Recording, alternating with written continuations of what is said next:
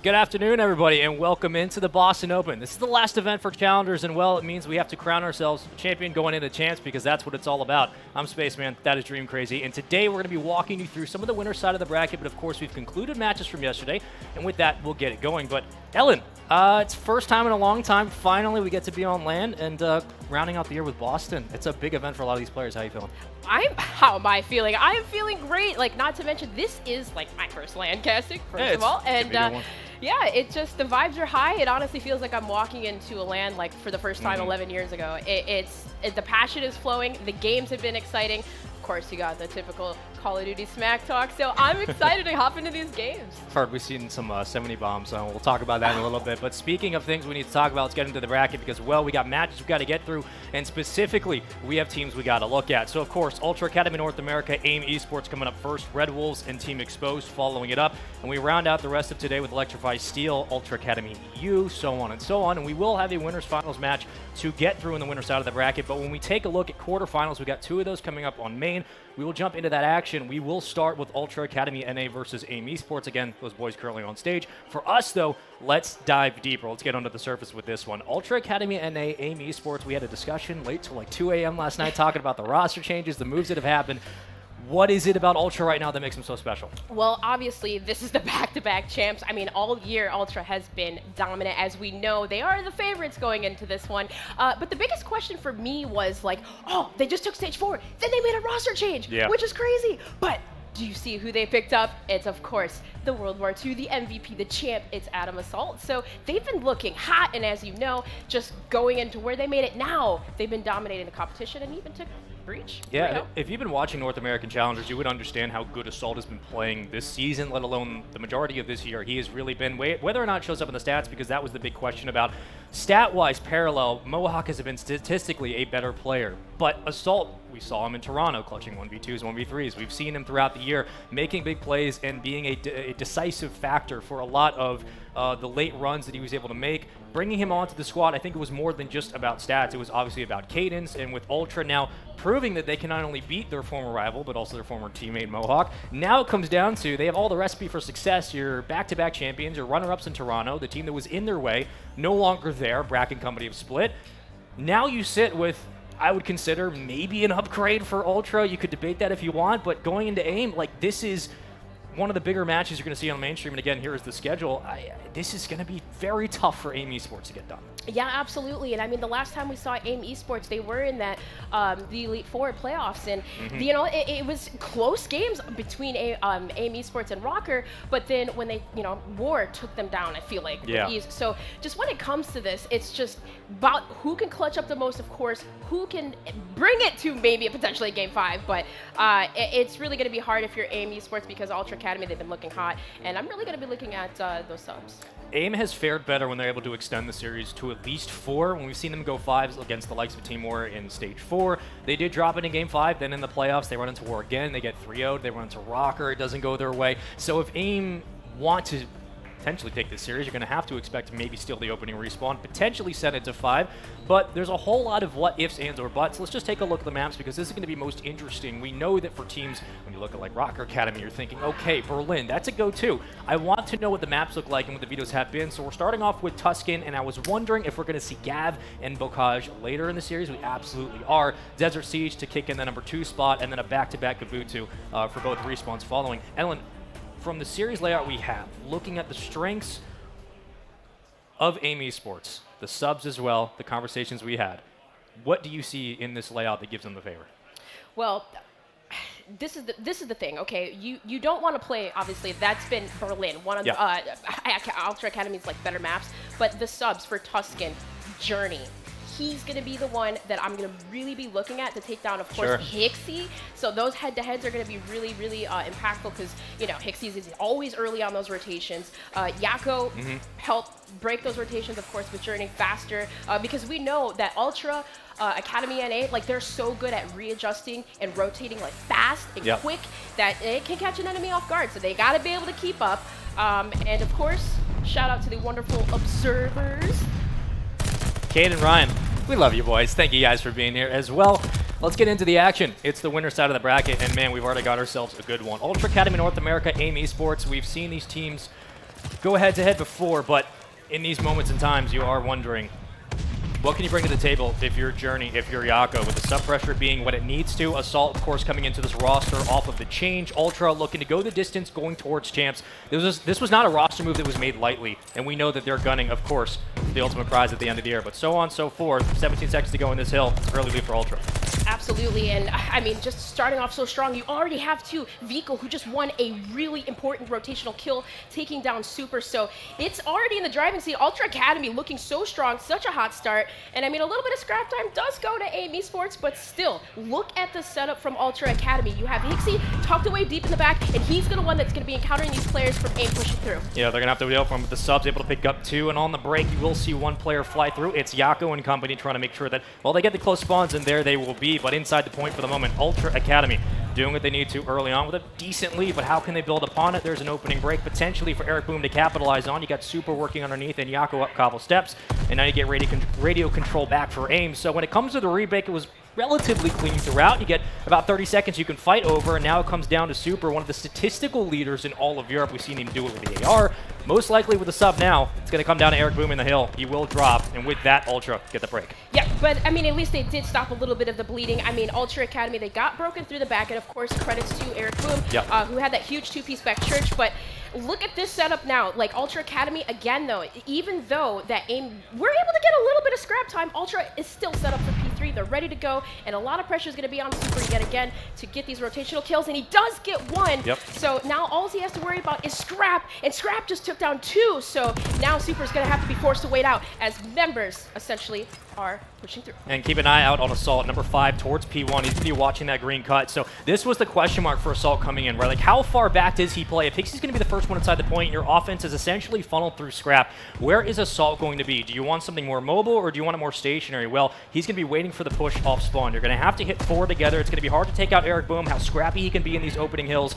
And what can they find with the sub pressure inside? Well, luckily, Hixie gets the peak and the win early on, but Super in the far back will take down 1. That's 3 in the kill feed, all white for the moment. AIM Esports do a very nice job holding the final, what we should assume is 15 scrap. But now comes out to the rotation. It'll be Ultra Academy out ready and waiting. Hixie watching from the back push, but Yako on his feet inside church. Here we go. Yeah, and you mentioned players being tucked away. Look at, scrap, number 6. He's all the way in the back already, and Eric Boom doesn't actually spot him, so he's going to get taken out, and it's in control for church side. Ultra Academy do have, but if you're AIM Esports, realistically, you got to group up, try to find a way to break, but usually you see teams break through that grass side. This time around, they're actually choosing to go through maps and maybe just have a different type of a setup here, but either which way, the break does not look good. Ultra Academy zoning so far forward, and Vico on a 4 streak. Can he get the 5th? My goodness, that was so close with the pistol, but Super does take him down, and Ultra Academy firing on all cylinders, looking so strong. Well, the interesting thing about that is that AIM were more than happy to reluctantly move away from Assault's POV, so if they're not going to challenge that parallel AR, they're going to bull rush your way into the point. That essentially comes down to pressure being on Yako, Journey, and Super. Super's been running the sub for the majority of the start of this Hardpoint, so with that, they have been successful. Now, granted, this is about a 35, 40-point game. You want that swing to move back a little bit more evenly when we go back to our first rotations, but in this instance, this isn't a horrible start for AIM. It just came down to essentially winning the opening break, something Ultra's done very, very well. And sitting inside P5 now, you're going to expect those nades to be able to cut down the subs in. It's early, it's Super for 1, make that 2 more in the kill feed. Ultra getting themselves inside the point, but heavily contested. Eric Boom for 1, not the second. Ultra trying to get bodies in. Yes, this is, if you are AIM Esports, this is where you bring the lead back, and those subs really need to step up. Super, you see, doing just that, but realistically about this hill, Spaceman, is like they have to control the steps, they have to control the bottom, and watch for those side pushes. But Ultra Academy, the collapse comes on through. Number 8, you see Vico pushing through, and that spawn out for AIM. Now, it's Eric Boom, though, that holds on. What just happened? We talked about how hard it could be to take out of a point. I mean, being able to pick up kills like that is going to be huge, but again, the transition game has been there for Ultra. When we've seen them string hills together, it's been consistent pressure from the likes of Assault, from Scrap, 14-10 starting off, but Vico's leading the slaying. And looking at yesterday, and even the S&Ds, he was struggling a little bit, but 17-10, very hot early on for Scrap, now into P1 in our second set of hills in our second rotation. It will come down to these late game stretches. Can AIM skate alongside Ultra? Well, we'll see what happens. Super on your screen, jumping moving down towards top or bottom church, but in this moment, it's a split side of the minimap, 2 members apiece from AIM. How do they break? It's going to come down to full pressure at the front. Eric Boom does drop. Super on the outside. Yeah, and I mean, Super was essentially in the right there. He was just waiting for his teammates, both Eric Boom and Journey, to push through that backside, but unsuccessful. Unsuccessful that they were, and now on the back foot, of course, spawning P3, AIM spawning out. There's only 35 seconds left on this hill, but yeah, we've seen Ultra Academy even last time around. They've just dominated. They started off so strong, and they set the pace for this hardpoint that even this time around, they're still controlling that P1, but winning off the scrap time, AIM still can come back on this, but that lead is really starting to crawl away. Yeah, they really forced Assault to come up and make the challenge, and again, good pressure from AIM early on, but you're still looking at about a 60-point game. We'll see how things rotate over towards P2. Last time, it was Ultra who had the back spawn set up thanks to Assault and company. They can do the same here. They might have another successful result, but the break was there through the bottom from Eric Boom as well. And Journey looking to get going, one of the more consistent subs you're going to see in Europe, but all throughout, it has been Ultra early on in the point. Up to Journey now to try to find this break. Can they get radio control? That's going to be big for this opening push. Here's potentially one. Pixie able to find something, and Journey will fly on down. So though he does drop, at least gives Super enough time to get in position to make a play. He will fall, and with that, the reinforcements now stagnated off spawn.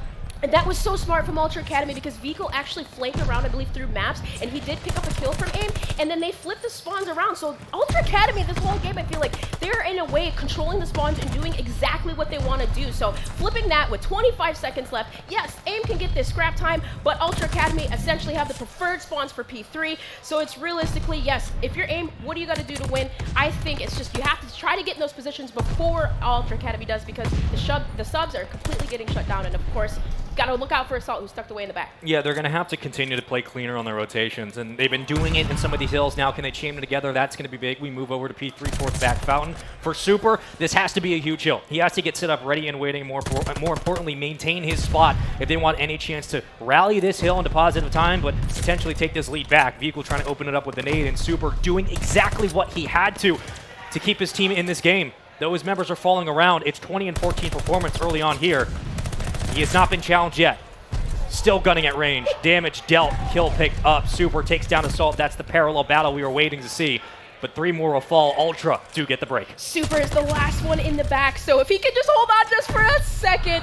So close though, but Assault does take him down. So now, again, with the break from Ultra Academy looking so strong, and it's just Scrap, man. Scrap has been so dominant all year and still continuing to hold on the hill. He was on a 5 spree, not able to get those streaks, but still, again, it's only Eric Boom on that rotation.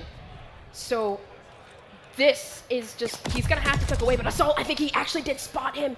That's a huge kill from Eric Boom to win that. So now AIM Esports off the break. They come back here. 29 and 17 for Scrap, a minute 21 in the hill as well, and he's probably the loudest person in this venue right now. And we have control of the speakers, so that tells you everything you need to know. Is Vehicle looking to add a 30 bomb to his column as well into the church. If you're AIM, you're looking at least chaining 2 hills together, and the subs have to step it up. When is Journey going to come online? It's not going to be easy with Assault picking up 2 pieces in the hill like that. Contested point for the moment. Pinstripes in the kill feed, but in the end, Ultra yet again walk away with the time. 25 seconds, and I feel like if you're AIM, you can't afford to let this go free. Like, you're going to lose the game regardless whether or not you get this hill, the way these transitions have gone, the way the breaks have been for Ultra. Now you need to push everything into final gear as Yako gets 3 kills to fly onto the point, make it 4, potentially around the door will get cut, and with that, maybe the chance now for AIM to string something together. Yes, but yet again, Ultra Academy, of course, is set up already new, and the subs from Ultra just taking down Scrap, just took down Journey on the rotation, so now it's really up to Yako to maybe break through the middle, but AIM still holding a control. You see, it is Journey. Yes, I was going to say coming through the middle, but no, it's just Ultra Academy so strong, firing on all cylinders. Now, win conditions, only 5 seconds remain left. I think they're going to hold it on here. It looks like if they have to go, AIM have to go down, Spaceman. Yeah, either throw your nades or get your bodies in the point. You got 3 seconds, but Vico, oh my god, that's 3 kills. Ladies and gentlemen, that's game 1. 250. So I believe 168. 158. They give him 10 points anyway. That was a dominant performance, and oftentimes we don't often see those kinds of residual patterns throughout a game, but the transition game, the breaks, the holds, Ultra certainly had the number throughout for AIM. And it never seemed like AIM were able to get on the same page. They looked like they were trying to break consistently, but in the end, you're playing with a 30, 40-point deficit on every rotation. How difficult is that going to be to get back into the game? Absolutely, and I mean, it helps. I mean, look how strong Ultra started. Like, they immediately got control over that P1, like, fast. They're winning their engagements, of course. Yeah. But that was one of the things that we talked about, like, even making that roster change with Assault. He's aggressive. He can be aggressive. Like, he can do it all. He's so good. And that's just, like, even in the point, even being the last one, you saw him picking up 2 pieces, picking up 3 pieces. Yeah. And, so far, their Hardpoints, one of the weaker game modes in Stage 4, looking so good right here on this lap. Yeah, well, we saw Assault pull up an MP40 when needed. He was very quick to contest. And, well, I think the difference in that roster change will come down to what is the comfortability for this squad and how do they play through that? Because we had discussions about will it be most prominent in S&D? What do the hard points look like? It seemed like it was relatively consistent to the Ultra that we've seen so far, where they're playing through Scrap. His energy kind of guides the team up front on the offense. And for Vico and Hixie, they work through the sidelines. They're able to get you through mid-map, able to contest a lot of these hard points, keep themselves alive long enough for Assault just to dictate the spawns, be where he needs to be. And in the end, Assault's decision-making is usually what wins teams most games, but this was just an overwhelming performance. And Ultra just shut down the sub. That's the big thing. There was really no response. And with that, you see kind of the tallies on your screen. 26 and 20 for Super, kind of leading the charge outside of him and Eric Boom, but Eric Boom 23 and 30. And when you're looking at the subs on the side of AIM, Yako, Journey, Eric Boom, and Super was running at P40 in that P2. 18 and 35, 19 25. Right there. That's all you need to know about how that game went. Yeah, no, absolutely. I mean, and that was one of the things that we had talked about even last night. Like, the subs need to be able to take down, maybe even have an opportunity to get behind Ultra Academy, but, like, they never were set up early. It just was always Ultra Academy in the driving seat, it felt like, the whole entire time, which essentially forced AIM to fight for that scrap. But, yeah, looking at the statistics, I mean, 19 and 25, 18 and 25, I mean, it's simple math there. It just seemed like Super was always the last alive on the points. Vico had a ridiculously good start in this one, and I think that obviously helped the rest of the team get it going. You see the result it had later in the end. But even Super's biggest play, which was staying alive in back fountain and keeping his team in the game, couldn't last long. Through green cut, through the rooftops, all of a sudden Ultra and the wave of purple just overwhelmed them. But looking at how the series will now lay out, as that is Game 1 wrapped up for the first series of the day. For this S&D, we've talked about what AIM need to do in the keys to victory in this series. A lot of it was being able to keep up with Ultra and skate alongside them. A lot of it about keeping it close. Desert Siege might be one of those maps where they absolutely can do that. Super should be able to feast on a lot of the subs, looking at Hixie and company with what they can bring to the table. But this is a map AIM need. If they lose this, if AIM lose this game too, I fear that going into a Gav, the way that at least Assault's been looking, and the lack of response when it comes to a lot of those close quarters with the subs, Gavutu could be a very dangerous control. Yeah, and not to mention the Desert Siege. Like, I mean, they've looked so strong on Siege, like, throughout the whole entire year. All players, really. So, going into this, I mean, even with Desert Siege being the second map, I'm like, oh my gosh. If AIM go down right here 2-0, that Gav control, Rough. That's going to be very rough because they, again, with the ARs, Ultra Academy, just so strong, Gav control. It's just, I don't know. It's going to be a tough one. I feel like if you would have maybe liked, definitely not Tuscan looking the way that just won, but if we're looking at the series layout as a spread, if you are AIM, maybe you're hoping for potentially Berlin. Try to get your subs to warm up a little bit more. Gav's going to be pretty punishing, but our attention, again, focused on Desert Siege S&D coming up, so let's talk about that. Now, we were up till like 2 a.m. last night. We were talking about Assault, talking about the pickup for Ultra, because, again, this is the #1 team. They get rid of Mohawk. They bring in Assault. There's a lot of different opinions about that, but when it comes to S&D, one of the big things that Mohawk did really well this year was his S&D KD was excellent. He was one of the best in North America. He's always been really good. But Assault has had some kind of weird fairy dust where he just clutches everything. Like 1v2s, awkward situations, transitions, getting retakes, post-plant positioning. Assault has been there. Do you think his addition onto this team now means that this series, if it goes Game 5, we can be like, okay, Ultra, you got it. You're good. Listen, Mohawk is a fantastic player, but yes, I've seen Assault play over the years. Like, he's been king. Like, he's so good. He brings so much to the table, and that clutch factor, that is exactly what is, like, key. Is the clutch factor. Stats, of course, they do matter, but it's Assault picking up those important kills that matter even more, and especially if they want to be in that championship form. I feel like with Vanguard, it's always coming down to like getting to that map 5 and clutching that map 5, because I look at all these maps and statistics and I'm like, oh my gosh, like it's kind of out the window because of how much it can be a coin flip, right? But if you look at like the clutch gene, the clutch factor, yes, that's definitely something that Assault has just brought throughout the years in his Call of Duty competitive history. Like, we know what type of accolades that he has, and yeah, I think it's for this squad, it's going to make it a lot easier for Ultra Academy. Yeah, well, the game plan going forward for them, what we would expect is for the likes of Scrap to kind of leading the charge through train tracks. Maybe he gets up with Bomb, able to put it towards Dune side. You got Assault swinging out on an island, either A or B, and from there you're allowing Hixie and Vehicle to do what they do best in bottom palace. So if that is the call for Ultra, which is very likely going to happen the first couple of rounds, how do you respond to that if you're AIM? Because you're going to have to take that challenge. It's not like Hardpoint where you could kind of isolate Assault, keep him out of the play, and then hope to win a 3v4, which they didn't do. Now it's S&D, obviously. So what do you do in this situation, knowing that you're going to have to challenge Assault? I feel like if you're Super, maybe you try to pull out the counter snipe and try to take him out. I was literally thinking the same thing. Like, I'm leaning towards Super because obviously, like, he's had leading statistics for like the last 2 years over in Europe. He's ridiculous. But like the fact, those first bloods, maybe leaning on the snipers, leaning on those long shots down the sights. But the thing with Ultra is like, they're so quick with their adjustments. It's like you have to be ready. Like, if you don't see something, it's like you have to be quick to move and adjust, because that's just something that they do so well against their opponents that catch them off guard. They keep doing a great job. We'll make sure we get you guys into the lobby as quickly as possible. We hope the players are all good to go. But when it comes to Ultra, and we kind of look at the spread of this team, when we've looked at their success, especially in S&D, is something they've gotten a lot better at, is they're very good at being able to change not only the pacing of the way they play, but they're very good at countering your timing. They're very good at giving you an off timing, and whether it's a delayed hit, a delayed push with the bomb, whether you're kind of faking a route through mid, or you're trying to swing the bomb adjacently after a first blood or so, they're very good at being able to switch up their timings mid-round, as well as in the middle of the game if they're having like a 2-1 lead, maybe a 3-0 lead. They're not going to pull out the same stuff every single round. So it really comes down to whether or not AIM are prepared to call audibles, which I think they're going to have to do in this series, given the fact that the respawn did not go their way.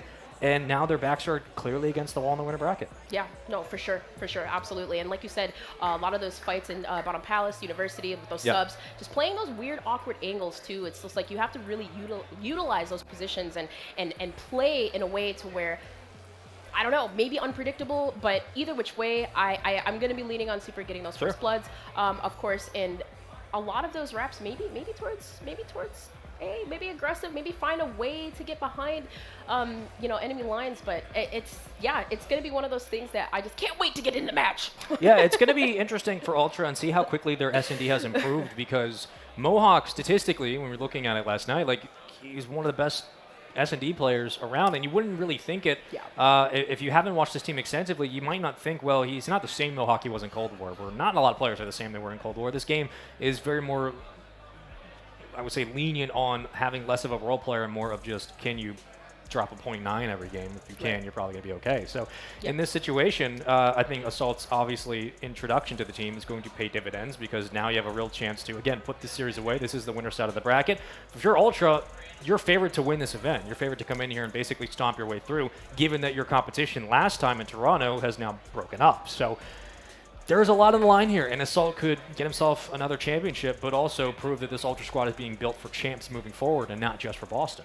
Yeah, absolutely. Like, that's the key here, and that's the thing. Like, these players, they want to win this event. Like, that's what makes it so competitive. It's champs. Champs is the event. It's coming up. It's fast. I can't even believe that we're already here. Like, we're here in Boston. It's crazy.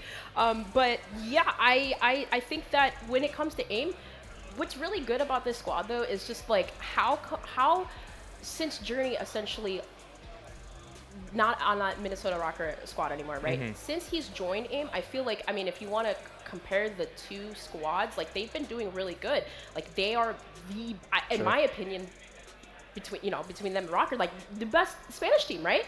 So I think that if Journey and Yako, literally that's just the key for me. If they can step it up, if they can utilize what was the saying that you said last night? It's not about how versatile you are. It's just more so about what you're doing.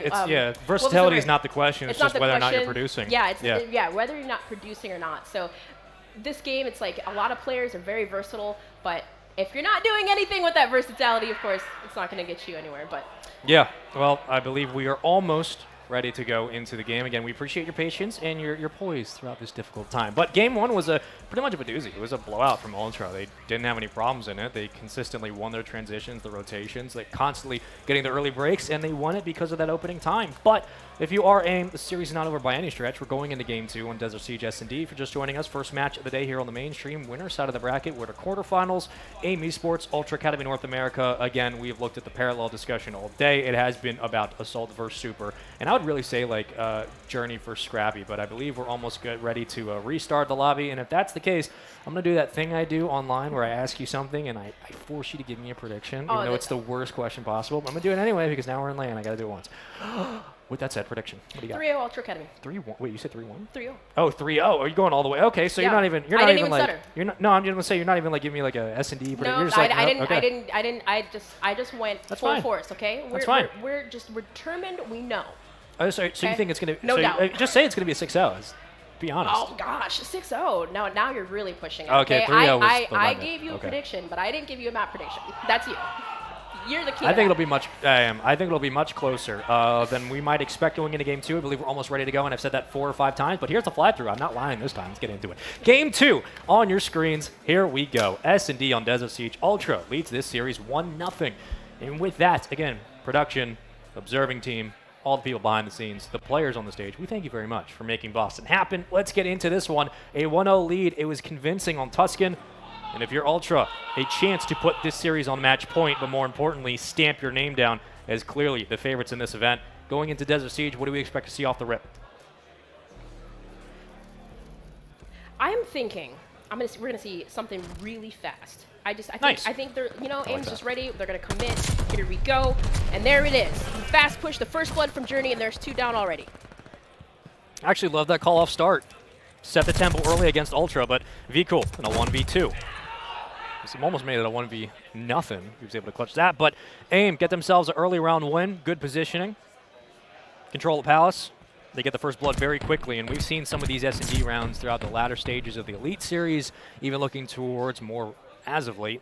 30 seconds in the round, we got 3 people dead, and we're talking about, okay, now it's a 2v1, 2v2. So we'll see how things play out, but early on, AIM not wasting any time nor expense. Eric Boom able to find himself 2 kills in Ultra. Just looking to get themselves back in this one.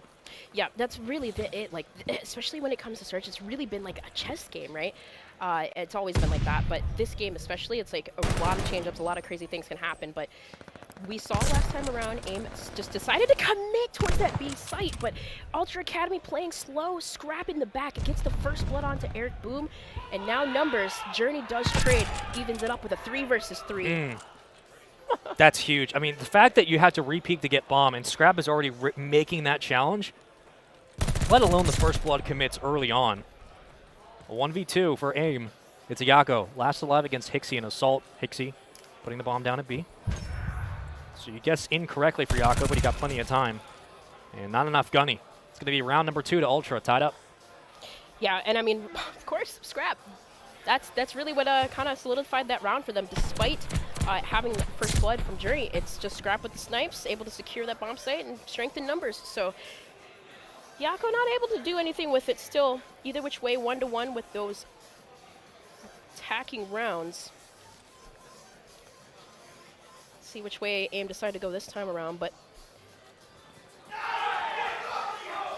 pretty good defense coming out of Ultra Academy. Excuse me, from AIM, and here we go. Bottom Palace push again. That's what we mentioned.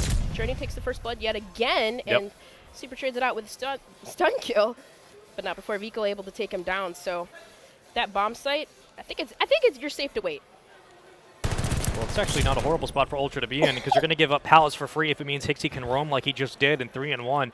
Able to get one and escape with his life, but Journey now on the hunt. He at least spots both. He will get at least one for his efforts, converts it, and now Hixie with nowhere to run is getting chased in a 1v2. Maybe he can make this work. Bomb being down, though. 45 seconds to go. It's going to be tough. You're looking for the retake. Going to have to get the bomb planted, of course.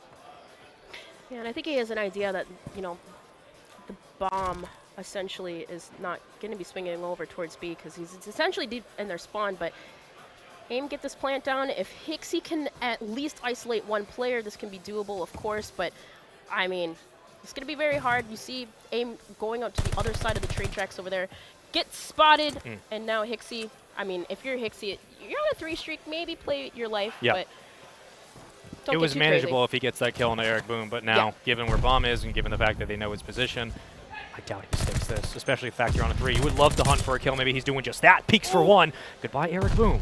No way we stick this. He can still do this. Nate flights out. Is he going to defuse? Well, surely you check your journey, and you absolutely do. So AIM, don't fall for it. Valiant effort.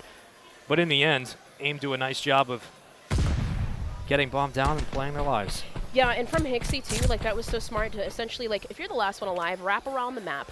And that's exactly what he did. He was able to get a pick, but if you noticed, he did save his utilities. So I understand the play there. Throw the stuns, throw the nades, and hope that makes the enemy back up and then go for the defuse. Not a lot of time to work with, but maybe if he had 4 seconds, he had enough time to maybe get that kill and defuse. But either which way, smart plays from Hixie. Wasn't a bad play, just not enough time. So another snipe from Scrap, though, opening up first blood. And that's so quick because not only does it cut down the extra push you had towards the palace, but now where do you go if you are AIM? Look at the spread on the minimap. You have no choice but to have to retake. And numbers fall so quickly. There goes Yako. I think everybody stayed alive. Ultra. Clean wipe on the board. No one dropping. Tying it up 2-2. And we thought that Assault might be the X factor in S&D. Clearly, we overlooked Scrappy's early aggression with the sub. Or, excuse me, the sniper. And my God. It's okay. It's first match of the day. It's still a little early, but he does it all. It's all right. Yeah, Scrap, literally, he does do it all. Like, it doesn't matter. Automaton, sub, sniper. He's slaying out. But either which way, that was a really good setup. And that's the thing, Ultra, they're playing their offenses a little bit more passive, but still saving the tricks for a little bit later in the rounds. Last time around, I believe in round 1, we saw AIM kind of play that aggressive B site, but this time it is that bomb swinging towards A, and the first snipe from Snoop Super comes through. At least they have numbers. That's big first blood. We've been looking for it throughout these rounds, and there's the response finally for AIM. So they have advantage going into about a minute to go. The plant will drop, but player 5, that's Assault. He's the closest one around to make a play before Super on the opposite wing. In an island, but oh my God, the pistol on a Vehicle just shuts him down. Dune side controlled. Here comes the push from Hixie, and he'll get traded. 3v1. We've seen Assault do this before. Can he do it again? Not this round. Good response from AIM. And if you notice, too, you mentioned Assault earlier in that round. He was tucked away in the back train, but he essentially kind of eyeing out players, didn't see anything. He had to wait for Hixie to wrap around, but Hixie does get taken out. But if you wonder, man, if Hixie at least able to get one pick, how differently that round could have went in just such a short amount of time. Either which way. Yep.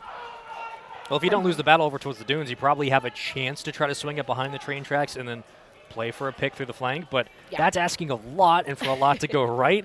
And in the end, it was just better positioning from AIM. They got the first blood. They're able to rally that and convert it into a round win. A hit marker will not be the best as Super falls off the play early on, but with that challenge, how quickly do Ultra get aggressive? Do they make a push? They at least got one on the island. Surely Super recognizes that. It would be a call over towards B. Scrap waiting for his chance to peel a scalp. He might just get it. He might just get it, but not now.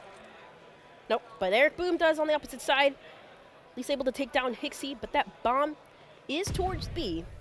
But look at the Palace control from AIM, and although Scrap does take down Eric now, you have to wonder if that bomb's going to swing towards A, but at least AIM is ready for it. And they have 40 seconds to make a call. If you're Ultra, like, you can pick your poison. You don't have to choose A immediately, but maybe if they do commit to this, you're going to have to force that rotation through the back for AIM, and how quickly this bomb goes down will dictate how this round will play out. Assault trying to get in position to watch the back cut, but here comes the push right up the gut. Scrap in a beautiful spot, but he gets gunned. Yako wins it regardless. 3v2. What was an even advantage for both teams, and now they've spotted Assault. This is not going well for Ultra. A beautiful retake through the middle of the map. Vehicle doing all he can just to play his life, buy enough time for this one to go down, but what a retake from AIM and the poise and confidence to pull that off. Yeah, absolutely, and that was just, they grouped up. They flanked around together. Eric winning that huge one. Of course, he had Journey there for the trade, but regardless, AIM, beautiful retake, and bring it up 4-2. See here, Journey 9-3. He's having a fantastic game as well. My goodness. They needed to win this map. They We're talking did. about AIM's chances in this series, especially looking how the first respawn went. Granted, in a best-of-5, game 1s can be pretty much a coin flip. There are tendencies and personalities we get into, sure, but you never know. And for AIM, this is a huge one to even up the series, reestablish a baseline for this squad. 9-3 for Journey, having a much better game 2 than a game 1. On a 4 spree of his own, in the vicinity, but not quite in the ballpark of streaks.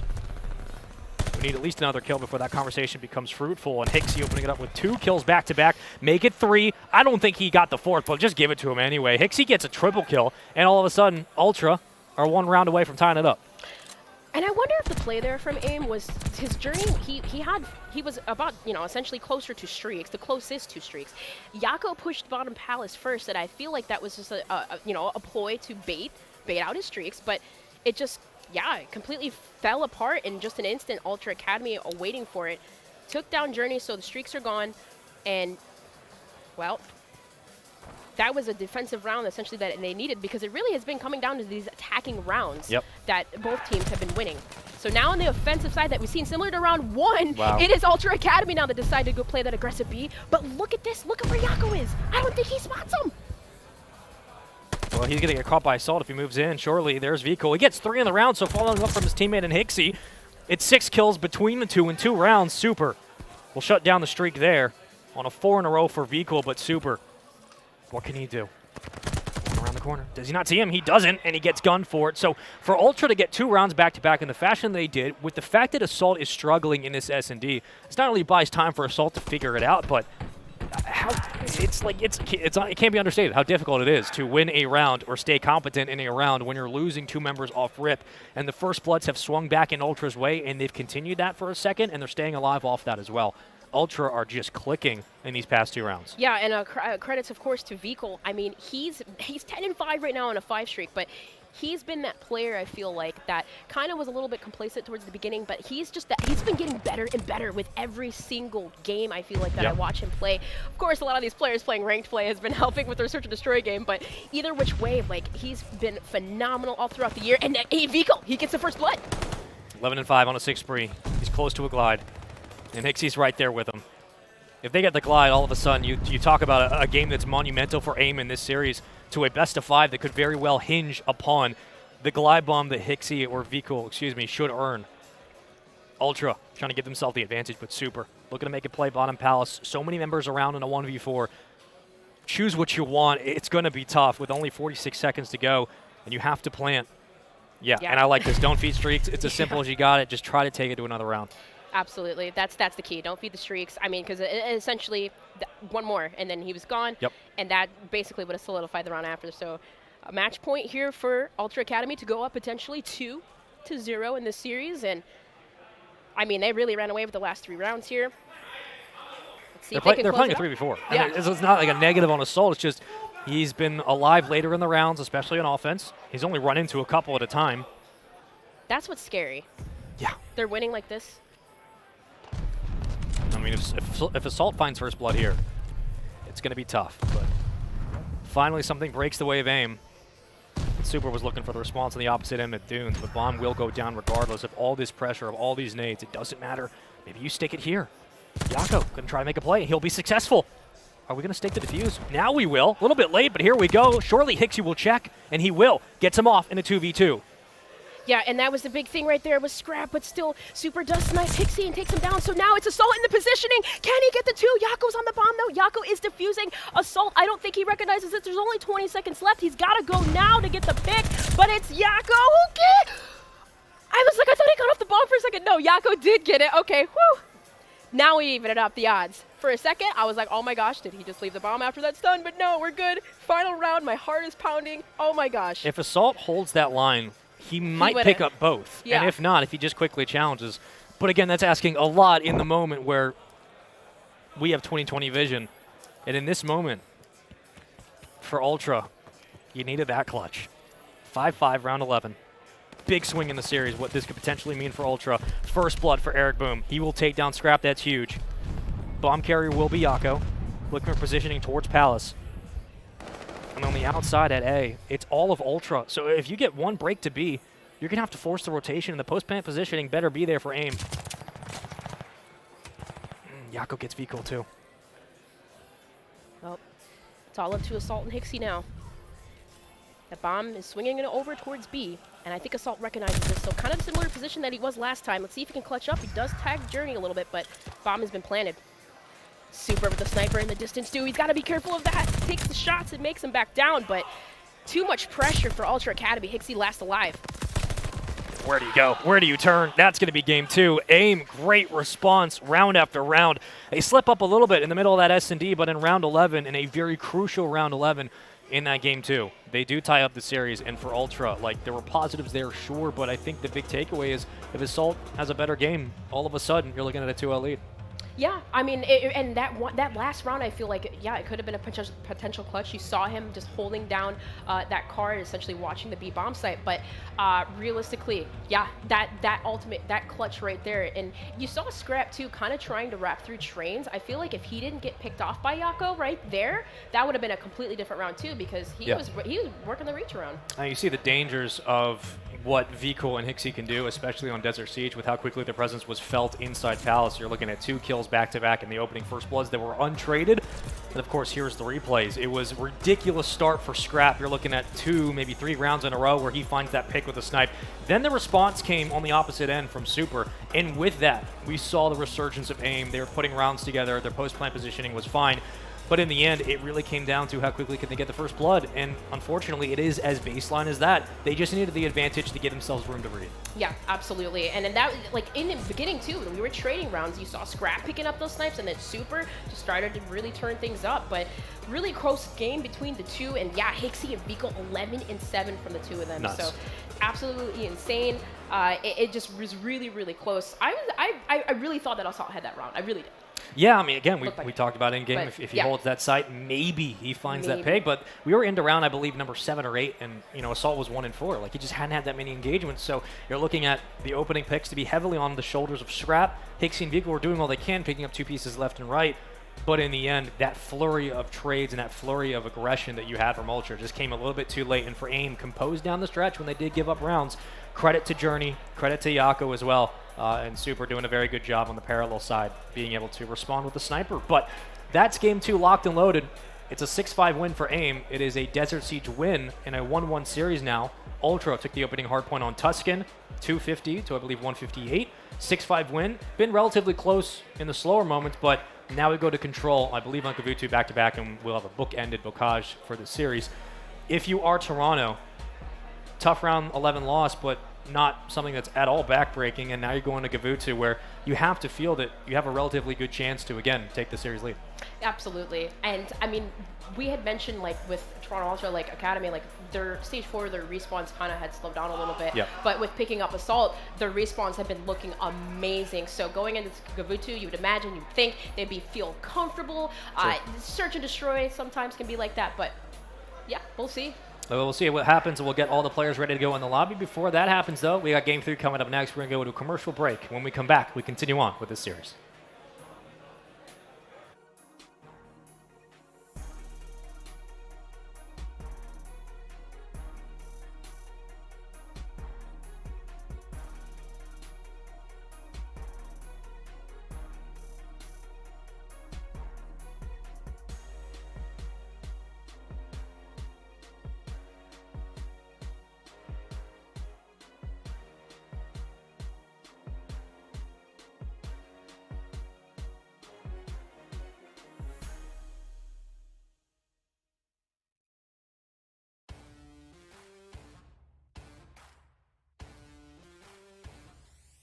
I'm so exhausted, I needed the energy, needed to pick me up. I'm in your movie, but this is my cinema. I got the power, I'm built to devour. Anyone coming against me, a tower. I don't care for the pressure. Some of y'all leaving here in the stretcher. Took my time to go and get better. I was reading in the red letters. Ay, hit me with your best shot. I got time today.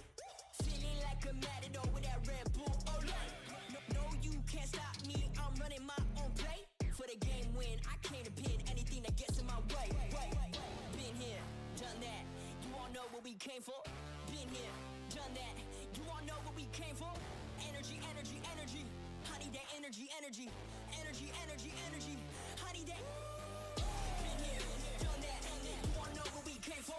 Been here, done that. You all know what we came for. Energy, energy,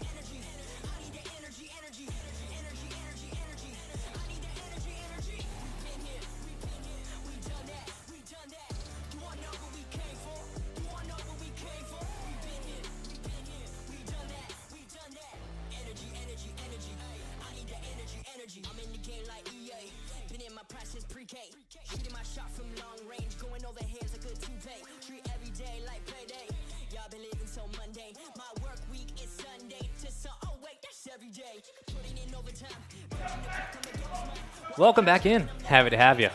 Spaceman, doing crazy. This has been an interesting series to start off, winners bracket, and again, this is the winners quarterfinals. We're going to have 2 of those, then 2 semis, then we'll close out tonight with a winners finals match. Ultra Academy North America versus AIM Esports, who've gotten through 2 already, opening Tuscan, closing on the Desert Siege, and now it's time for Gavutu Control. Let's take a look at the series because, well, we got to keep things moving, and with that, we have that question mark around the introduction of Assault. So far, it's paid off pretty well, but the series has been much closer, specifically in the S&D. Let's take a look at the maps because, well, this one's going to be fun. Gavutu, then followed by the same one for Hardpoint, and then if needed, a Bocage to bookend the action for this first series.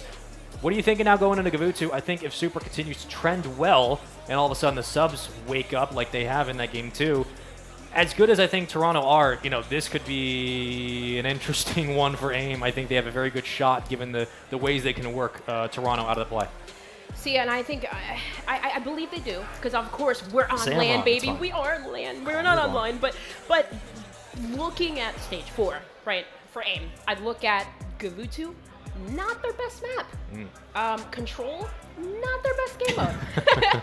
So when you have that combination, I mean, had to put it like that, yeah, didn't you? I'm just saying, it's gonna be tough, of course. Sure. But the respawns from Ultra, yeah, they was just looking so dominant. Yeah, that's what scares me. That's what scares me. Yeah, that's like, what's scary. We've talked about it Throughout a this lot. tournament, too. And for the majority of this year, it was really not about can you steal a S&D, it was about can you steal a respawn off Ultra. Because if you can, you have a very good shot to win the series. And only like one team, I think it was Red Wolves, who have been able to like beat Ultra for some reason, and they won like 3-0, and that was the only series they won ever. But that's the thing, if you can steal a respawn, and coming into this, not only to today, but to the matchup itself, we had talked about if AIM can take the opening hardpoint, all of a sudden this series becomes viable. If they can't do that, you're playing off the back foot for the rest of the time because it doesn't matter what you do in the S&D. You got Control and a hardpoint coming up next. So for Ultra, very much just about getting back to baseline, but for AIM, keys to victory here, 1 or 2 things. Obviously, Super is going to be a factor. What do they need to do specifically on Gavutu to shut down Ultra? Control the map. Yeah, get the subs maybe behind enemy lines, but it's going to be, I feel like the main gunfights, of course, controlling that P1, the LSC ship, maybe running some routes, but of course Gavutu, it's all about those defensive rounds. Like, they're going to have to win those defensive rounds and find a way essentially to capitalize those numbers in terms of the offensive rounds, Yep. because that's key essentially to what Control is. It's just like that mind game, getting those attacking rounds and maybe even playing your life, but slay, baby. They need to slay. Well, the ARs are going to be a problem. Yeah. If you're looking at Super, if you're looking on the other side, you're going to be looking at Assault, whether or not Scrap pulls one out, but we could be looking at Hixie as well. We've seen teams throughout the majority of this year tend to run sometimes a 3 AR setup on Gavutu. You're looking at 3 automatons. If that's the case, it's going to be critical for Ultra to have that aggression and for Assault to have a very statistically good Game 3. However, we make sure the lobby gets good to go. We're having some issues. Thanks for hanging with us. We appreciate you. But in this instance, Ellen, for the majority of this series, it seems that, and only granted the sample size is 2 games, it seems that Ultra has had the number when it comes to the sub pressure, and often it's an AR's world, we live there, but for subs in this series, how do you respond to the likes of Hixie and Vico, who have been playing statistically better through Stage 4, through now? They've been playing their better Call of Duty of the year as of now, and they just look very comfortable on this team together. What do you do?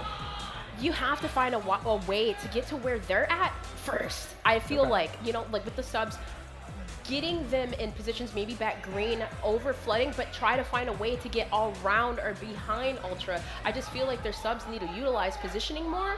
And that's just something that Hixie especially does so well. Like, you'll see him in these angles or on these rotations where he's getting 2-3 pieces because he's set up where he needs to be. So maybe, like, that was one of the things for me is, like, teams need to out-rotate or just essentially get set up before, like, and before Ultra, because they're so good at doing that, like getting where they need to be, manipulating the map. Don't let them manipulate the map on you, because that's it. Yeah, we saw AIM lose a lot of those rotations in the opening hardpoint. Speaking of, let's not lose this one. Let's get into the fly-through, because we got Game 3 ready to go. Control, Gavutu, tied 1-1. Toronto Ultra versus AIM Esports, a matchup that, you could have predicted potentially going through the bracket, but given the way things have gone, the respawn of Ultra has been lights out. For AIM, they tie it up in the S&D. You'd have to think, conversation-wise, they're going to have to steal this Gavutu Control. However, question marks remain. Let's get into the action. Ellen, you said it was going to be a 3-0. You were wrong. Ha ha ha. Hey, what are you doing now? I said that because You I did. wanted another game. That's why. You did. Like You I did wanted say this to be 3-0. close series, so I had to jinx I'm it. not going to let you forget that. It was a 3-0. But now, given the way they looked in the S&D for AIM, They got to turn up, baby. We're at least Yeah. going to a game 4. And it's not nothing that we haven't seen before. All of these players just take turns turning up. But I will say, I completely forgot about that Red Wolves game we were talking about. But hey, they're still Fun lit. little stats to Yeah, make you fun go, little huh? stats. Hey, I'm hearing Rocker got upset by them. But anyways, we'll see that later. Either which way.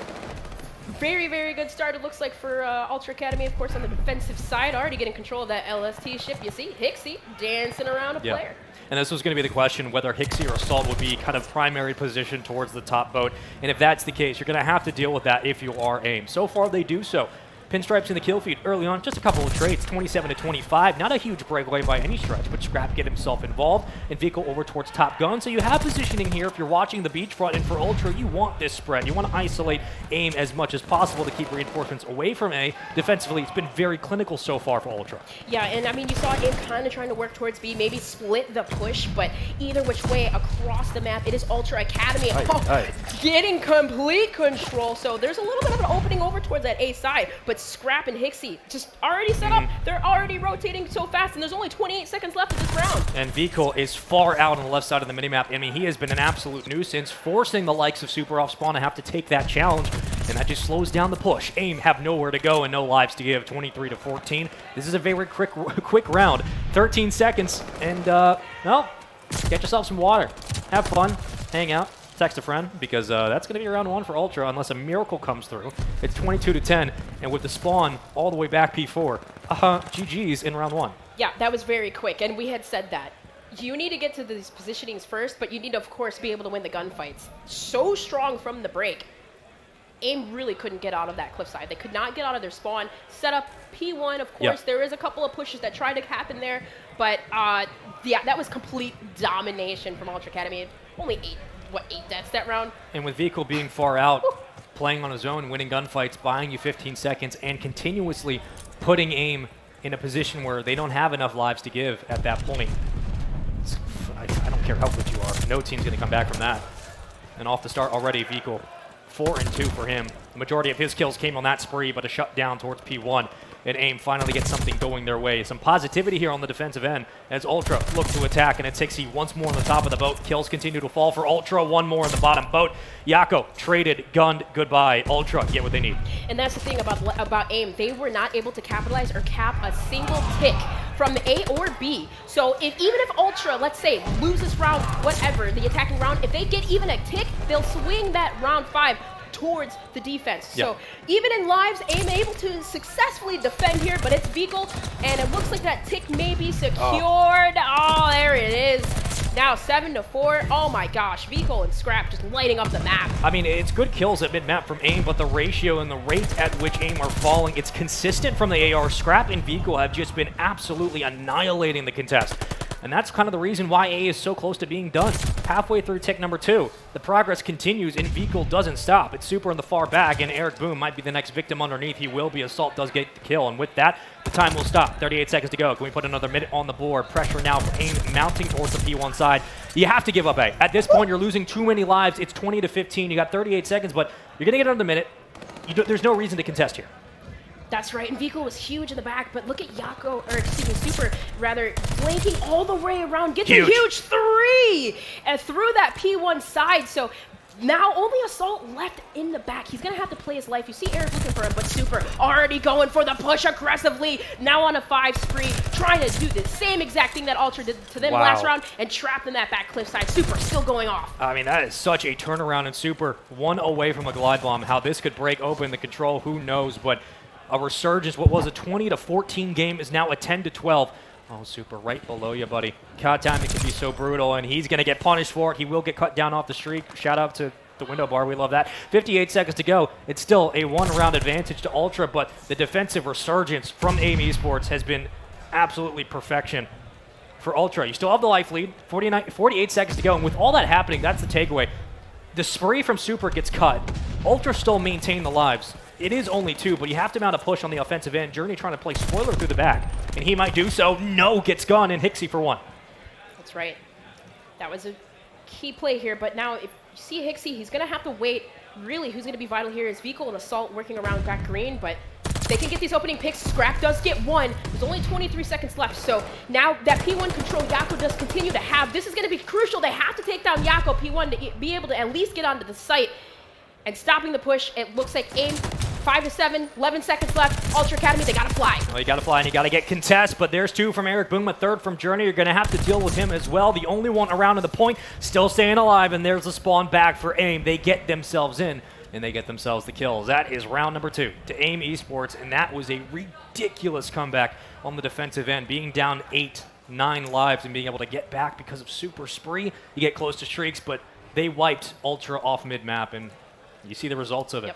Yep, absolutely. And I mean, you even saw Ultra set up in the back, like they were ready, anticipating the push. They got two members of AIM in the back green spawn, but it was that P1 control, right, that Yako continued to have, and then of course Super was there with Yako, flanking all the way around. So what a huge round from Super, of course, just to pop off right there in the end. But the good thing about that is Ultra Academy did get some ticks, so even if it swings in their favor again, it'll be defense.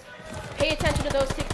But AIM, again, not able to get any footing. Hello? Just like similar to the first defensive round, Ultra already have set up, and you see Assault tucked away in that deep beach. I was going to give them their defensive props, but AIM are struggling offensively to get anywhere close to either point. I mean, A has been completely obliterated. There's no chance. And Assault not losing a gunfight on the beachfront vehicle. Trying to find bodies in the back. Goodbye. That's 2 in a row. 3 for Ultra, all purple in the kill feed. 4, maybe 5. Journey, the next victim up. It's Super and company off spawn, but where do you run? Someone's got to shut down Vehicle before he goes on an absolute tear. That's a glide bomb earned. That's Ultra with all the contest and all the poise in the world. No one challenging at range. Assault's not losing a gunfight. And 27 seconds to go. If you're AIM, you got to make something happen. That's right, and 27 lives still for Ultra Academy. They've lost 3 lives. That's crazy, man. Still just complete domination. They can't get anything going for AIM. There's at least 1 pick from Super, but you gotta go. I mean, you have to kind of commit towards A because B's gonna be way too hard to get. Yep. He can take down Hixie, but of course Hixie's already there. He does get tagged up, but he gets away with his life. That is complete domination from the defensive side yet again from Ultra Academy now. 25 to 8? I mean, legitimately, this could have been a 3-0 game in control. Absolutely. The fact that you now have a glide, if they do go to B, they being AIM Esports, you hit him with the glide, GG's. Round's over. So, okay. You know what's crazy about that round too? Assault, he didn't really necessarily have a lot of engagements, but he was set up like beach, like the whole time. He was challenged maybe twice. Literally walking on the beach with his toes in the sand, like the whole time. Not even needed anything, but quick for that pickup. Like, it was just amazing from Vehicle that round, just to consistently be in their spawn. You're going to have to steal a respawn at some point, and that is a great way to start. 3 kills in a row. Can you rally that into some mid-map control? Past the 50-yard line, finally, AIM Esports do put themselves in a position to find these trades, and they're finding them left, right, and center. Eric Boom, Super, getting 3 combined. Scrap will break up the monotony in that one, but now into the point for AIM. How do you contest, and how do you defend? It's going to be up to Journey in the sub. He will fall. Positioning towards the boat there for Ultra. They're on A. They're working on that first tick. Progression slowly going. Here's a challenge from Super. Almost got both. But it will slow down, and Ultra have time to breathe. That's right, those trading positions, of course, from AIM Esports looking so good right now in this LST ship, but Ultra Academy still trying to get control here. And realistically, maybe try to set a player through mid, but through and up and down through the LST ship. Journey's doing a fantastic job of still holding on and controlling. Yep. There was a huge gunfight on the Scrap there, but 27 seconds left. That's what you need. You need Journey to roam and pick up kills like that in these quick counterattacks to mid-map. You're going to need that kind of production. I mean, it's been statistically fantastic from Ultra, but slowing it down is the biggest question mark. And AIM finally do it defensively. The offense is a completely different question. If this does go the distance, it'll be interesting to see how it plays out and who gets what. But in this moment, masterclass from AIM, defensively denying everything that Ultra put on the board and flipping the table completely. All right, so Ultra get all the offenses. AIM doing very nice on defense. Ultra get one offense and a defense. Yeah, but no, defenses. Yeah. Defenses from both. Ultra did get that attacking round they didn't get, but they did get a tick. Right. So the defense right now is going to go towards Ultra, and I mean, we saw how strong their defensive plays have been. this could be lights out. AIM had Could be. to have picked up on something, but I'm really going to be looking at Eric Boom this round. The AR's got to step up. Yep, because Ultra got that tick, again, they will be on the defensive side, so you are correct. They get those defensive round wins. And with that correction, let's get into it. You got a minute 17 on the board. You have to feel good of your chances if you're Ultra. The way they've just been playing defensively, you got Scrap posted up in green. Super finally breaks it up and get towards the top of the boat. This is the first time that AIM have had really some semblance of a push on that offensive round. But do they deal with Scrap? Quickly, he finds 2. And Journey trying to break up 1 through the boat. There we go, and that was huge too from Eric Boom to secure that LST ship, of course. So this is smart from Journey. You just got 2 down, of course catch them off guard, pinch off the spawns back green. So still, no one from AIM though is capitalizing on A. If you saw, Yako, he wrapped around towards B. They really didn't commit numbers to capping this to secure that extra time. So I just wonder if that's going to punish them now, as you see members of Ultra Academy starting to slowly regain control of the middle map. Yeah, and Super's going to be a problem. As long as Ultra let him stay up here for free, Assault will win the challenge, and that's a big trade, but now it's more pressure inside. AIM get 3, and that's huge for at least a contest, maybe a cap, working on that second bit of progression. So A close to being locked up, and if you're Ultra, I like this call here. It's 20-21. You're losing in the life lead, but barely by 1. And in this moment, try to hold spawns at back green and continue to give yourself a chance off spawn to continue to contest in this time. You've been winning the battle at range. Keep that going. It's going to be up to AIM to make the play. Absolutely, and Assault spoil alert in the back, of course. Yako trying to find him out. Super takes down 2, so that opens up a little bit, but you got to worry about Hixie, who's coming around, and he does take down Super, so now it's about that P1 control. There's 2 members of AIM there, and Super does get taken down, but if you're Ultra Academy, that's the goal, essentially. Hold your middle lane, watch out for those long reps around boat, but really you gotta get to that P1, you gotta be able to control it, and Vico doing just that, takes down Super. Now he only has Journey to worry about, and he does that too. So now you're Ultra Academy, you got the control over your P1, and that's it. But it's Eric Boom through the back. I mean, even though Journey does fall, if they spotted him, and they did, Eric Boom could have helped break this game open, but instead, it's control there for Ultra through P1 once more. They're winning the gunfights, and they're continuing to push back AIM. Off spawn, it's going to be so staggered and isolated. You're going to have to regroup somewhere around mid-map, potentially through a beachfront hit, and if that's the case, you better hope you deal with Scrap. If you don't, it will be a problem. They do just that. Eric Boom still alive, winning gunfights left and right. Super, Eric Boom for 2. A chance now, a hope. On the attacking side, 9-10, AIM trying to make a push. This is the closest attacking round from AIM Esports, and they have to make a play. Eric Boom again through the back. It's going to try to make something happen, but Scrap takes down 2. And that's looking like it could be it. This is really the last push they have. Only 14 seconds left, but there's the streaks that were saved. Vico calls it in, P1, but doesn't connect. At least he got the information. That might be done and dusted. Ultra Academy, those strong defenses. Doesn't even matter. Doesn't matter. You get Scrap running the way he is. Assault 24-19. Almost a 40 bomb, I believe, from Scrap. And in the end, Ultra Academy in round 5, 3-2. As close as the S&D was, continues in the same with the control. You can hear Scrap getting loud on the main stage. And all of a sudden, Ultra are up 2-1. And that was the key. Can you steal one of these respawns? Defensively, that was one of the most clinical performances I think we've seen Ultra do all year. And the fact that it comes to the biggest stage is huge. Yeah, absolutely. Like, their defenses, so good. And just that last moment there, I got so focused on P1, I feel like they weren't even worried about Eric Boom in the back because they were winning the engagements in the front of the point. As long as you have P1 right there at the end, they're not worried. I mean, they're slaying out like crazy, but that was really the only chance and opportunity that AIM had was Eric Boom being that key factor in back green, trying to cut off those spawns. But defensively, of course, Ultra Academy NA just looks so good. Potentially, and of course, getting that cap at A, that's really what did it. Just when you're on the offensive side, maybe not just worry about capturing A. I feel like just getting those ticks that are so important for the round 5 defense. There was a moment in time on the second round win for Ultra where it was like 27 to, I want to say, like 6. It wasn't close. It was just consistently, and that's the thing, is when Ultra start to pull away, how quickly can you get back on their tails? How quickly can you get beside them and try to contest? It didn't happen often. Now, granted, AIM were able to make small adjustments. They were able to call the audible, get Super up towards the boat, and that did help in that last round. The round extended far past 3 seconds, but it was a little bit too late, and that's the thing. You got Scrap at 38-21. 26 defensive kills. He dropped a 40 bomb. My goodness. And he wasn't slowing down. I feel like he just doesn't. It just keeps going. Yeah. Like there's no stopping this guy. But 30 non-traded kills, 7.60 kills per round. Like the guy's insane. It's wow. And it's not often too that you see Super going 18 and like 26. Like he even got shut down, even despite having that crazy play for the save on one of their defensive round. And it's credit to AIM for the fact that they all kind of struggled, but they still were managing to pull it to a round number 5. Yeah. That's impressive enough, but it's not enough. It is Right. not enough to take down Ultra. And again, we look at a situation where statistically just the slaying has been far too much for many teams to deal with, and because of that, they now find themselves in this spot where Gavutu Hardpoint's up next. And if we see the same scrap we just saw on the control, now translating that to a Hardpoint, Gavutu's up next. Bokaj is the S&D to round out this series. Obviously, Ultra is like, we want to win it here. You don't want to have to go to another S&D.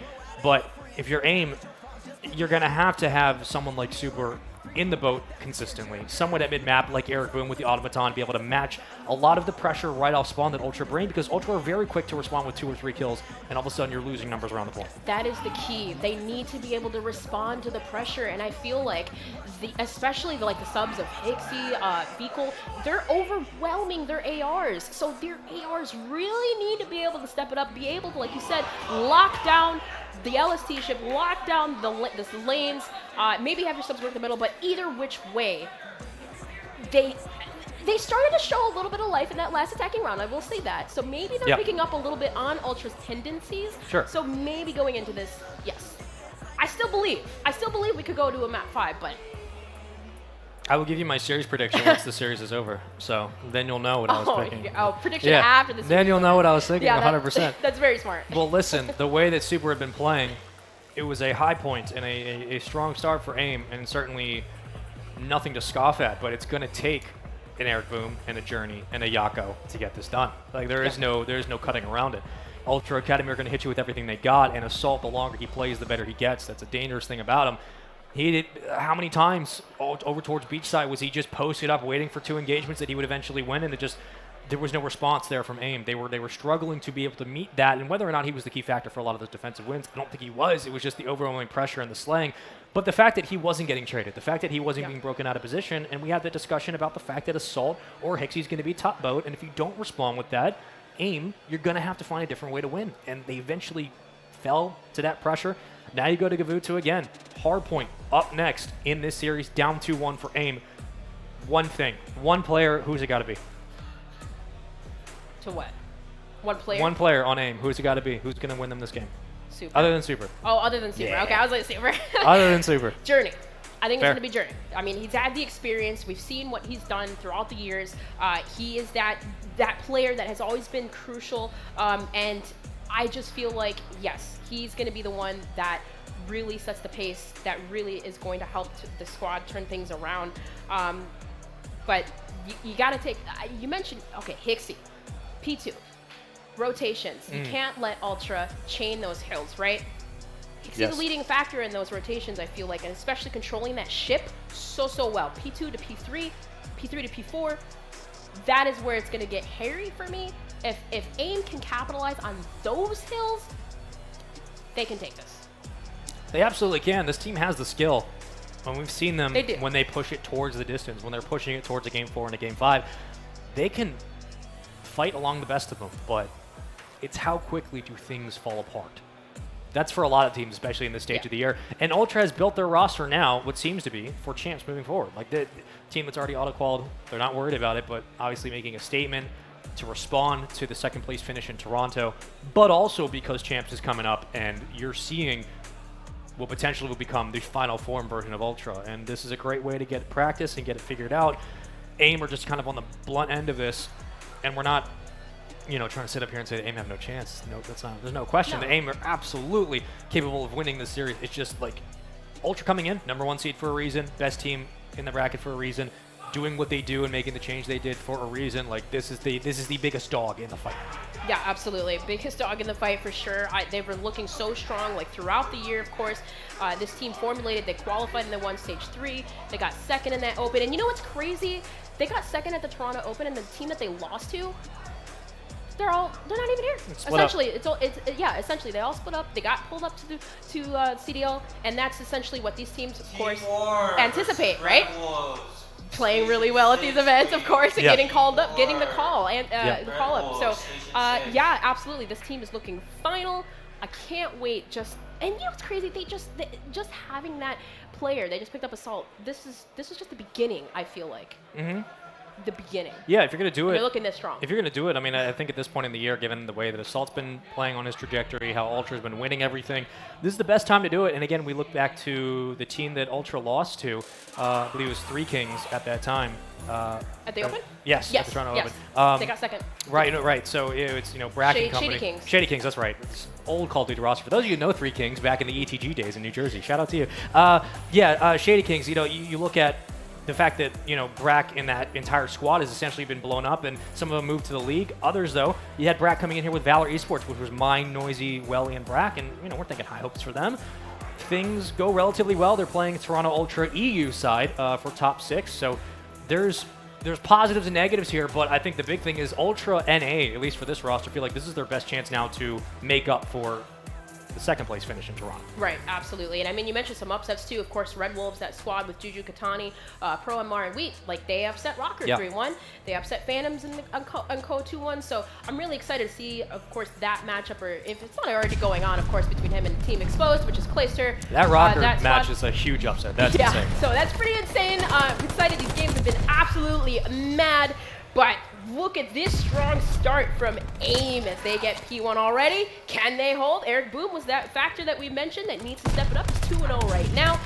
Pretty good start for AIM Esports. Yeah, when we jump back to the Tuscan in Game 1, the start of this best of 5, the thing that stood out for Ultra was their ability to not only chain a lot of these hills together like they've done all year, but they built substantial leads on the opening breaks. They were so good at being able to get back in for the early 20, contesting the back AR and breaking the spawns and then flipping. So if AIM want a chance in this hardpoint, they're going to have to be able to win these opening battles in the hills, and that comes down to the subs. But Vikel quickly responding, now going down to P2 with about 6 seconds to go in the last P. And that's the thing. That was key for Vikel, but here Yako is going to be key as he does take down Assault, but early on the rotation, it was Ultra Academy. And now Yako, he's not necessarily going to get in the point, but no one's really getting in. They're just trying to control the ship, and that is the thing. Control the LST ship. Ultra Academy do just that. And looking to break. See AIM kind of flooding in through and pinching the hill from all sides. Kind of make it a little bit scrappy, but look at Scrap. As I say, Scrappy. He rotated around through beachside, getting set up for P3. Well, it's a good hold. Good break, though, from Ultra. Almost 3. And a quality lead from AIM, but as our friend Proper says, it's only P1, bro. We still got a lot of ways to go, so let's get into it. It continues on, and the pressure towards the top of the boat continuing right off spawn. AIM denying the early hold from Ultra. And Ultra now on the minimap. Look at them rotating out towards P3, towards the beachside. They're going to get set up, making sure they get themselves back in this game, as it has been so far. Good response at mid-map from AIM, and that's really been off the likes of Yako, what he's been able to do in the point. 6 seconds to his name, but Journey, 5-4 roaming, 31 as well. You need everyone to contribute. And this is where we really see teams start to run away with the lead, is chaining this P3 hill, chaining this P4, and you already see beachside. It's Ultra Academy set up completely spread across the map.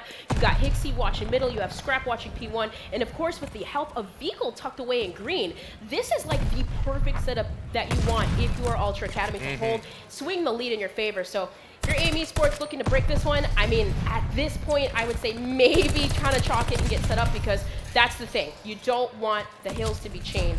But they're going to go for the push.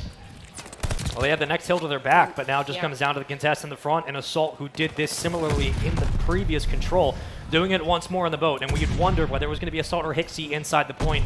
As of now, it is the former. 8-5 for him on a 4 spree. Could he make it 5? Potentially. Scrap on the bottom side of the minimap, still doing work and finding 2 on that rotation. 10 seconds to go. Here comes Ultra now spreading out and trying to hit this rotation. But player number 3, that's Hixie. He is so far pushed out towards P4. He wants to maintain these spawns and give Ultra a best chance to break this hill. And that's something that Hixie does so well. He snuck through the beachside and nobody knew he was there. So all of the triangles from AIM Esports weren't even looking back there. They do take Hixie out now, but still, you got Assault leading the charge, as he always does, sometimes leads these charge in the rotations. He's in the back. They don't even know that Assault's there. They completely let him walk by. He gets 1. He's on a spree right now, so it's 2 more kills and he'll get streaks. This is looking good. This is a pretty good break if you're Ultra Academy. Can Assault earn those streaks? Yako does take him down, so that's key. But Ultra Academy able to break the defensive setup from AIM. Even though he doesn't get those streaks, the spawns are still there from Ultra, so he does enough to buy enough time for reinforcements, and with that, the cavalry will now funnel into the point, and now it's just a 4-on-4 hit through the gut. At this point, through mid-map, if you are AIM, you've done a very good job at being able to skate alongside, we've talked about before, Ultra so far. You've chained a couple of hills together, and you haven't been bullied off the point. That's the big thing. They're able to continue to win these opening breaks, but it just comes down to whether or not they can rally some of these hills into a money. And as of now, with the opening break, if you are Eric Boom, you would love to get the first 15-20. Absolutely. Such a good start, too, from AIM. Lead still swinging in their favor. The break coming in through green side, and still Journey able to hold on. He does get taken down by Scrap, so yet again, the adjustments. Super still alive here top green, and it is getting a little bit scrappy, but the boat control, I feel like, is the favored side that Ultra Academy do have, so it's still in control. You see Ultra Academy just still holding on. 27 seconds left on this point. The rotations are starting to come in through news. You see Journey is over there, but he does get taken down, and, well, AIM able to break on through. That's good scrap time if you're able to hold. Hixie's going to look to still push on through. Yeah, potentially tie game if they're able to get away with it cleanly, but so far Hixie denying that as well. And that was a great break from Ultra once more, but out on the wing, parallel side, the adjacent AR, it's Eric Boom doing what he does best, winning one-on-ones at range. And now for AIM Esports, can they lock down P1? It's been a pretty back-and-forth game. I think much closer than the Tuscan was up until this point when we got through our second set of hills in our second rotation. Yep. AIM were starting to get blown out, but here is a very different story. And Assault's been having a terrific start, but you've seen the sub-pressure. You've seen what Journey and the likes of Eric Boom have been able to do. And Yako, just quietly at 11 and 16, 16 seconds to his name. You're going to need a little bit more as the contest continues for Ultra. Absolutely, and AIM, they had control over this P1 last time around, so the break coming through from AIM looks to deem to be successful as Eric Boom does take down 2 and Super to follow. So now, 20 seconds left, it's really AIM getting that scrap time, which has been so key. This time around, though, they are rotating early, and Journey does fall. So again, it was last time it was Ultra Academy able to at least get control of that LST ship first. Now Hixie's got his work cut off for him as he has to take down Yako and Super, but there it is from AIM Esports. Now they rotated early, they have control. They can swing the lead in their favor right here. And this push for Ultra is going to be predicated on whether or not Vico picks up the opening pick, and he does. So he has position in green, and now it's just about numbers being able to funnel onto the point, and that helps with Scrap moving up into position. There's Assault for the third, and if you're Yako, you got no choice. You have to back off the point and give it away to Ultra and wait for reinforcements. But this is where Ultra pounce. This is where they get the majority of their time, and they get the most out of their game plan. It's so crucial off that opening pick with the AR, but it's a great defensive response from AIM. They've done such a good job at mitigating that presence on the offensive side. Absolutely, Scrap still controlling, but that was a huge win from Journey now. So now they have that bottom side of the map they have to start getting control over. You see Yako back green does take down 1, but Vico does spot him. So Ultra Academy zoning forward. You see Vico doing just that, getting control yet again. And, well, the lead swinging in AIM Esports is favored now, 151 to 144. They have to figure out how to break on this hill, though. And if you're going to do it, you're going to do it to that bottom side through the LST ship, maybe through back green, wrap it around. And you see kind of the split. There's 2 and 2, but it's Ultra Academy zone so far forward. Yep. If you're AIM, you would love to play P4 to P5. Even if you don't win this next hill, you would love to keep the spawns there, and then you can try to trickle out towards the boat, maybe get an AR towards the top gun, and with that, potentially have a chance to win this game. And all it takes is 2 hills to get yourself that quality lead that is so hard to come back from. And yet again, you can hear Super starting to light it up, get loud as well on a 3 spree of his own, 18 and 16 for Eric Boom. Into the point, similarly what we saw Assault do earlier. But how do Ultra break? It looks like it's just going to be a bull rush, and inside we go. It's 2 in the kill feed, make it 3. There's the wipe for Ultra. And that is something that Ultra does so well, is just dominating, grouping together, and making those aggressive plays, just overwhelming the enemy. But now as we slow things down just a little bit, Yako cutting off the pinch, does take down Assault, gets away with his life, but he's going to still just watch for those rotations. He has only Vico to worry about here. Vico does take him down now, so that's the opening that essentially that you needed through that cliff side is you're going to see, again, Ultra Academy flood through the middle. And maybe that's something that they do so well. Like I feel like at this point, you don't necessarily need to worry about the spawns. Just get the trades, get the kills, and just hold them back. Yeah, because worst case scenario, if you don't hold this time, you still have the lead you've been building on. And last time it was Assault who broke through, but if you do find the flip, AIM still have a pretty clear advantage getting over towards P5. In this spot, if you are Ultra, you can't really afford for them to build consistently with these 30 seconds. You're going to have to find a way to contest and try for the break. There's one from Journey, will cut down Vikul. Scrap, next up. Now, luckily, his teammates are there for support, so finally Ultra do get themselves involved in the kill feed, but not for long before a response comes out from AIM. The spawns are still there, but it's all around the kill feed. Scrap turning and 180ing players and still on a rampage 4 in a row. Scrap getting it done, and Ultra finally have the break. That is insane, and you see Vikul too, he's already set up watching the rotation, so that was an opening at least from Super to open that up, but Scrap is phenomenal, at least taking down members and stopping the bleeding just a little bit. But Ultra Academy again, you see Hixie set up, tagging up Journey just a little bit. That was a huge kill, but either which way, it's 204 to 206. They're going to swing the lead in their favor now. LST ship, you see AIM Esports flooding on through the bottom side of the map, but Ultra Academy anticipating Hixie throwing out the utilities. It is just a stop. That is so strong. Hixie with the flank plays, always wrapping around the enemy. Takes him down. You can win here if you're Ultra, and AIM have been absolutely blindsided by this late spree. The subs, the ARs from Ultra have just turned online at the worst possible time, and for AIM, how do you stop the bleeding? Well, it comes through a couple of key kills at mid-map, and luckily Super is there, but yet again, back and forth, pinstripes all around. How much do you hold for? Got about 10 seconds. It will give you the lead, but not for long. We're going back to P1, and last time we were here, it was Ultra with those ARs who were so crucial being able to close out that hill. Yeah, and then Yako, he was early on the rotation, so now they can collapse onto this point. Yako takes down 1, Super takes down 2. So now there's Hixie though. Hixie, spoiler alert, gets 3 when AIM Esports had control. So now Ultra Academy, we've seen this do it the last time around. Can they hold? Can they zone forward? You see AIM Esports, only 2 members flooding. They have to overwhelm numbers, and they got to do it now. There's only 10 seconds left. You're going to need the contest, but from the back, it's Vikul. You're going to need nades as well. Eric Boom does find one. Journey with the second, but trades continue, and Ultra find themselves in the point. Just 6 seconds needed, and they'll get themselves this series win, but Super gets a team nade. Here come the numbers. Super's inside. Hixie gets 1, and that is going to be the game. Ultra get it done. 3-1 on Gavutu. Oh my goodness, and that was so crazy how close it was from the beginning. I feel like we had mentioned one of the key factors for AIM Esports is what those ARs needed to step up, and that's exactly what happened. I'm not gonna lie, I thought it was a little bit more of a blowout. He did. It's okay. You know, I just jinxed it. I just wanted a game 5. But anyways, yeah, Eric Boom, like, man, I feel like if he just stepped it up, lighted it up a little bit sooner, it would have been different. Just a little bit, and it was really, when Scrap went on that quick, what was it, 3-4 kills on P4? After that, Ultra completely took that momentum and ran through P5, ran through P1, and that's the scary thing, is when this team gets online, when you feel like you have them so close to the edge, if you can't push them off it, you're going to get stuck. And AIM, to their credit, kept alongside Ultra for the majority of this hardpoint, played a much better version than they did in the Tuscan in Game 1.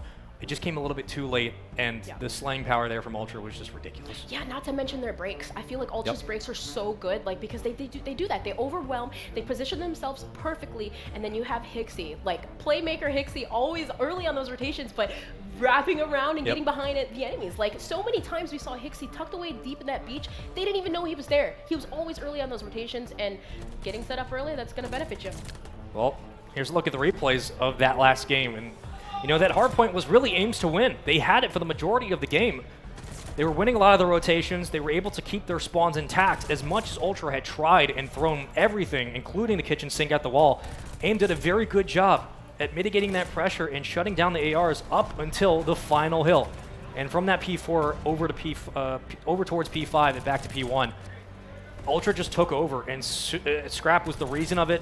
You see it here. I mean, these couple of kills, this completely broke the game open, and with that, Ultra just broke away. Absolutely correct about that, because seriously, if that didn't happen, especially he was the only one there, it could be a completely different turnaround. But regardless, we knew that we were both right. We knew that they would get the job done. Ultra Academy looking so good, taking it 250 to 228, and across the board, man, Scrap, he's just been lights out. I feel like this whole entire tournament, there's no stopping him. Take down Scrap, maybe he'll have a chance, but good luck. I mean, I think the benefits of Ultra, it's the fact that they're not only just flexible, but their ability to continuously get themselves out of tough situations. If they have to rely on the sliding, they do it there. And positives there for AIM as well in this series, though they do drop at 3-1. There were still takeaways from this series that certainly worked. Again, we know the strengths of this team. We know that at range, excellent. Eric Boom still looked very, very good in that hardpoint. It just seemed that the subs came online a little bit too late. And because of that, as it struggled in the Tuscan and as it struggled in the control, they got destroyed in the control. They put everything together just a little bit too late in the series, but even then, Ultra just kind of had their number. And the respawns are going to have to steal it, but Ultra get it done yet again. Yeah, absolutely. I'm really excited to see going forward their next matchups, but yeah, they're looking really, really strong, Spaceman. It's going to be that thing. That's the thing. Take down Scrap. Can you take this man down? Like, my gosh. Many have tried and all have failed. He's been on a spree, and the fact that, they're doing it at the biggest, so far, Challengers event of the year, and the last one before Champs comes up, is a huge key to hit on, but also is the schedule. Let's get into the schedule, because, well, these are the matches you're going to be seeing here on the stream, and we've already gotten through our first winners quarterfinal match. Next up, Electrify Steel 705 Esports, followed by 2 winners semifinals, and then our winners finals match at the end of tonight. So that is the schedule for today. So far, we kicked things off with a 3-1 win for Ultra. Up next, Electrify Steel versus 705. Oh, and you thought the first series was good. You guys have no idea. Electrify Steel's been looking ridiculous. 705, a lot of storylines coming into this one. Again, for a team through Season 4 in the Elite Series. Yo. That's a nice thing about this is as these brackets populate, we get the interesting storylines as everybody gets in position. Pentagram, he is frying this weekend. Nuts. Like, I've literally just hearing the screams. It's literally built by gamers, except Kismet's out. Yeah, so, absolutely. yeah. The BBG squad. I mean, like he was saying, Pentagram was saying, I'm due for a trophy. Like, he's due for a trophy. Oh, Pentagram's been he's been on one lately, and you can tell that the passion's back, and he's been looking as good as he was in Cold War, which was MVP-like year all the way around. But that's going to do it here for the first series. Coming up next, we will have our second winners quarterfinal match. I hold Shift and Proper here on the desk, but we'll see you guys after the break.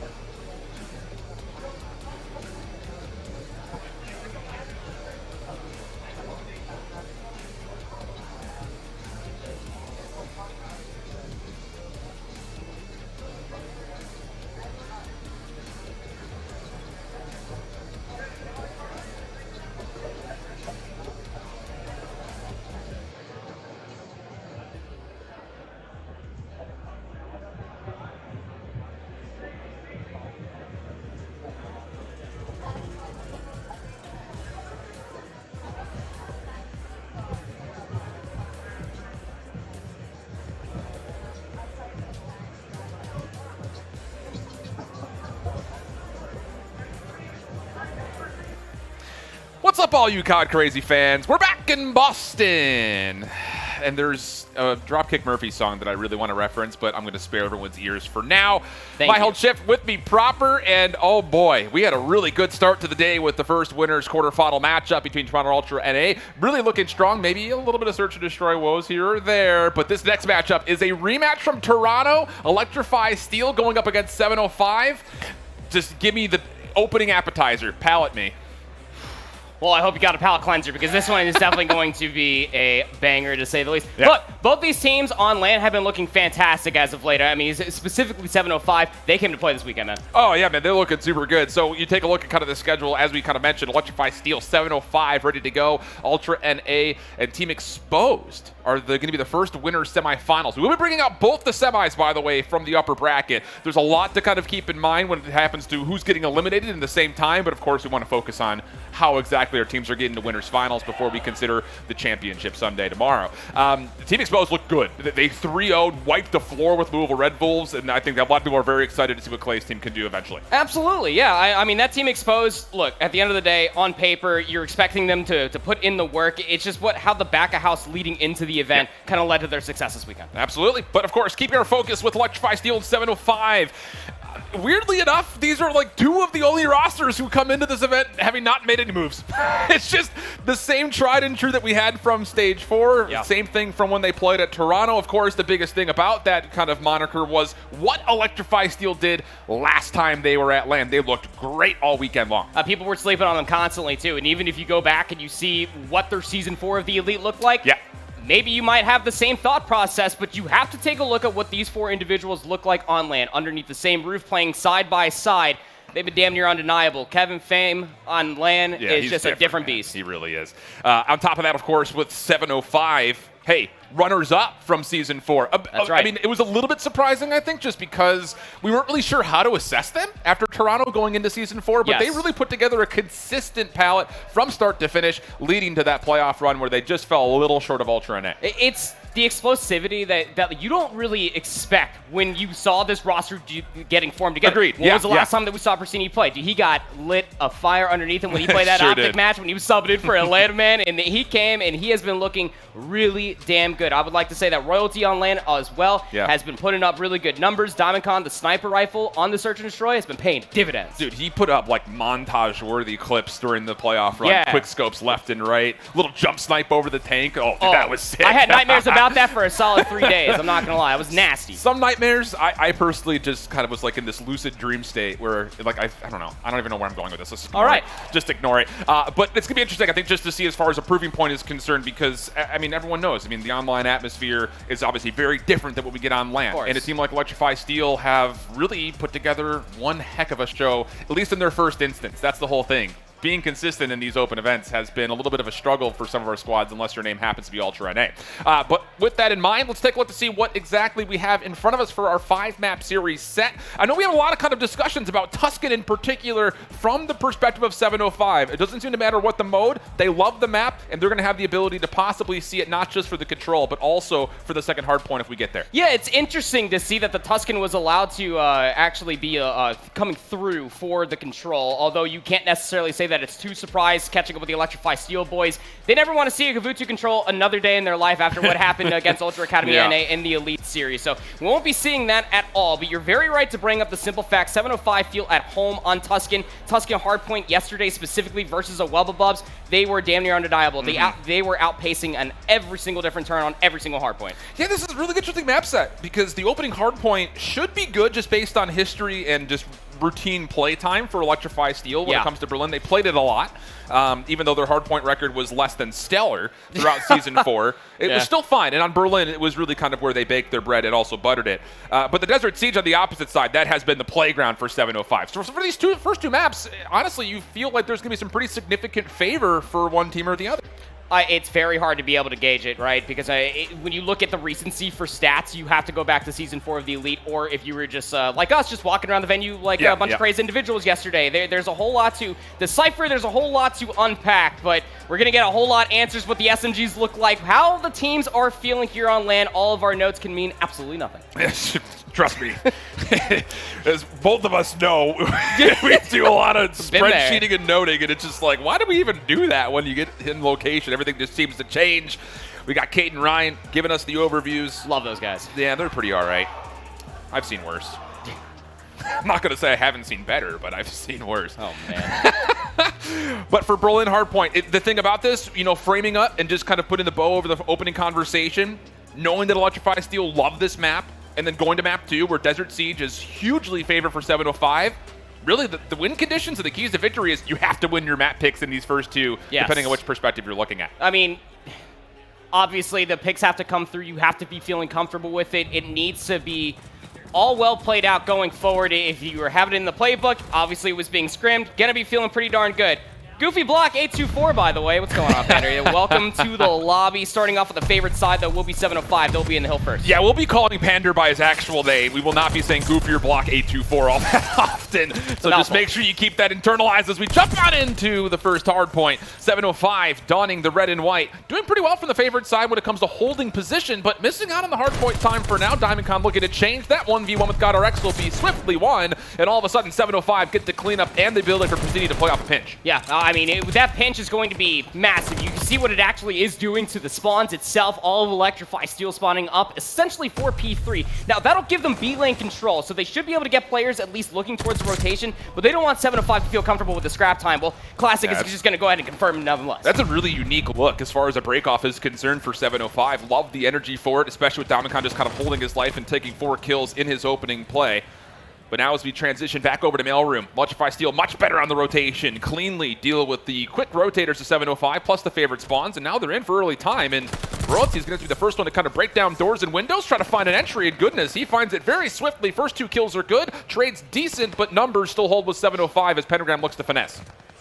How long can you truly get this going, though, if you are Pentagram? Do you buy enough time for the teammates to get there? Well, the answer is absolutely, as Pentagram does well to at least find Classic. The ARs are also here as well. That was a much-needed break coming through for Electrify Steel. 705 continuously through the weekend have been getting away with highway robbery, just turning scrap into initial, breaking hills once again. And that was one of the big conditions during Toronto as well. It just seemed like at every moment in time they were winning the war on multiple fronts, but here, a bit empty on the mailroom for Electrify Steel. Looking to get in one more time was Pristini, but no birthday buff on that break attempt as the last 10 seconds will go the way of Electrify Steel, and they will also take their first lead. Stretching back over towards the lobby, though, and towards Fire Building in particular. 705 here first, and they've got some great angles locked down. Diamondcon making sure the dock stays safe, and with those final 2 kills, it's a full 4-man wipe, and Electrify Steel all over lobby early. Yeah, very easy for 705, right? You know, DC finds those 2 over by the cranes. There's really only 2 other doors you have to be looking at, and that's going to be either from the front or it's going to be from the top of dubstep. So now you're going to have to try to recollect yourself going back in towards this hard point. GodRx is already able to put themselves in a position to maybe try to at least pinch this, but you got to be able to get the kills from the front as well. Yeah, and that's the big thing. This almost feels pretty dictated by the side of 705, where they're just kind of allowing the spawns to kind of get maneuvered around just a touch. Electrify Steel still able to fight for the last 30 seconds, and good on the break attempt as GodRx is able to clean things up. One more to contest through fire, but Royalty, he gets an opening. That leads to contest, and Pristine is there to help. Oh my goodness, have they just 2v4'd this break attempt? Sure looks good. Royalty for the double, shut down by Fame, but the trade comes through, and the scrap time heavily contested by 705. And look at the spawn trap that it's also ensuing as well. Now Electrify Steel are spawning essentially out in Narnia. You also had Classic that was playing for exits, didn't see anything. So now you can back up comfortably, put themselves inside the water building, and just wait for players to come across the B lane. Dude, this is just a clinic by 705. Are you kidding me? Classic's watching the outer lane to make sure the warehouses are at least contested. Everybody else from the front, I mean, Diamondcon's watching over the top. This is as safe as we've ever seen. Yeah. Absolute poetry in motion from 705, and they get the first 20 seconds at Train Yard as if it was stealing candy from a baby. The practice is all coming through, isn't it, right? Yeah. Because we started to see this really come to the fruition during Season 4 of the Elite. Electrify Steel looking for the break through the front. You already have one player that slipped through, that's Pentagram, but the spawns are still in towards the back. So you've got to be able to get the kills, and although they are coming through, it's just not coming across as far as much time. But the hold from the front is looking pretty darn good, and that's going to be massive going forward, especially when you got P5 in the consideration. Yeah, really from here on out, if you're Electrify Steel, you look at the next minute, you need to say, we need to make life as difficult as possible on the 705. Keep them in the back of the map as long as humanly possible, but the fight off spawn is still looking good for 705. In fact, not only does Royalty get towards the hard point, he's got some hill pressure from up high, and Pristini's already working on rotation. It's just, where has this team been? I mean, not to say that they've been absent, but this is absolute perfection from 705. You just feel like it was a matter of time, right? I mean, the practice was all coming through. They wanted to make sure that this is the best look that they possibly could bring. Second place in Season 4 of the Elite, not good enough. They wanted to bring it here on LAN, and they are showcasing every single pinch and every single maneuver simply possible. Electrify Steel with the break, though. They are still technically on the favorite side, and they get the kills, but they can't get anybody inside of Mail, not for free. The trades are still coming through. Yeah, and it's just, wow. Even in moments like this, where it's like, oh, Electrify Steel's in the hard point, I think a lot of people say, hey, they're doing well. They're still getting stretched. Yeah. Now we're finally starting getting some convincing kills at a key moment as well. 15 seconds on the clock here for the 5th hard point. You want to start to turn your attention back over towards Office, but Classic, dealing with a couple on exit, has now gained Train Station. And even though you're not going to get the initial time here for 705, you're going to have one hell of a setup to try to break this. Yeah, exactly that, right? Those 2 kills for Classic, although it didn't immediately get themselves inside the hard point, it pushed them all back. So at least with that team kill coming through, the kills need to follow, and Electrify Steel are going to be able to put those 2 rest very quickly. A much-needed early 20 seconds here for Electrify Steel. To turn P1 into a money hill during the second set would truly bring them back into this game. Oh, yeah, it's been absolutely flawless here on this hold attempt from Goofier Block 824, a.k.a. Panda, and Electrify Said you weren't going to Steel. say it, man. I did. I had to. It was staring me right in the face. But 705 want to give us one more try. Pentagram from the side, easy double. Also has a pretty good idea on where Diamondcon was, but Fame beats him to the punch, and now all of a sudden, Pentagram on 4 has a chance to break open an early rotation towards Mail. Look at the chase as well. I mean, they're just trying to read where they're all coming from. This is looking starkly different for Electrify Steel than where they're looking. They're proactively setting players pushing up forward, and that's Pentagram on that force spree, trying to find more players in the backside of Warehouse, but they've completely eluded him. Yeah, I mean, both 705, they don't know that Pentagram's back here, but he needs to activate himself and try to help out his team move in towards P2. That was just so much time for free because of the presence of Pentagram on the map. And now Pander making his way through, has an MP40 to help out while winning the high ground here at Mail. Royalty just going to open up some more doors and windows as he has a chance maybe to come on in and contest, takes down Fame for the opener. Needs more than that, and actually just needs more help than that, honestly speaking. Classic trying to make his way through the window, also denied, and all of a sudden Electrify Steel, they have turned this game completely around, and a lot of it is just by denying routes from 705. It just needs to be consistency going forward. So far, so good. You can even see Diamondcon just kind of lurking out. I mean, he does at least find that 1 kill, but there still needs to be more kills coming forward. The SMGs are being heavily suppressed now for 705 Esports. Electrify Steel, I don't want to say that they've woken up, but fundamentally, they are definitely looking better on the second set. 8 in a row, and how about 9 for Casey Pander? That'll be good for the Glide Bomb, a huge resource as we look not only over towards P3, but heck, you could use it for train yard if you really need to as well. Good exit kills, though, from 705 will get him a chance to get across, and they actually already moved the spawns just a touch. But it's all about, can you actually follow this up with gunfight wins? And Godorex denies. 705 shut down on their first attempt. But they still got players coming in towards the crane, so Fame needs to be able to deal with this. Does able to find 1, so that's going to keep Royalty honest. They need to wait for their teammates to come all the way through. Those close alley spawns are fully in towards effect, but you need to win at least 2 waves of gunfights if you're 705 to break this fully. It's just not coming through. It's just pinstripe kill feed. Looks like a candy cane right now. White and red back and forth. 190 to 139 in what has been 3 consecutive dominant hills from Electrify Steel. And all of a sudden, the 705 team that we were praising seems to be a bit amiss, trying to get themselves in the game again. Really, they haven't scored more than a couple of points since P4. It's about 130 to about 8. Yeah, is the second set of hard points absolutely, right now. Electrify Steel, like, again, it's not that they've woken up. They have just been able to find the gunfights up front, and their holds have been absolutely sublime. Look at the proactivity coming through again. Pentagram's already in towards the back. 705 are less than aware. There comes through the Glide Bomb, going to be able to clean up Pristini inside the hardpoint itself. Now it's just dealing with the kills. You know they're spawning at water. You dug the 6 feet. You just dropped the nail. But can you put this coffin closed on map number 1? Pistol in hand for Pander as he looks for another set of streaks. Looks for number 6, but Royalty just delays the fight long enough to allow Pristini to come in and save his life, quite literally. 213 to 141. Pentagram still the pistol in the back, just trying to keep his life as everyone else from the front is just doing the job needed. Fame eventually gets traded out, but this has been so good from Electrify Steel, and 705 do not even have a chance to get in for this back 20th moment. And there's no real try, like you don't really want to. Obviously, you are going to send at least a sub. Unreal. Maybe to try to finesse for some scrap time, but there is no entry. Do not pass go. Do not collect any scrap time for 705. They should have tried to at least get themselves inside a mailroom, deal with the players trying to rotate back through. But losing those gunfights allowed Electrify Steel to push up further. Dude, Pander started like 5 and 15, and now he's 28 and 19. Dude just stepped up to a different level. 245 to 141, the current tally. 705 just trying to get a hand back onto this game, which looks so good for them the first rotation. Fame to the high ground. Up top, sees Classic, not able to do too much with it. Very aware of any contestants down below, and the stun will confirm an easy elimination onto Pristini. Got our X right behind it, and all this is just playing map positioning, but how about it? The kill feed comes through. Got our X and Fame, do the job needed, and it's a 250-142 start. Electrify Steel flawless in the second set. I mean, they had all of maybe 60, 70 points going in towards the second set of hard points, and again, it's one of those things that it's just a flip of the switch coming through for Electrify Steel. I remember we were sitting there talking about what we were going through, like P3, going into P4, and then just looking at the math, I was like, wait, they've been around the 130-point margin for a while. To say that you can turn the switch like that and play flawless hardpoint on Berlin, turning scrap into initial, winning gunfights, break attempt after break attempt, pentagram in towards the back continuously, unreal, dude. Undeniable. I mean, you could very visibly tell when the mental switch had happened, because 705, as we had called it, they were spawn trapping essentially on Berlin, which is not something we say all too often. It's just the map manipulation was executed flawlessly. Wouldn't you know it, though? Hey, remember, you're on Berlin. There's a lot of space to work with. Let's use some of that space, it seemed to say, for Electrify Steel, and that allowed Pander an opportunity to kind of lock down lanes, and as you mentioned, Pentagram to get around the back. I mean, yeah, look at it. It's literally was like 60 to 130, and we ended up getting to like 200 to 139. It's unreal. Yeah, again, like, look, like, we're going through P2, and this is where 705 got their 9 points.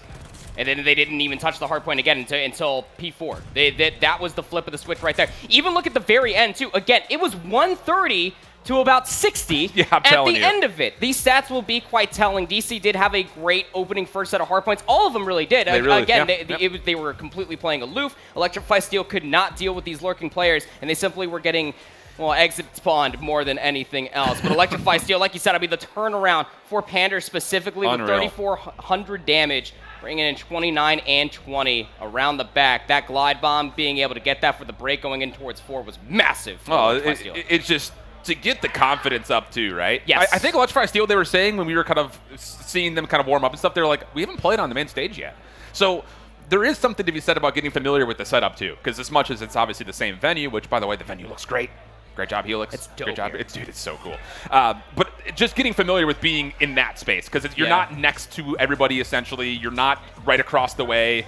You know, you're on a full stage. So I don't know. Maybe there's something to be said about it. But regardless, the mental switch and just the focus that we saw from a team element from Electrify Steel, that's the squad that we expected to see, just based on the fact that we mentioned this is a map that they should win based on how many times they played it during Season 4 and how good it was for them during that Challengers Elite season. Yeah, it was. I think it's just going to be one of those things that like you have to look at going forward. It's the consistency. Yeah, because absolutely. for both of these teams, their points are too far out of the way to be auto-qualified for champs. I got you. But I honestly think going forward is like having the confidence, having the composure, being able to know what your map pool is. That's going to mean everything when it comes down to LCQ. Well, okay, now to immediately just turn the tables around. 705 Desert Siege, it's been unbelievably good to them over the course of the Elite.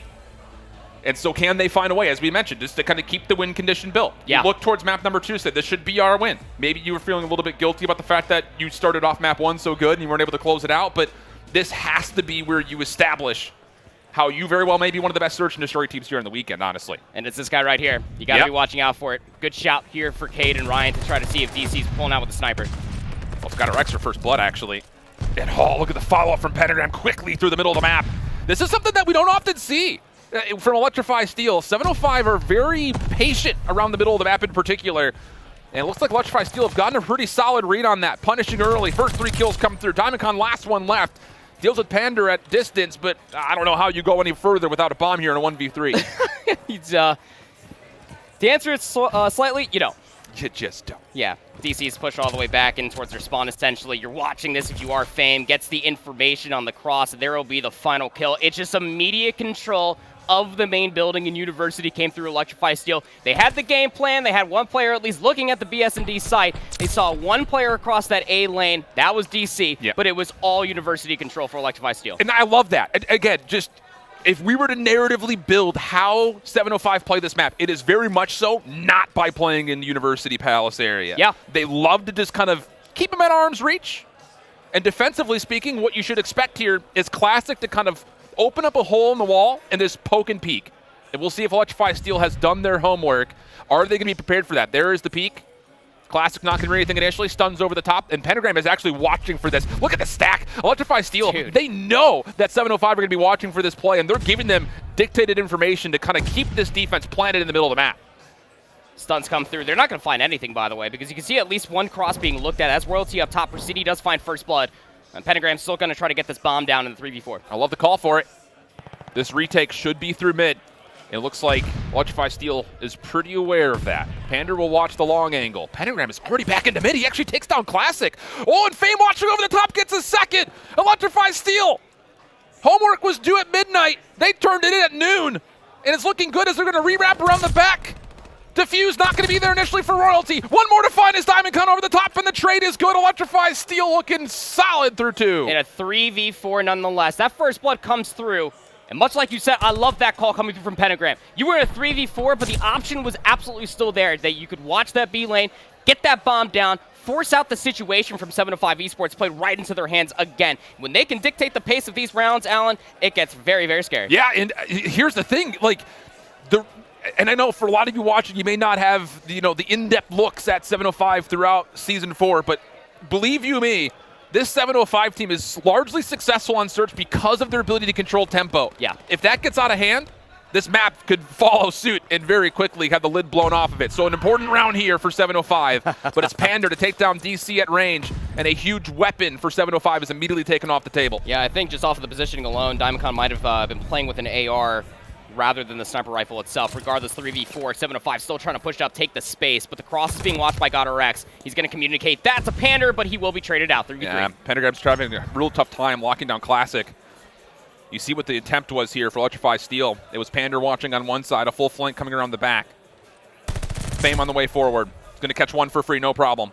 No immediate attempt for a trade. Oh, and that's going to lead to Royalty getting scouted out. GodRx will finish just up the Classic. He's in a sneaky spot, though. Backside of A. Has Fame locked in for one. One more below him. It's Pentagram who turns, finds the kill, and that'll be a 3-0 start for Electrify Steel. It's even going beyond just, like, controlling the pace. You know, when we talk about Search and Destroy, for as long as Call of Duty's history, it's all about the information trade. The way that Electrify Steel are setting themselves up off the rip is gathering so much information, and 705 are playing into their hand continuously that when the information is shown, they don't know what to do going forward. They don't know how to then gain an advantage. Even when they have numbers advantage, it's still not a big enough advantage because Electrify Steel know where you are.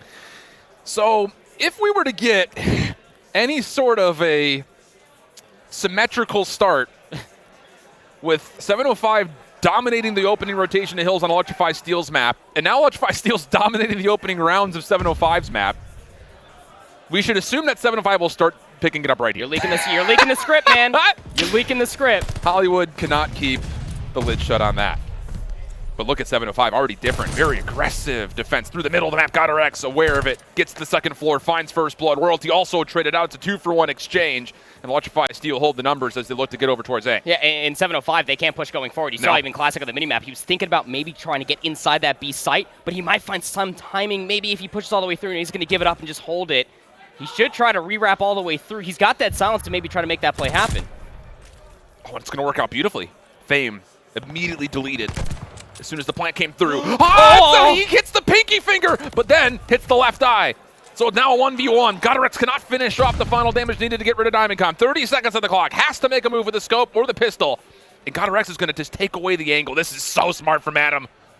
Don't even give him a chance. This would be one incredible shot from Diamondcon. Doesn't read it. And it's a perfect post-plant push-up from GodRx to keep it flawless for Electrify Steel. This is the Electrify Steel that we saw in Toronto. They are showcasing it once again. It's just, it goes beyond composure and understanding of each individual game mode, but they are a well-oiled machine, just locking down just all the information, getting these power positions. 705 just simply have no answer for it. The kills are just coming through. in the early stages of these rounds way too easily for Electrify Steel. And when they have those numbers, they're not afraid to up the ante and get the objective down. And I love it. It always puts a level of doubt and anxiety into the forefront of 705 Esports minds. Fame, long-range shots, gets the last bullet on the royalty. How has he finessed that? That's the bomb now down, and another massive defensive advantage for Electrify Steel because they've got all A control as well. And look what 705 do. Like, what do we do going forward? They just all sat there for about 5 seconds straight just thinking that Electrify Steel are going to push forward. They just found first blood. They're going to hold the position because they got university control. Unbelievable. Unbelievable. Pristini will at least secure one trade, but with 52 seconds on the clock and no bomb for this 2v3, there are still so many questions that need answers here for 705. Oh, and is Pristini actually seeing GodRx? That's valuable intel. As the bomb just down outside of B, and that's where the defense is heavily kind of loaded the box. Pristini trying to push forward. Fame denies as the information is shared. And how about the turn on to come all the way back to the final gunfight? Electrify Steel. Woo-hoo-hoo. Had their Wheaties this morning, that's for sure. I'm about ready to write an entire novel of how well Electrify Steel are playing Desert Sea Search and Destroy. It's so good. This was their worst map during Season 4 in Search. I don't care what happened on land. This is Electrify Steel on land, baby. Like they are just making all the right calls. Fame is locking down lanes, and if he's not watching the other, you know Pander's watching the opposite side, maybe sniper in hand. Diamondcon, he's going to switch to the Kar 98K this time around. He might have to deal with Pander on this side as the offense is kind of leaning with the bomb to take a look at this angle. This is all about Diamondcon holding long, and then the rest of his teammates pushing through close. So this is a lot of real estate gain for 705, but oh my. What a nade. The counter nades come through quickly, but they don't expect, Classic is so quick on this rotation. So yes, it's a 2v4, but Classic will now make himself aware by dropping the bomb carrier. In the front, Diamondcon cannot hit onto Pander, and it's all gone wrong. Oh, man. Classic for a 1v3, has Fame just below him, and he's displaying a 1-for-1 angle here. And as he crosses, this should be no problem for Fame. No problem for Electrify Steel. I mean, what do you say? Because I don't know. Look. It's one of those things. It's one of those things that you just got to take it like a vacation, man. You just like Electrify Steel up there just having their way. It's just like every single time they got a plan, they are executing it fully. I'm not going to lie, I was jealous of your flowers. Were you? I wanted to join it. You know, you've always got this knack to try to one-up me, but the thing is, when Electrify Steel's frying like that, you best bring your best apron. I can't fit this over the mic. There we go. Shout out to Oxygen. This looks good. I'm not gonna lie. I'm gonna cook in this. I wouldn't trust you grilling my burgers. What? Yeah, you would burn it. I'm still stuck. You would burn it for sure. But my goodness, dude, it's been a tropical vacation and a little bit of a barbecue for Electrify Steel so far, and this is just against, I won't say all odds, but it's against the kind of narrative that we needed to see for 705. They needed to win that Desert Seeds, and they didn't fun around, dude. They could barely even get first bloods. No. And when they did get first bloods and Electrify Steel were down in numbers, obviously, I mean, if you saw the scoreline, 6-0, they were still losing the rounds. Like, it's again, the information gain from Electrify Steel in those 6 rounds of play were absolutely absurd. We were in that search and destroy for under 5 minutes. There is a 5 minute and 20 seconds Desert Sea search and destroy where Electrify Steel again, apart from that one round where Pristini got first blood, were just having their way. Every single round, they were able to find the first blood. They were locking down positions, and it wasn't just university control. They were doing it across the A lane and the dunes. It's just one of those things where you could very visibly tell that this was part of the strategy. Let Desert Siege through. We've got game plans for him. We've got this on lock. We know exactly what the default, so to speak, would look like for 705.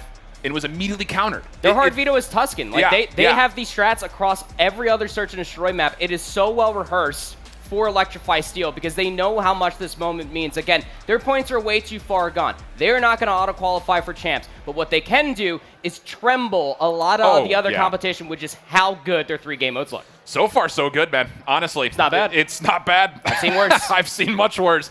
And with that in mind, now we have to start setting up the narrative of how exactly does a reverse sweep happen. The good news is, again, for 705, big Tuscan fans, we've got that for the control and possibly also the second hard point before we look at maybe a Bacage search and destroy for map number 5. Anything is possible. It's convincing so far, but as clean as the apron is, so far also the hands. Thank you. It's actually very comfortable. Yeah. As weird as that is, but I don't know. I don't know if aprons can be comfortable. We'll discuss. We'll have this little debate I don't even know what to call it a debate. Just an overall discussion about it. When we come back after the break, it'll be a Tuscan control. Don't go anywhere. It's Challengers.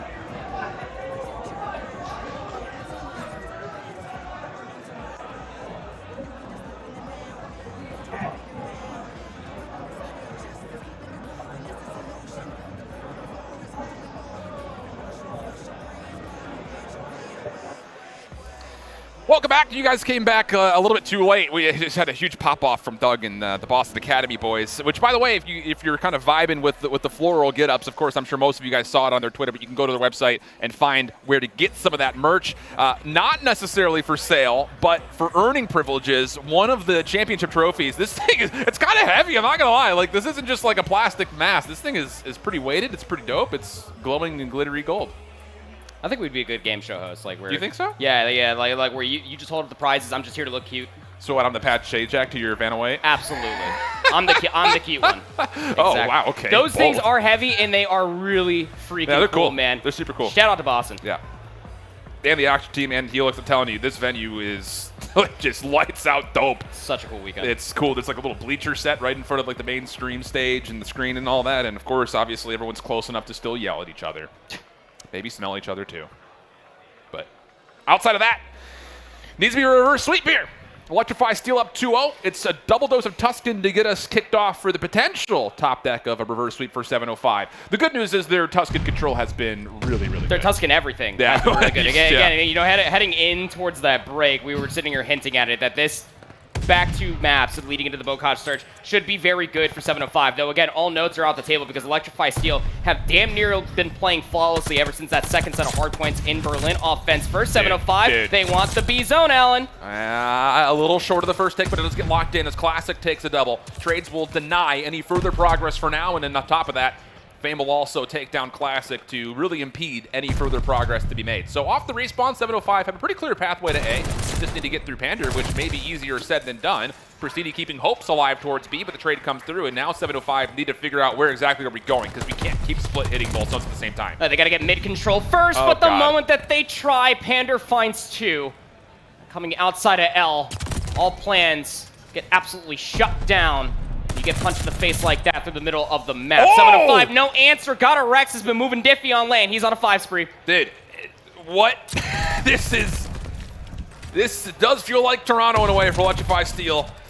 Everything just going their way at the moment. Now desperate hit over towards the A zone. 705 don't have a lot of lives to play with, even on top of that. 17 playing 15. First tick of progress finally locked in at A, but the comeback from Gotta Rex off spawn! Yo! Oh! He's got beams for days! 3 in a row! MP40 now in hand, only has to kill off 20 seconds or 12 lives, whichever's more convenient.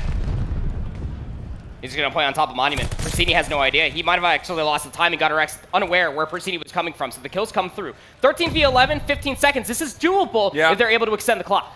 Thing about this is that little solo rogue play towards B is the only reason that 705 can even get some ground to work with at A. But they do lock it in with 1 tick secured at B. It's a 13 v 11 with a minute 10 on the clock, and Classic's going quickly, but Pander up top on the patio denies the initial attempt. Chalking up the A zone, saying, look, you can have it. Electrify Steel fully aware of the situation. That single tick of progression over at B is a lot. It's the opening that maybe the second, or if not the third, can come through, but the kills surely cannot. So Electrify Steel setting themselves up. Fame is on the rooftops, but unbeknownst to him, Classic has completely eluded him, and Classic's going to be able to find that kill. So that's going to open up P5. This is clean. Gotta Rex has to hold down patio. Prestige looking for the trade, but extending his life a little while longer is Gotta Rex. Now to the pistol. Has 2 different contestants to worry about. In 705, they're going to work their way on until Fame has something to say. 5v6. Prestige trying to hold on to his life. 30 seconds is more than enough time to get 1 more hit. It's just about finding the kills going forward. Gonna be able to find these kills on the backside of column. Diamond Khan's already able to find Gotta Rex, but this is mostly gonna be hit from the front, and this is wasting time for Classic to come around the back. Pander, though, in the back corner, he gets 2! How does Pander get the double? 3v2 situation. It's on the Classic. He has to delay the clock, and he walks right into Gotta Rex, finds the first kill. Turns looking for the second, but Fame denies, and now it's on the DC. 10 seconds on the clock. On his high horse, he's gonna try to go straight through Church Alley. Right in between both the final defenders. Now on to site, the 1v1. Fame takes it. And Electrify Steel hold on just barely to the opening defense. It's just so rough when you're looking at it, right? Because, I mean, 705, again, hey, if you're new to Vanguard, I will let you know that it is not easy to take that B zone here on Tuscan control. And being able to get that first tick was just about everything for themselves. We'll talk more about that later on, but they truly did struggle to get themselves back through the middle of the map and trying to get themselves up inside of the A zone. Pentagram going 2 and 10, you would think would kind of hurt them in a way. Well, but Electrify Steel, I mean, when Gotta Rex is pieced in the way that he was, things become a little bit easier. It was heroics from the other 3 members. I mean, Gotta Rex had the big streak. Pander saves the day. Fame finishes it off. But now it's down to what happens on this next attacking approach. Pristini cut down inside of you, leads to Electrify Steel getting on to A with numbers if they so choose, which at the moment they do. First tick of progress is pretty much a guarantee, and as Gotta Rex watches the flank, this pretty much guarantees at least a second tick of progress. I mean, how do you get yourself in now? Because now the Classic has to exhaust so much time just to commit towards the flank, and they're leaving 1 player on. Pander is the only one covering the A zone right now, Alan, because Electrify Steel, they know the task. They're trying to find the kills, and when Fame just pieces like that, yeah, the kills are going to continuously come through. 60 seconds to follow, I'm sure. Classic just got put down like a bad dog. Aw. Yeah. What's that? Full tick of progress now locked in. Extra 60 seconds on the clock. Flank attempt coming still for 705. Diamond Khan from the backside is going to need to come quickly because, honestly speaking, there's a lot of space around this B zone for Electrify Steel to work with. Fame trying to hold his life, backs back up towards Radio. Good position to be while he waits for reinforcements, and it's just really about figuring out where is 705 because they're kind of all defensively around the map individually. Yeah, again, I mean, you would have to assume where Classic might be at. If you haven't seen him, Classic loves pushing through P5 and through the rooftops, but that sound will come through. Classic needs to come back and deal with these players on the B zone. Takes care of Fame for the opener. Pristini there to follow up. So the first tick of progress made safe. Not depleted yet, but it's being worked on. And Pristini, honestly, is a little lucky to be alive. He got stunned, fragged, and shot at by about 3 different members and still holds his life. Now Ruralty Next line of a defense, playing as the alarm system here towards the high ground. Oh, and he gets caught with a nade in hand. That's going to be 3 straight kills for Electrify Steel. Classic, the last one remaining. Takes the first, no problem. Searches for the second. How about a third? Nicky D, no! Pentagram and Goddard X able to keep the offensive hopes alive, but only for a time. But look at how they're not touching the zone again. They are aware that they don't have the numbers to be able to convert the B zone. They're trying to push back and get themselves a couple of kills, but it's Classic's turn. He has heated up here on the defense. Oh, he sure has. The SMG is really in total for 705, getting this defense some legs to run with. Goddard X able to at least get some space over towards P5, but there are still multiple defenders in their way. Or so you think. As Diamond falls, now Royalty kind of has to make the decision. He's kind of in no man's land. You either go forward or you go backwards. You don't really do both at the same time, and well, that's why. Kill comes through. Pristini's going to try to challenge the front door. Finds the first. More coming, but no, the team shots are good. And at the same moment, it's Pander once again from the backside. He gets over towards Column for a double. The offense starting to really run on towards sight, but no, Royalty shuts it down once again. 7v6. Oh, it's such a good call. At least being able to deal with Pander, he was about to truly open up that play. 24 seconds, 5v7. Electrify Steel at the bare minimum. We're trying to get that first tick. Royalty, different position, same idea. Deals with the first. There is no second. Classic on the back. Make sure the pinch stays safe. And with that full wipe, that will likely mean a very safe defense. So in terms of the tick progression, small advantage here for 705 after they had secured that initial tick over towards B. And unless the lives could be the win condition here, yeah, that should be a defensive win, and 705 aren't going to really threaten that as they've tied this thing up at 1. And we got to talk about the segment progression again. 705, they wanted to go for B initially on their offense because they know even that single tick of progression could be the difference maker in between a round 5 defense or not. Electrify Steel gave themselves about 3, if not 4 good looks to maybe get themselves in that B zone, but could not sustain numbers, could not keep their players in towards the back, albeit heroics when we saw Pander being able to find those 3 pieces, those 2 pieces, those timely flanks. It never enabled Electrify Steel to get that first segment. Well, Royalty on 4. Will this change the opening identity of what 705 want to do? Maybe trying to get to this glide bomb. And all they really do is get Royalty through. And he has to be very respectful of where this defense is with not having any numbers from the front, and Pander sniffs this out beautifully. Threat of Shrieks shut down. Classic, trying to play forward, also denied. And 705 have very limited amounts of success from the front as they finally get over towards A to stop the clock. Yeah. 2 players strong over here, too. Gutterax is going to finally reveal themselves, but he reappears out from alleyway, finds 2, has a good look inside of you, but has to play for the regen. Needs his teammates' help, but they can't get past grass. Trades will be out to allow the extra 60 seconds to come through, and look how quick Diamond wants to make his play through Church Fields. On the backside, defending this is the deity with a prescription, Goddard. Stun comes through, deals with the first, no problem. Diamond not interested in the challenge, and Goddard may not allow him to avoid it as he pushes forward, trying to take away more space. That's what you need. These kills need to come through, and Electrify Steel need to reclaim the map. Fame, Goddard, they'll combine for 2. They'll get field back in their favor. But even getting that 1 kill of Fame up top fire, that more confirms anything of what we saw in the Search and Destroy. Electrify Steel, they get the information, they collapse on the middle of the map, 7-5, back to the respawn. It's gonna have to be through tops of roofs. Pander, nades forward, Pentagram nearby. The nade does its job, softens it up. Pentagram considering a push through, but comes back over, finds Classic. 1 more to deal with would be Royalty, but the play for headquarters eventually works out for 705. It just comes at such a steep cost. You're down 6 lives, make it 7, and you just don't really have a lot of real estate to work with. You have to force something from the front. Royalty able to get the first, but not expecting that Pander was there. That's going to be killed number 5 in a row. Killing spree for Pander. I feel like at this point, if you're 705, you're just as aware as both me and Shift. You're not going to win this offense, but you can give yourself maybe a good luck to stop out that clock. Maybe give like an extra segment or so. It's just not finding the kills too easily. Double stack inside of radio here. They wanted and they understood. Unreal, 705 love to push through P5. In the middle of the map is being considered every single push that 705 put together. Oh, Pander just a bullet away from earning a glide bomb. Kind of a luxury resource at this point, as this defense is pretty much a guarantee and a very convincing one at that. Pentagram still holding a line to make sure that there are no final attempts for 705, or if they do try to put something together, it'll be very easily read, which that seems to be coming to fruition at the moment. 705 stuck inside of the church, 10 seconds to play. Got to make a move if you want to try to get this through, or at least find maybe another tick. Royalty, the first one to make a move up top. Reads Pander, no problem. And the kills from the back. Oh, wait a second. The kills are actually so good. But Pentagram breaks the camera, sliding down the staircase.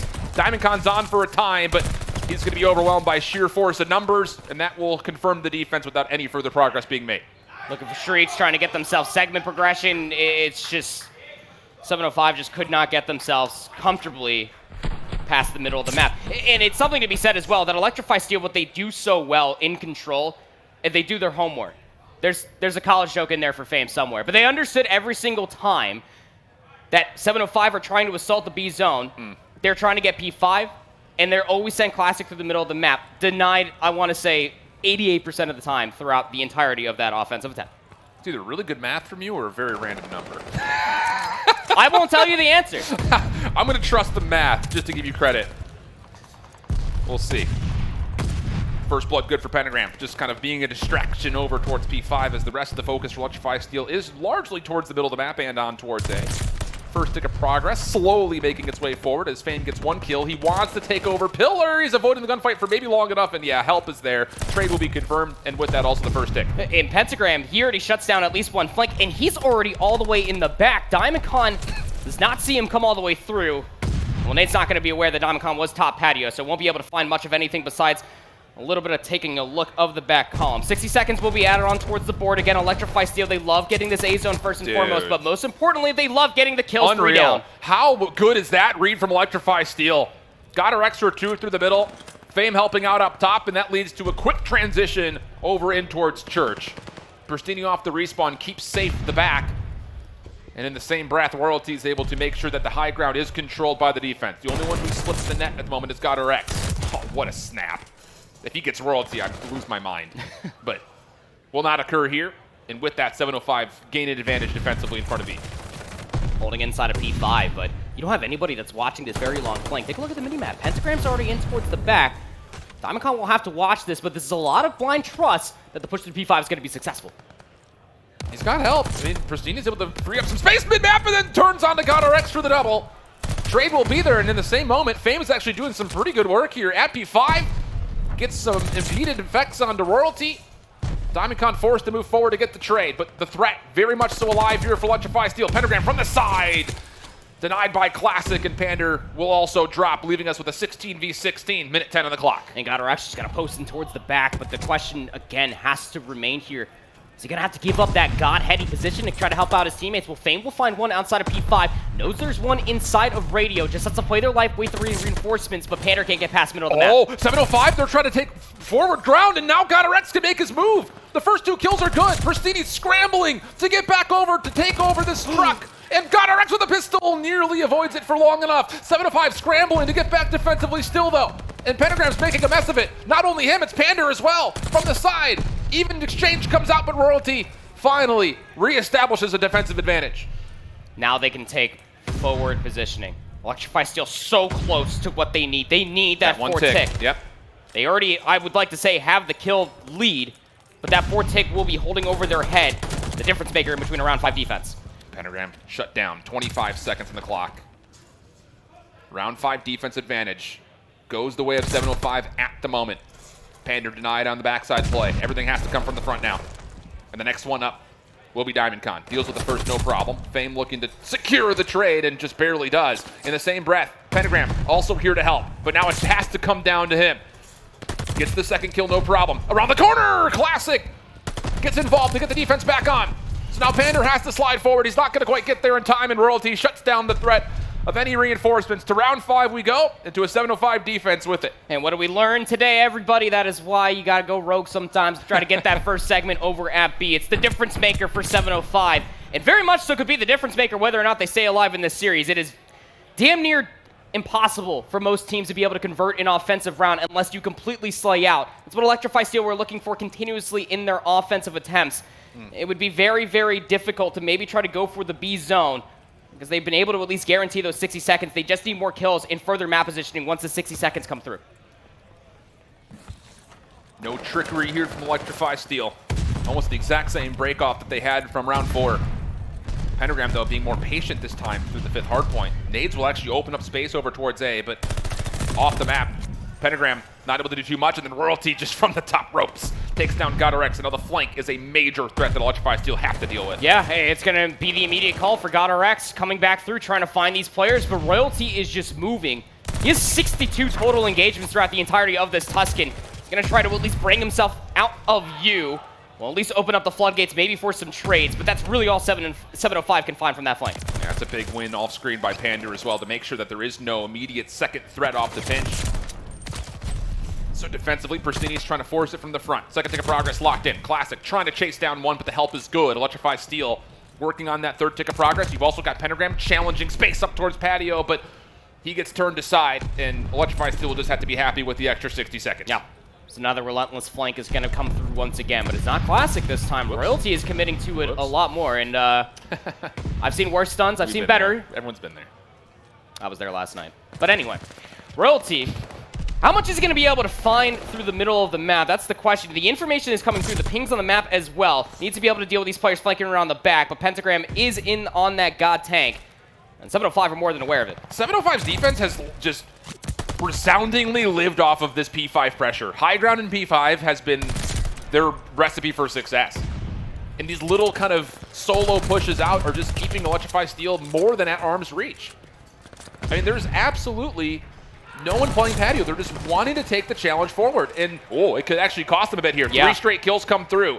Pander through the middle of the map, trying to deny. It's Diamond Con who's going to get red. That's 4 straight down. And now Pander in the back can really create a problem. Pristini deals with it, but the pressure on the point is starting to really amount. Classic from the high ground.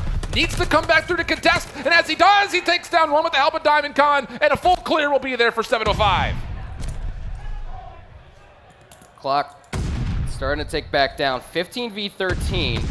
Electrify Steel just need to find these clean kills while they're also getting themselves further positioning. That last push was great, but when Pristini again activates themselves, finds 2, that just really puts all the hope in the blender, huh? 3 life advantage for the defense. Under 60 seconds to play. Classic down low. Denied. How big is that kill from Pander? Diamond Con for the double! Shuts down the potential play, but it still rests with Preston. And he's going to get around the backside of this. Fame's kept his life. Nobody knows that Fame's on the staircase. He could actually touch and completely foil this defense, which loves to play so far forward. But can he get any help from his teammates? You can't just do it all yourself, and Diamond Con makes life very, very difficult for the reinforcements. Fame caught off, and 705 a 6 life lead with 23 seconds on the clock. It's looking like it might be impossible because they're out of respawns as well. You might be able to get yourself church coverage, but you simply don't have the lives. You just don't have the time to be able to make further plays happen. 705 are going to keep themselves alive in this best-of-5 series, Alan.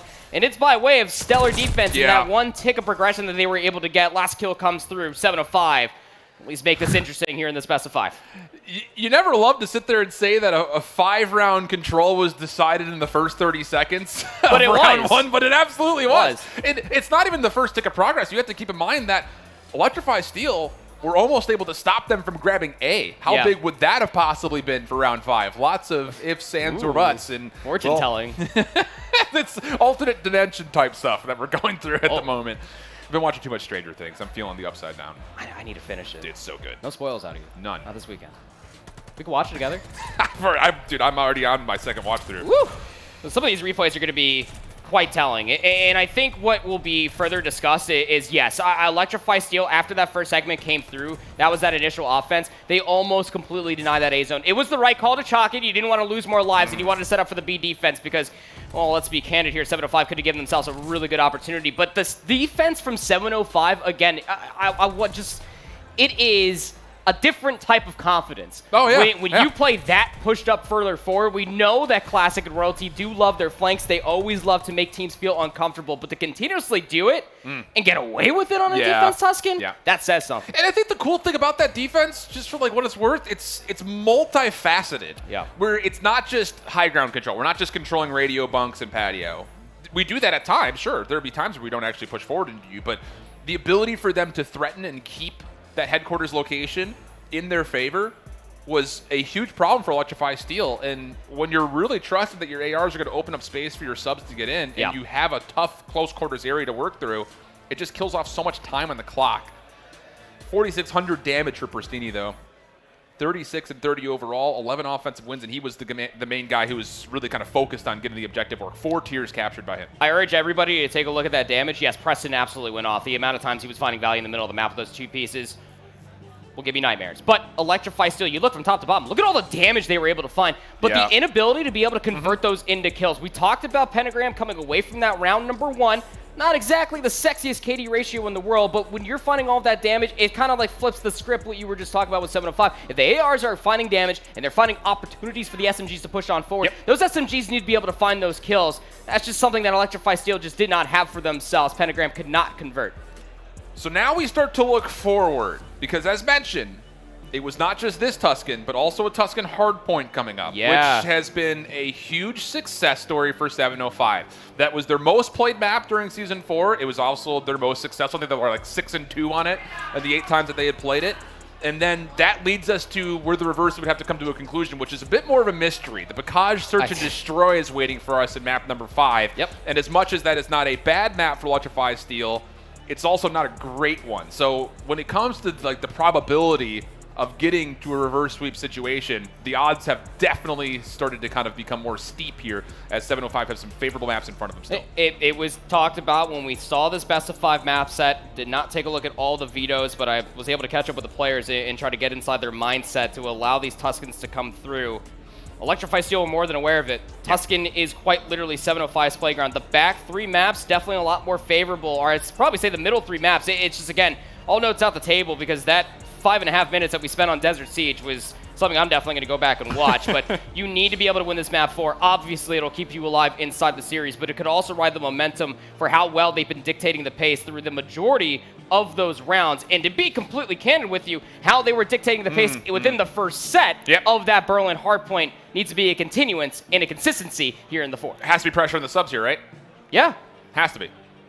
But you can say the same thing on the opposite side, too. Well, like, sure. Pentagram needs that bounce-back right. series, but at 705, the one thing that they keep getting away with continuously, and why Tuscan has been so good for them, is not only the timings and the understandings coming through from Royalty in Classic, but it's just their relentless attitude. They just always keep on pushing the flanks, and their ARs are always just locking you down, playing that Overwatch. The one thing that we'd said a lot during Season 4 to kind of, frame up how it feels to play 705 on a map like Tuscan Hardpoint is that it feels like they have a 5th member on the map at times, with how quickly they're pushing multiple angles. So annoying. It has to be, I think, from Electrify Steel, not wanting to get to map number 5 and try to improve on, what, just to be candid, one of the worst Hardpoint maps for Season 4. You have to make sure Royalty is contested on these long rounds. Classic as well, of course. Yeah. If it's not one, it's going to be the other. Sure. And if it's not either of them, Pristini's never been the guy that's shied away from getting his hands dirty. Yeah, dude. As a flex player, dude, Pristini's been unbelievable since he came back to compete. Unbelievably good. It'll be quite telling to be able to see as well, because it's got to be said, that 70-point lead that Electrify Steel held over their heads from 705 and then those first set immediately got turned back around. Really. But at least starting off on the favorite side will be Electrify Steel, taking a good look at P1. Not a whole lot of focus for 705 in the middle of the map. They're all in for P1. Oh, and that's why DiamondCon quickly back through you. Gets a second elimination onto Pentagram, which stops Electrify Steel in their tracks from trying to get a flip. Now it's Pristini, responsible for the middle of the map. Good first kill coming through, but Hall of Fame gets triggered on, and actually a gunfight is still forced as Pentagram unfortunately takes down GodRx. So 705 keep control of the hard point, even though they do lose control of the spawns. Oh, classic. Even for 2.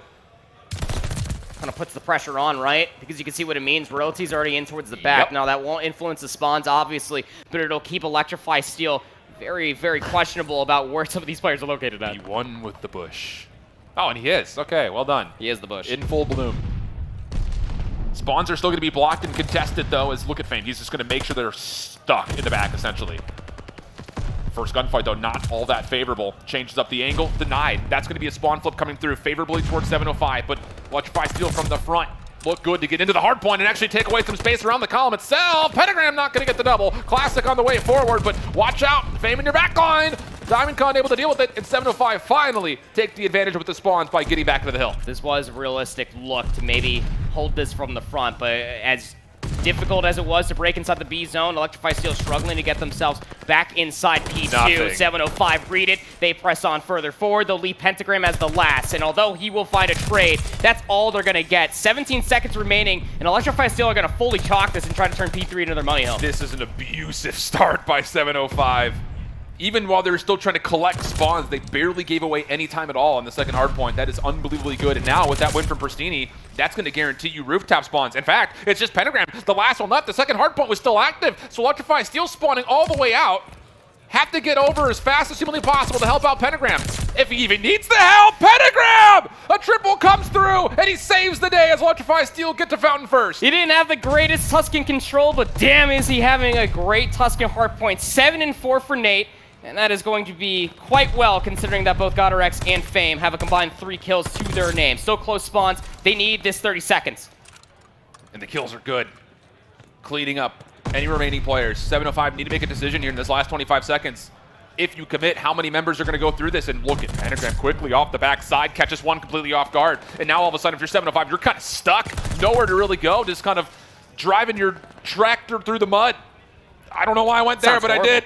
And now it's an 85-34 lead. Electrify Steel right back in the game. In the middle of the map, coverage enables Electrify Steel to push past field. That means that they're going to force 705 to spawn on rooftops, giving up the scrap, still 36-92. Got a whole hard point in between these two teams. When you got Pentagram piecing like that, it allows you to just keep your feet up on the hard point and soak up that time. Yeah, he's like, nope, not again. Not gonna let that control come to fruition here in the hard point. 4 in a row. 12 and 5. Fame at this point is just happy to be here. GodRx on the opposite side, though, denied. And now 705 had chance with 35 seconds to break on in and still put a lot of time on the clock here. Fame up top denied, and now it has to be down to Pentagram, and he's feeling super confident. Kill number 5 comes out, and okay, that's the line in the sand. There's potential streaks involved. Let's make sure we get the regen. Yeah, but you would just hope that Pentagram 13 and 5 maybe try to get some streaks. Dude. He needs some help. There's kill number 6, 1 kill away, has the read, but the hip fire won't be able to ring on true. So no glide bomb there for Pentagram. But although he's piecing 14 and 6, it's not converting into any hardpoint time whatsoever. Classic is just existing on the hardpoint. He has a minute and 12 worth of hardpoint time, and he's double positive. All good news for 705 in the departments that we were looking at. DiamondCon stunned up, will eventually be overwhelmed. Then Electrify Steel winning the trades on top of that mean that they get into P5 very cleanly. But can you survive through the onslaught of nades that are being cooked up? Pristini also on a streak of 3. The first one forward.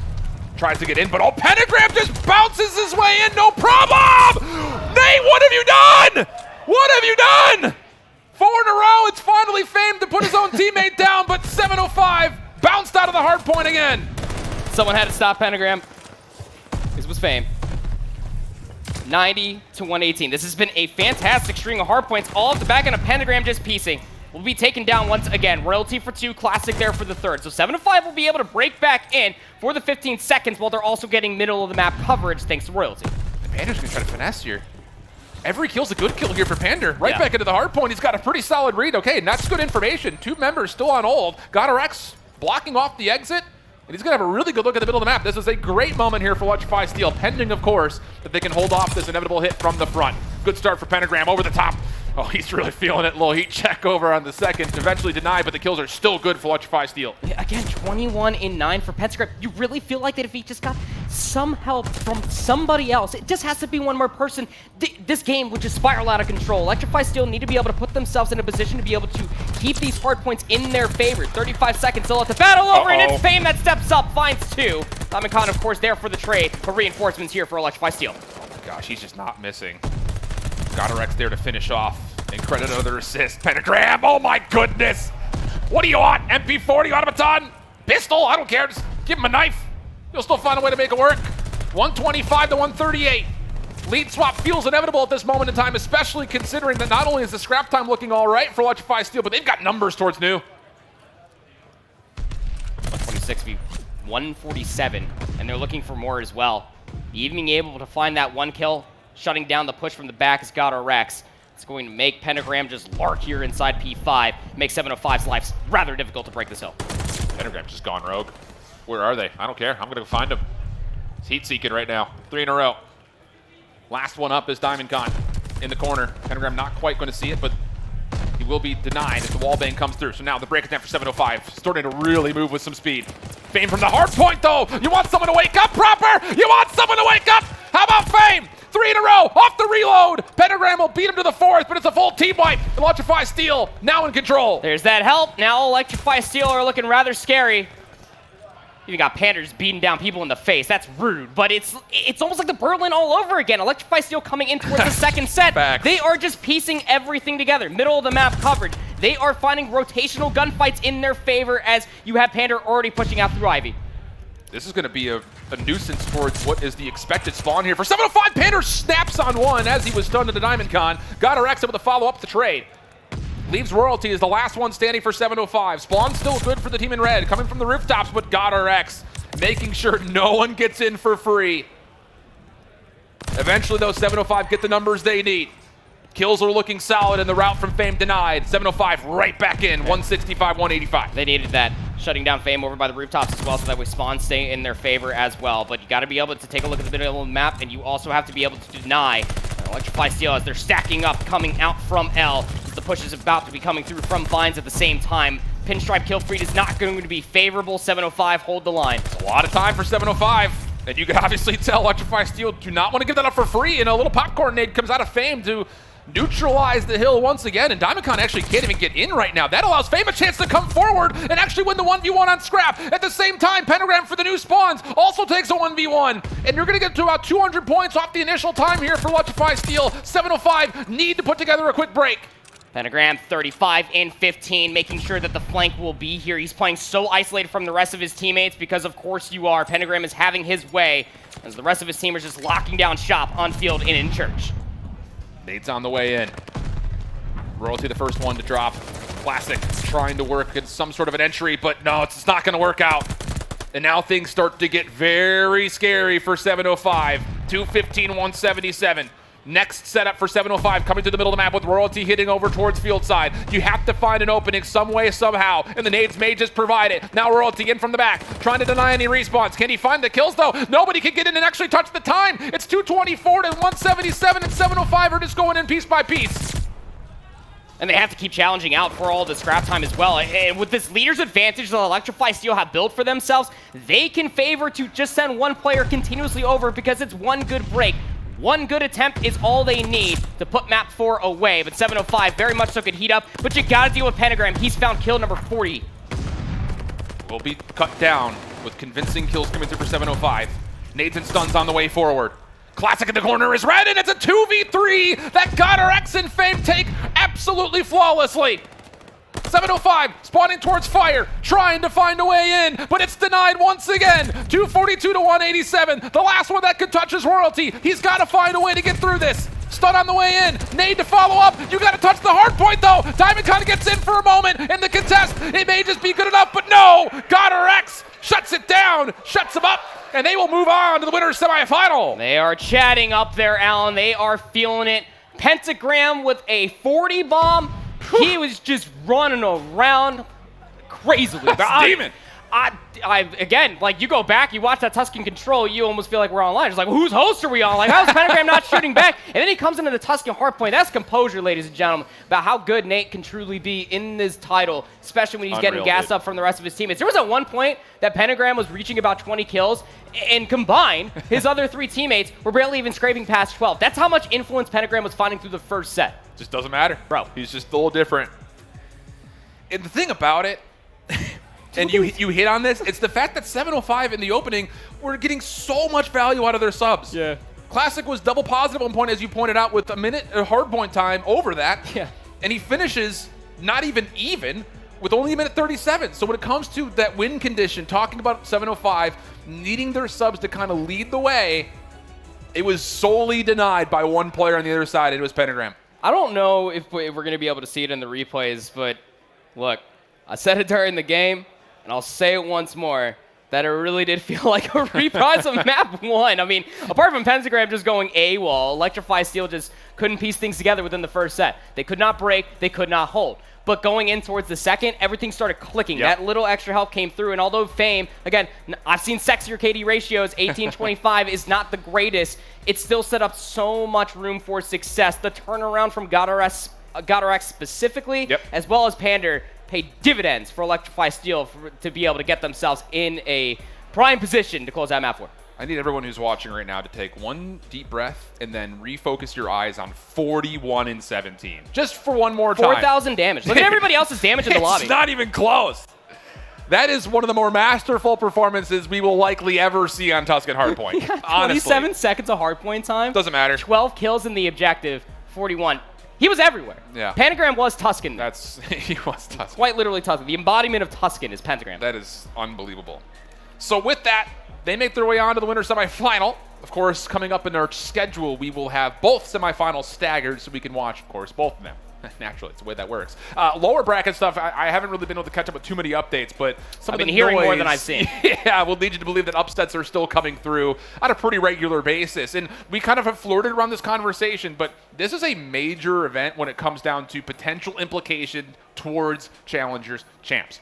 Obviously, you're looking for a top 4 seed just internationally to get in and auto-qualify, but you're also looking to kind of build some favor and maybe iron out some of these very recent roster changes to put yourself in a good spot for LCQ. I think this weekend has been quite telling to see where a lot of rosters do stand as far as the roster mania that did hit at the end of Season 4 because surprisingly. Of course it is. I mean, I'm not surprised anymore at this point. It's North America Challengers, and everybody's just switching teams. Unless you're Electrify Steel and 705, they're sticking together. But it's just one of those things, again, to go back to the entire champs conversation, is that there is at least some wiggle room for maybe one team to get themselves in a position to auto-qual. Well, we'll take a look at the bracket to see what's been going on while we were keeping our very intent focus on that winner's quarterfinal matchup. You see, Timor has actually moved their way further into the lower bracket. They have been put into a very steep gauntlet of a lower bracket run, too, at that. But, of course, as we already saw, Ultra NA taking down AIM to open up our quarterfinals. They now meet up against Clayster and Team Exposed. That'll be, I believe, our first winner semifinals to come up. And then we'll have Electrify Steel and the other Ultra Academy team from EU as they took what looks to be a very thrilling map 5 versus Valor. That's a reverse sweep. Yeah. Oh, yeah. That's a reverse sweep. That is a reverse sweep. What? Yeah. Because that's what we were watching before we came over and cast it, too. Yeah, Ultra Academy, I mean, they were EU, I should say. They were down horrendously, like losing 3 rounds in a row in that Search and Destroy. The hardpoint was close, but a reverse sweep, a team like Valor here on the weekend? That's the one team that has the opportunity to possibly jump into the top 4. That's right. So it's just chaos, man. It's challengers. You just grow to expect it. But for now, we have to take just a brief pause in the action while we set up for our winner semifinal matchup that's going to be up next. You'll have Spaceman and Dream Crazy on the call. We'll be back after the break.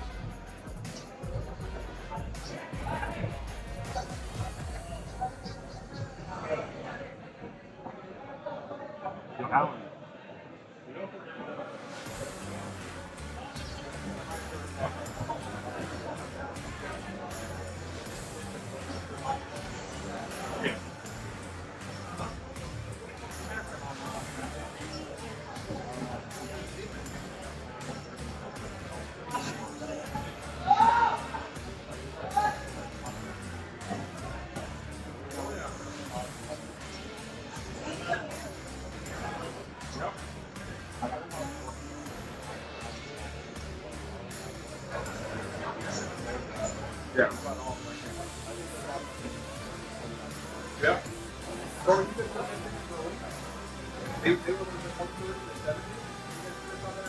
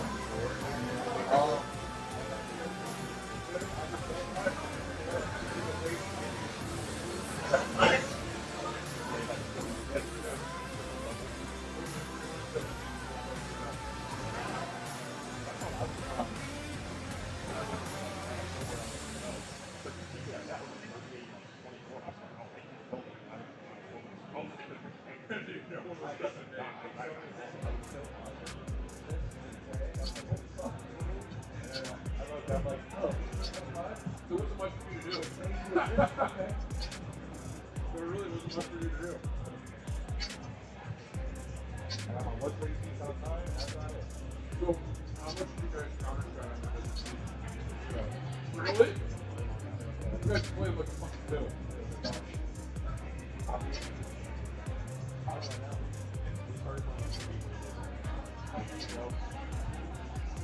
But you guys gave them nothing to work with every single opener.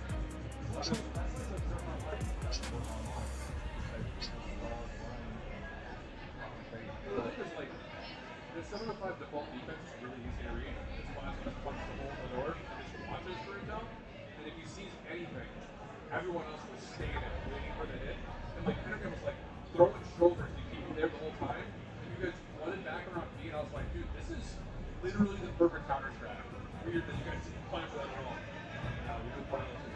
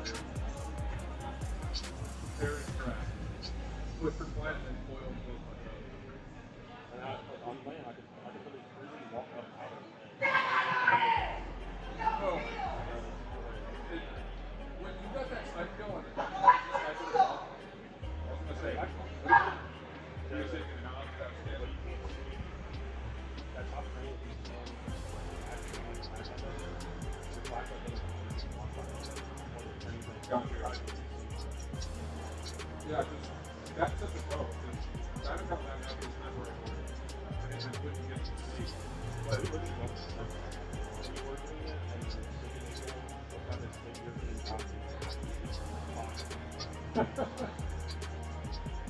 Yeah, that's such a tone down. Every time I see one play that all game goes, good way all around.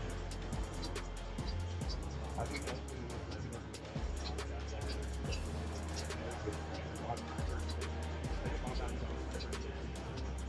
over there, or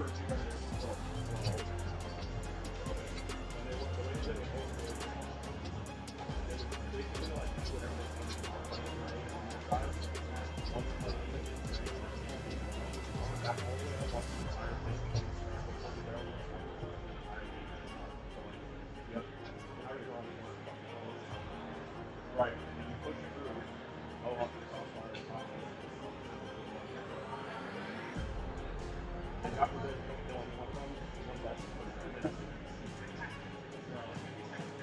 You guys look fucking different though. Yeah.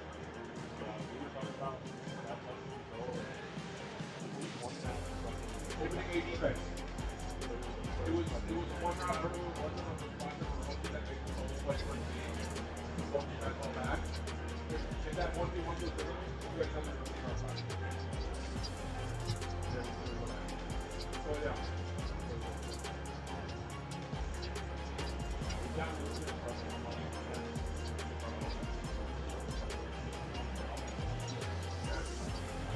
Given a lot of good looks though, I thought you pointed your life in that round 5 on stairs. I thought you were about to gut it. Because they were getting a G5 every time. And I was like, man, you just turn around and look at everybody.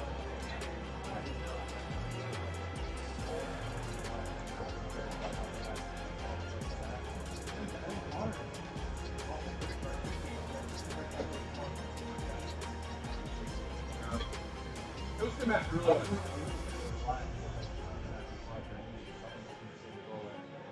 What did you just do? That's what's the word? Yeah. They're staggering practice.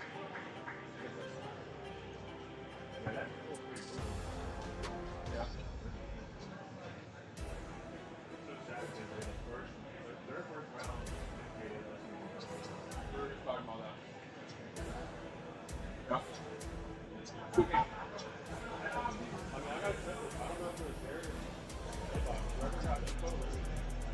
They didn't play our best match, they played our worst match. Every single match that we played, they didn't get us promoted, they didn't get us fucking bro. They're hard to get through. They play 6-4. I think for the most part, that series played out. I missed the way that the expected it based on season 4 stats. Yeah, they don't really play Berlin on Hardpoint. They don't play Berlin serve at all. And they don't play Berlin control at all. Yeah. Bad match, always bad match, and vice versa.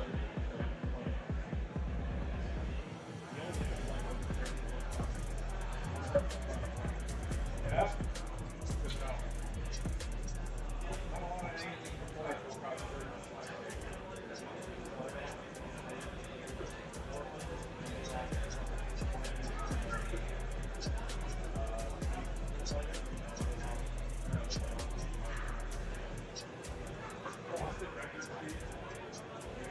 Fast as the fight that doesn't seem to be solved. It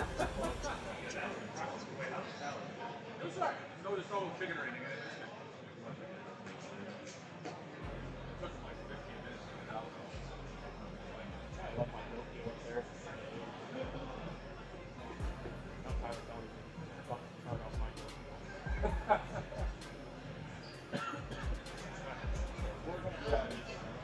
Yeah. I think our last scheduled match was quarterfinals, but we'll probably also do that. We're going to play 3-on-2.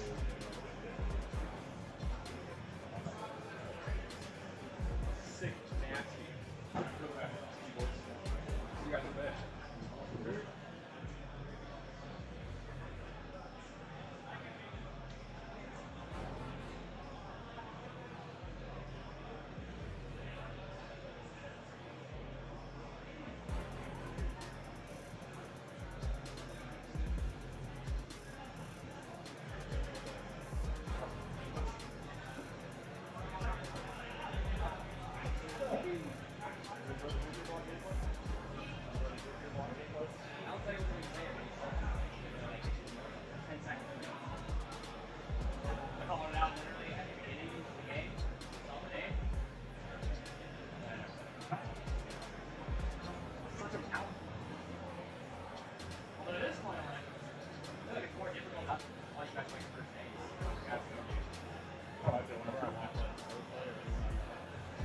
I've been around forever now, so like I either know the pro player or like just go comments to call my No, it's supposed to be like an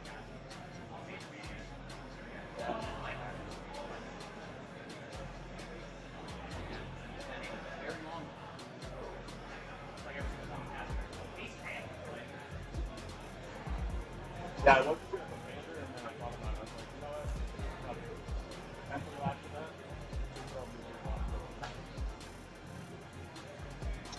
probably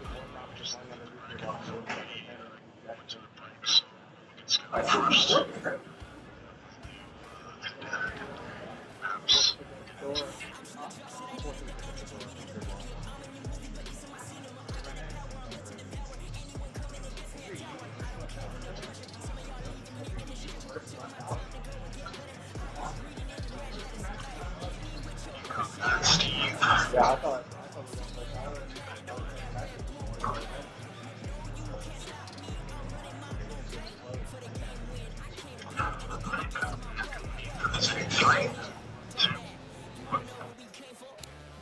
Welcome back into the Boston Open. Spaceman, Dream Crazy. Challengers continues on, and we got some matches we've got to get through, and we will do just that. But to rehash real quickly, apparently, it was just decided that all of a sudden, yeah, Pentagram wanted to turn up and just destroy everybody. And we had a feeling that might happen this weekend, and he continues to do what he did at the end of Cold War and most of this year. It's just absolutely fine. Absolutely. 705, I mean, I just... Electrified Steel, man, they really turned up. And you know who's looking final right now? God RX. My goodness. He was also popping off as well. But, whew, yeah, Pentagram in that last Tuscan definitely turned up for the squad. I'm really excited to see if they can take it. But I'm excited for this matchup as well, as we got a pretty exciting one coming up. We got a whole one. Let's get into the schedule because, my goodness, these matches have continued on. And we've already seen a couple so far. It was Electrified Steel and 705 that just concluded on your screens. Ultra Academy North America coming up next against Team Exposed. And then we will round out with Final 2, Electrify Steel, Ultra EU, and then our winners finals, which is yet to be decided, but we will get into that later on. For now, Ultra NA, Team Exposed, yes, that is Clayster, Fellow, Venom, and Dav Patty. Okay, let's talk about it. Let's jump right in. Ultra NA, we just saw them, I want to say about half an hour ago, Ellen. We saw them basically take control on the Gavutus. They did their job, 3-1 win in the series. They move on, and the reward for that is a team coming out with about as much fire as you could expect. Clay and Fellow putting the dynamic duo back together. Yeah, absolutely. And I mean, we talked about roster mania and all those team changes. The biggest thing for Clay and Fellow was picking up, of course, Dave Patty and as well as Venom. Like, they were one of the first squads even to place in winners round 4. Like, they've been hot throughout the whole entire tournament. And I even said this kind of coming into it. I feel like this is going to be Toronto NA's biggest competition here. They very well could be. And this is one of the matchups that we could see going 5, or it could be a respawn blowout. Regardless, we know what these two teams bring to the table because when you look at Ultra, it's been consistent today. It has been composed, and the continuity in their gameplay that's been so effective from Seasons 2 to now has continued on one of the biggest stages going into Champs in a couple of weeks' time. Ultra looking very dominant. But on the other side, you can't say enough about what Clayster and Vela have been able to put together in the end of this year. And Dave Patty coming on with Venom. Venom, I feel like, has been often overlooked this year. The dude is back where he belongs.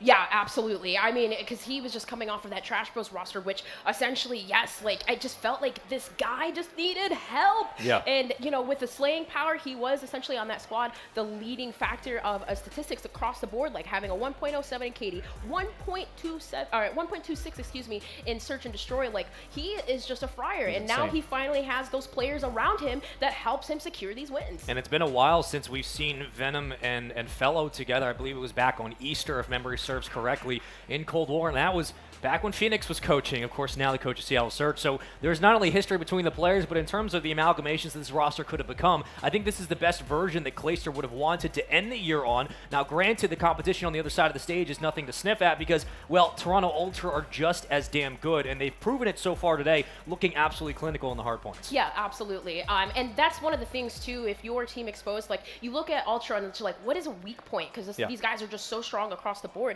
I feel like for Team Exposed, it's going to be those hard points. That's going to be, for me, like one of the leading games because S&D statistics, I mean, if you look at the statistics, of course, kind of throw those out the window. Sure. But, like, if you look at them, they're really close across in their controls and their S&Ds.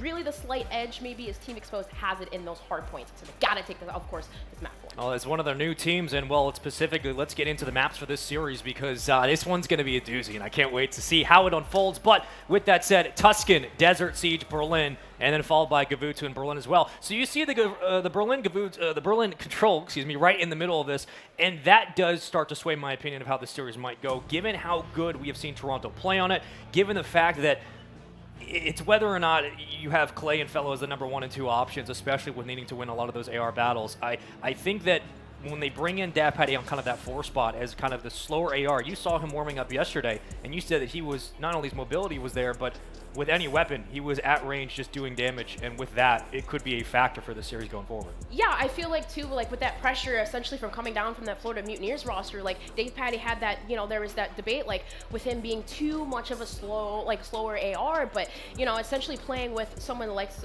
of Clayster, who is, you know, the more dominant AR player. Like I feel like Dave Patty's just getting into that vibe where he's flexing more. You see him more with a sub now. You see him playing more aggressive. He looks comfortable with it too. Yes, exactly. He's looking so comfortable with this squad.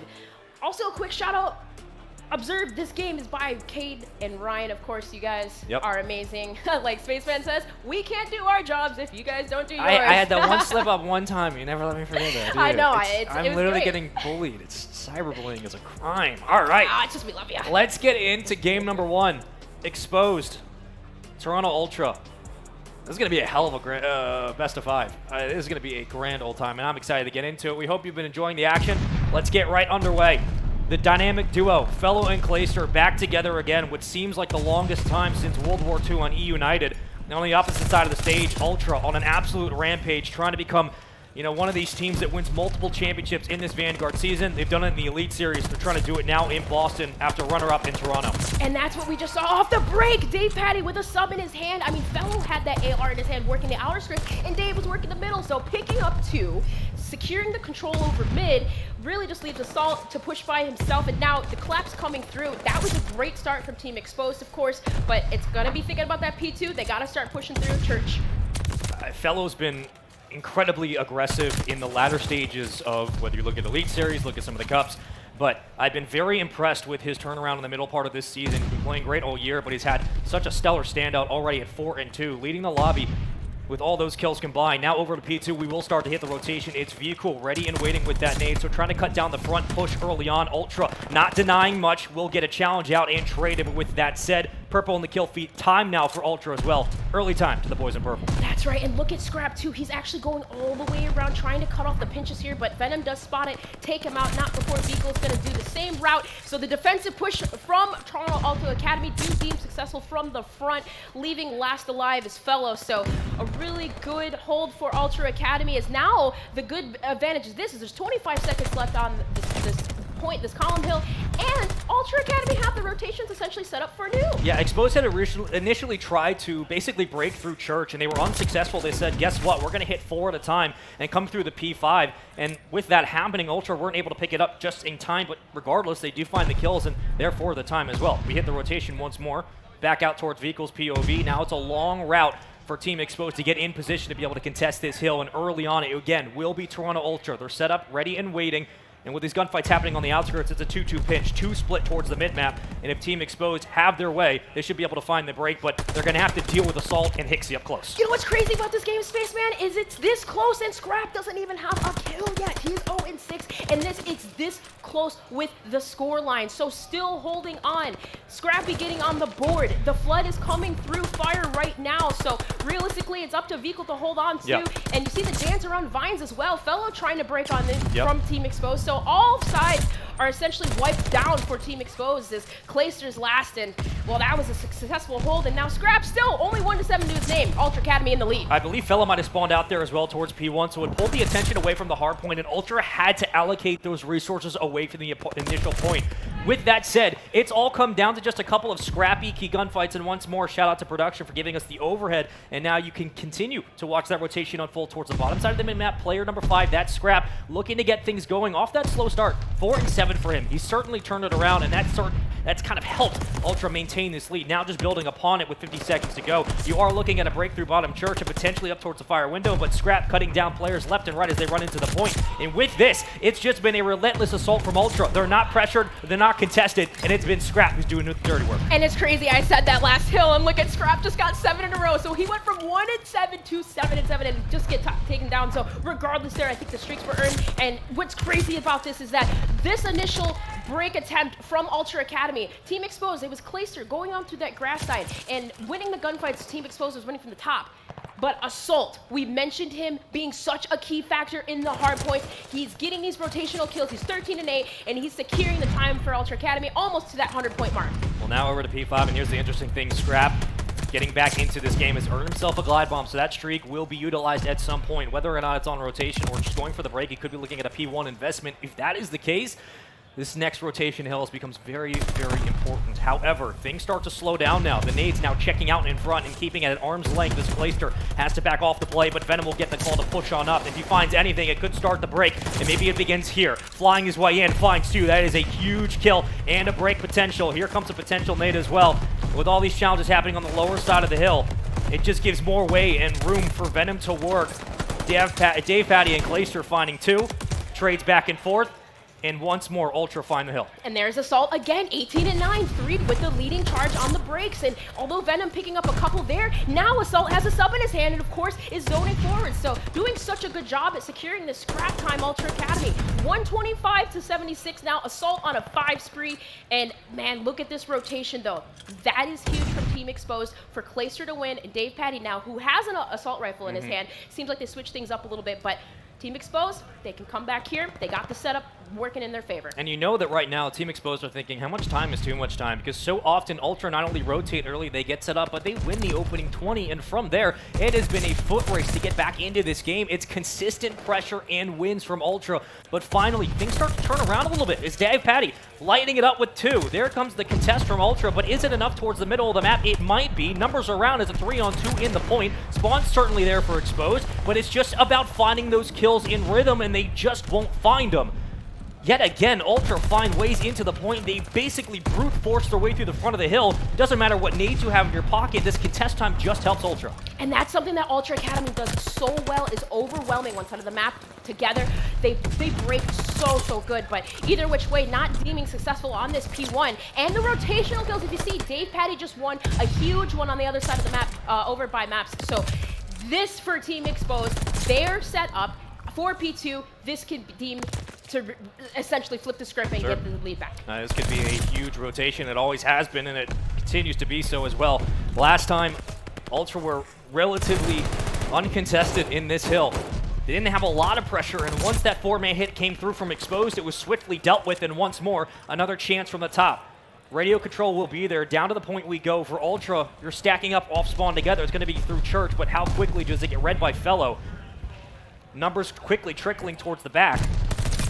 Fellow hasn't seen anybody for about 10 seconds, and Clayster more than happy to sit inside the point and get time. Oh yeah, and if you're Team Exposed, this is looking good because it seemed like too, Fellow, if you notice, he had an AR to start. Him and Dave Patty actually switched their roles up. So maybe that's just deeming more successful now, is swinging that lead in their favor. Because yeah, once Scrap started to turn up with that sub, he was able obviously to do some damage. But regardless, the P3 hill is what Ultra Academy thrived on last time around. And this is what happened. They were set up, and look how far forward Vehicle is, and look at that grass side.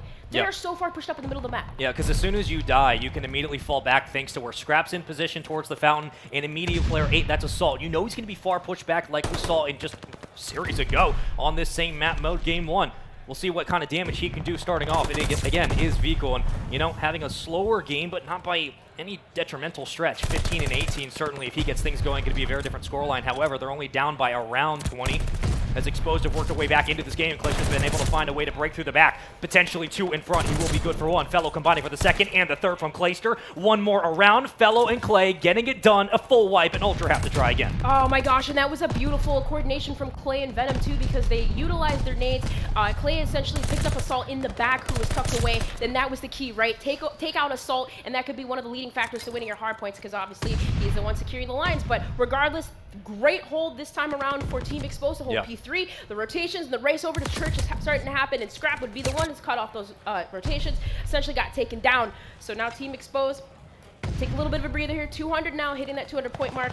Got to look to flood through that grass side. Compared to our first set of hills, the last 2 for Exposed have been completely flipped. They've been able to get in early and watch that break. So Ultra have not had that same success. And you can see how that swung this game open. It's a 40-point lead. What was around 20 going into Fountain is now completely changed. And it's going to be up to Assault and company to stop this bleeding. If there's any chance, you're going to have it in his hands. Automaton is good for 1, maybe 2 through the back. Goodbye, Clayster. And Assault picked up for the right reasons. 28 and 19, close to a 30 bomb. That's right. So the break attempt from Team Exposed, you got 2 members in the back, and you got Venom flooding from the top side, but he does get taken down by Vehicle, which was so key to holding this scrap time here so close. And look at that spawn. They spawned over by pillars. Kind of a split spawn coming through. Well, grass side and pillars, but either which way, not a bad setup, at least for the P5 rotation. Yeah. But either which way, we know how scrappy this hill can get, and now that was a beautiful hold from Ultra Academy. Assault, he's still going. You have your choice of options as well, because you could choose to go towards the rooftops, or you can put a sub down towards well steps, where you want that mid-map pressure where Clayster originally was before he dropped. So now it's up to Scrap to make that initial push. He does get the entry, and here's where Ultra can capitalize. What was a 40-point game now quickly dwindles away to just around 10, but you need a break if you're Ultra, and you need it right about now. P5 completely locked down. There goes Scrap. He's good for 7 in a row. Glide bomb earned, make it 8. Scrap is rolling his way through this hard point, and Exposed have no answer as of now. And the old Dave Patty is on the bottom, so at least he was able to take down Hixie, but still,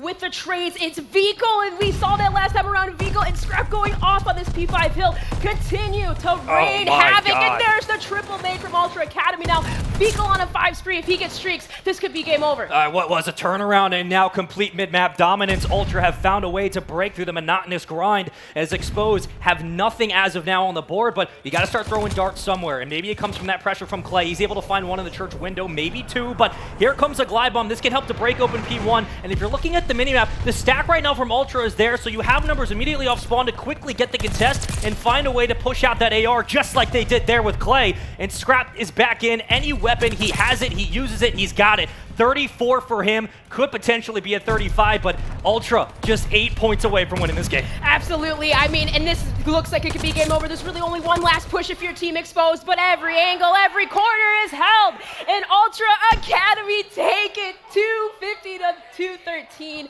My goodness, what a game. What was that resurgence from Ultra in the final few hills? All of a sudden, Exposed had found a way to flip the last couple of hard points, and they're thinking, okay, they've been able to take spawns, they've been able to win some of these engagements, and all of a sudden, it's a lot of 3-on-2 situations. It's a lot of we're winning the battle of the AR.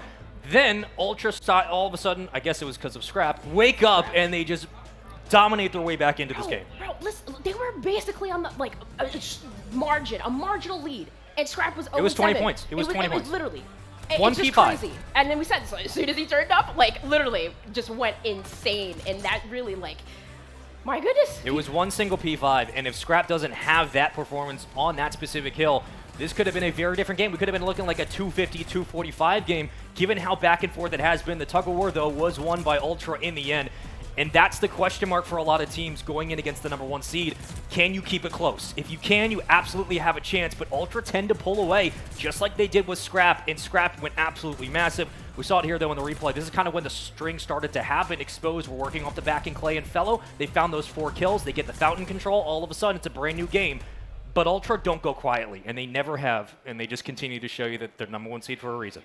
Yeah, absolutely. And I mean, Assault, we talked about him, like that Churchill. We've seen him thrive there so many times. Like, he was holding it down for the squad, even though 33 and 24. Yeah, 33 and 24. 4,300 damage. And he's still getting in the hill Good time, of God. course. Like, you see all members getting in the hill, but regardless, like, that is just one of the leading factors, man. Like, he literally did his job so adequately well, and my goodness, P5. And the decision making was great as well from Ultra, because there was a final push towards P5 where you had a decision if you were Exposed. Do we want to keep someone at mid, or do we want to control well steps? Yeah. And Ultra decided, we're going to go through well steps. We're going to make sure that we get at least someone in the point, and that was Scrap. He had to lead the charge. He had to win 2 gunfights to get there. Yep. And he did that. As soon as that happens, you just throw every nade you have at the hill and bomb it to hell, and all of a sudden, it's a brand new game, and Ultra get the win because of it. 35 and 23 for Scrap. I want to think like 90% of his kills came on that P5 because he was absolutely spectacular. But in the end, that is a very strong Game 1 win. Yeah, and I feel like, too, because at one point I was looking at, just kind of like what Vico and Hixie were doing. They both kind of were a little bit slowed down those last couple hills, but then they picked it up as well. And Vico especially, he was a key component to getting some of those kills like that Exposed when they were trying to break. He was picking up those kills well side, because when Scrap got the 2, he got Dave Petty down at the bottom. So a lot of those key kills coming in for Vico saved the game for sure. Well, the interesting thing about this series is it's almost reminiscent, outside of that middle portion of Berlin control, of what we saw an hour ago. It is Tuscan, it is Desert Siege, now it's Berlin, then Gavutu. So if you are Toronto, you're feeling pretty confident about where you're at right now, given the fact that, at least in the conversation of recency bias, which is never a good way to have a convo, but it's a way we can do it, it's certainly on your side. You've had reps already today, and you're doing it against a team that you match up pretty well against. Yeah, no, for sure. And it's, I mean, like you said, it's the Berlin. But either which way, the Desert Siege, they do have to take here. And as we finally head into the game, I feel like this one kind of loaded up pretty fast, though. But we're getting in. And Love that. Well, I love when it loads in fast. It's so fun. look at this fellow. He got through and snuck through first blood. I don't think Assault expected that one, but at least Hixie was there for the trade. So evening up the odds is a 3v3, a little bit of patient plays, but that bomb is going down. Yeah, if you're going to overextend that far, you better hope you have someone to help out. If not, you're essentially hoping for a first blood. Whether or not you fall, it's up to you. Potentially Scrap. And a chance to spoil Venom's day. However, quick response from Venom, finding 2 on the engagement, and Dave Patty will shut down the round. Exposed. Wasting no time and no expense in that first opening pick. Yeah, absolutely. Fellow, I mean, really just kind of sneaking through that train, so I just decided, you know what, I'm going to full stand, you guys stay back, I'll get this pick, I know what I'm doing, and they committed to the play. That's the thing. Sometimes you see a member go down, and teams, they'll play a little bit patient. They won't commit to planning the bomb site, but not Clayster, of course, goes for that plant, gets it down, and Venom with the hot 2, of course, securing the round. And without much closer, I expect a lot of these respawns to be in this series. This is much more of a pivotal game 2, I think, for Exposed, just to notch up the series than maybe the likes of AIM Esports that we saw earlier, where they were relying on stealing a respawn, whereas for Exposed, you just want to even this out in an S&D, and you likely will be able to take the following Hardpoint or Control, whichever one, but this is going to be a very close race between these two. Already, first blood again. Venom, that's 3 in a row for him, make it 4. He has not slowed down after finding his first pick in the start of this game, too. And very quickly, a 3v2 for Ultra. How do they work back it? Absolutely. The bomb is down, that's in their favor, but still, look at the control from Team Exposed. Yeah. Jesus. Yeah, that's crazy. Venom, that's it. Okay, Venom 6-0. Excuse me, my goodness. All right. Remember we had that conversation before this series began? We're like, Venom needs some help. I think he's got help now. Yeah. And I think it's working. Yeah, I think he looks comfortable. That's for sure. Man, this kid. We've been watching him for at least on the elite side. I believe now 2 years. Modern Warfare is a blur, but in Cold War he was a. Listen, if anybody wants to make it back he was a up lightning in a bottle Yeah. in S&D, and he's proven that he's more than that. Like he's just. Kid's so good. All this talent. If anybody wants to make it back up there, it's definitely him, It's man. Venom. He had a taste of it. Like, he knows where he belongs. And he's good enough to be there. He's good enough to be Everybody there. in this lobby is good enough to be in the Pro League. And I'm sure that CDL teams will be watching this closely to take an eye at the potential starters might be. However, as shots ring out and no trade will fall, all members alive. Exposed on the attacking side. It's going to be Fella putting the bomb down very quietly. But not before Dave Patty does find that first blood. Now, does he escape? He does. Hixie did spot him, but here comes the push from Ultra. Now it's up to the retake. Post-plant positioning will be there for Exposed. The reach out from Dave Patty is good, maybe 2. Regardless, he gets information, and that just gives more time for Exposed to find the play. Yeah, I wasn't sure what was happening over here, but, I mean, Scrap just kind of waiting out. There's the bomb time. I mean, realistically, I just kind of hang out, play your life. Oh, yeah, you know? it's hard when all your teammates go down. You're like, the play you had originally attempted on defense is now not viable, so. Yeah. And for a second, I thought he was stuck. I was like, is he stuck? Did he try to rotate over? Yeah, they're not trying to feed info for Venom. For sure. That's the biggest Scrap's biggest thing. Now, granted, he's not on a spree of his own, but we're going to let the clock run down. Venom is still 6-0. Like, that's kind of the story so far for the start of this S&D, given the fact that it's been 2 rounds, now make it 3 in a row. It's been a very clinical, quick S&D, and Exposed are not wasting time, but that's because Venom has not died yet. Yo, absolutely. Like I said, they're committing to everything that they're executing. Like you saw Dave Patty get that first blood pick, and he ran away. But what did he do? He re-challenged. He caught the enemy off guard, and that's something that we, of course, Dave Patty, he's another player that just is hungry for it, and he's playing like it. Him and Venom combined, 9 kills. So see if they can continue the run now. My God, Scrap, so close. The slide peek and the spawn snipe would have been great if only he could land it. On the other side, you got Venom throwing shots out at range. So far, though, outside of that, a couple initial hits and throwing of shoulders from both teams, it is about as dead quiet as you would like. Yeah, and it's really like Scrap just trying to open up with the first pick here, but he does get it onto Fellow, and Dave Patty tucked away deep in the dunes over there. Wasn't necessarily able to see Scrap get the trade, but you have more freedom now with your Ultra as well. With that opening pick, given the fact that Scrap has not died yet, so they're going to have to worry about him, they, of course, being exposed. Ultra have room to work here, and Venom finds his 7th, so he gets the glide bomb. That is worst-case scenario for Ultra. Even if they win this round, you're going to have to worry about it. Scrap will respond on Clay. That's 2 in the round for him.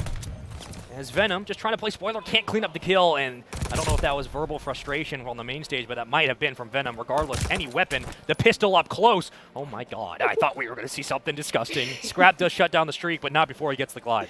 And there's only 15 seconds left to plant this bomb, so Dave Patty, at least aware he's going to play the time a little bit, play a little bit patient, but he does duck away with his life, and bomb has been planted, so you can isolate a player here, Dave. Dave Patty could do it. He's a wizard. Can he wizard his way out of this one? Does he see him? I think he might have.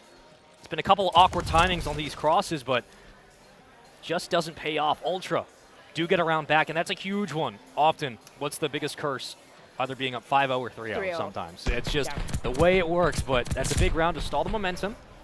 You get a plant down, get yourself back in this game, but more importantly, I mean, you give Venom streaks, but now you don't have to worry about anything else. Like, okay, that threat's gone. He's got it regardless. We'll deal with that if we have to. Maybe we can bait it out in one of these rounds. For Ultra, it was just about getting on the board. First points are the hardest. For Assault, speaking of kills, needs 1 at least. He's been shut down. But on this map specifically, we've always seen him turn up. So many clutches on that old Iron Blood Gaming roster, but that bomb slowly inches away forward. Yet again, it's Dave Patty with the first opening pick on Scrap, and there's the trade that does come through. The bomb is down, though. Now it's 2 versus 2. That's great positioning by everybody. I mean, Venom did what he had to. Vehicle did as well. Both teams just trading shots. Shaky ones at that, which Assault will now find his first pick of the game. It's a good way to get started in things with 50-ish seconds to go. Some odd change on the clock. Bomb carrier will be Clayster if he can get around, but unfortunately just not able to. Ultra, 2 rounds back-to-back. Yeah, and I despite even the opening pick, too, from Dave Patty, like, they're really starting to utilize their trades a little bit more better. And, of course, Assault not being taken down, but either which way. Yeah, trading shots, I mean, both teams are doing such a fantastic job at doing it, but the bleeding at least has been stopped. They still have those streaks still to worry about from Venom. But something that Ultra Academy has always been really, really good at is of course, their attacking rounds and their ability to come back. But I would imagine this time around we may see that mid-rush push that we always see, because it's time to get aggressive now. I think Ultra Academy, they're wasting no time. And that's a good call by Ultra, because I think they were waiting for that counter snipe to potentially come out from exposed. And they don't know that Clayster has it in his hands as of now, but it's basically a guessing game. You're kind of weighing your odds and saying, all right, we expect that Scrap has been uncontested, so Clay needs to respond, and he does. It was a full push through the middle, and Ultra were not ready for it, as Clayster was more than happy to pick heads off. Amazing reads by Clay, not to mention the double snipe. Oh my god, please. Yeah, okay. The information there, at least Hixie's able to take down Clay, but how much can he get done? What? With the pistol kill onto Venom now leaves it up to a 1 versus 2. There's 40 seconds left. I mean, essentially, he could wrap it over to B because the information is at A, and yeah, for a second I thought that was going to be the play, but either which way. Beautiful shots from Hixie, and of course, Clayster. Double snipes to stop the push through mid-palace. Yeah, that round kind of started with Ultra saying, we expect Clay to make a response at some point. If anybody's going to run the snipe on this team, it's going to be him. Of course. So they said, we're going to hit through bottom palace. They're probably not expecting it. They want us to reach out over towards Dunes to take on the aggression of Scrap. It was a good call by Ultra. It's just the fact that Clay decided he wanted to hit 2 headshots. So, you know, good calls from them. Better response from Team Exposed. Sometimes that's the way S&D goes. But in the end, just 2 rounds away. Yeah, and that happens. Some players, they have that tendency to sneak along the train track side, like we saw Fellow do that the first round, but Clay, he didn't sit around there. He stayed in the back tower. So very smart positioning from him, but this, of course, is a much slower round. You see you hear the utilities and the nades going out, but Hixie still at least has 2 of his, and just wonder where that bomb is going to inch towards. The preferred attempt would be B if you find the pick on Vico. Now, granted, that is all predicated on knowing that Vico's around that corner, and if Fellow does make this play, it would be huge, and there's the break they were looking for. Now, whether or not it's a quick plan is up to the discretion of Exposed, but they get cut off quickly by Hixie on the kill feed. Yeah. Potentially, too, but he guesses wrong. Oh my gosh, but that bomb is going down, and Venom, of course, on the other side kind of split the distraction over. So Scrambly Ultra Academy did look, of course, Fellow beaming at least 1, but Hixie now left in a 1 versus 2. There's only 35 seconds left. The bomb is going down, and he's going to try to get this nade over. No, does not connect. Would have been maybe a different story if it did, but Hixie yet again being the last one alive. Team Exposed running away with this now, 5-2. It's a good nade, but given the positioning of Exposed, it's probably not going to matter much. Clayster was all over that one. Match point. Game point for Game 2. Exposed had to bounce back, given how close the respawn had been so far, what we expect this series to be. Following similar storylines, 12-4 for Venom. Fellow at 3-4, but nobody else. I mean, Assault struggling a little bit. It's been a very consistent game from both teams. It has just come down to the rapid pace of those first bloods. But we see it again. Hixie peeking, unsuccessful. The wide shoulder punishes. That's 2 kills in a row, maybe 3. Watch out for the nade. Here comes the slide from Assault, and he will get caught by Fellow's nade in the end. A 2v1. Oh, God, that's unfavorable. My gosh. And here's the streaks that come in. So even if you don't connect with a member, you at least have information where all of the players are. And, well, Scrap. Yep. Something that he has done before. Not the impossible. He's got the bomb down, but he's got plenty of time to at least get a pick. Just post up and hold. Post up. That's kind of what you have to do at this point because, again, Ultra have to make the play. Oh, my God, Scrap got behind. Oh, my God, he got behind. You know, you're watching Bomb, but it's a better route from Scrap now in a one-on-one. Did he see Clay? Did Clay see him? Did anybody see anybody? Clay did finally get the info, and Exposed take it. 6-2.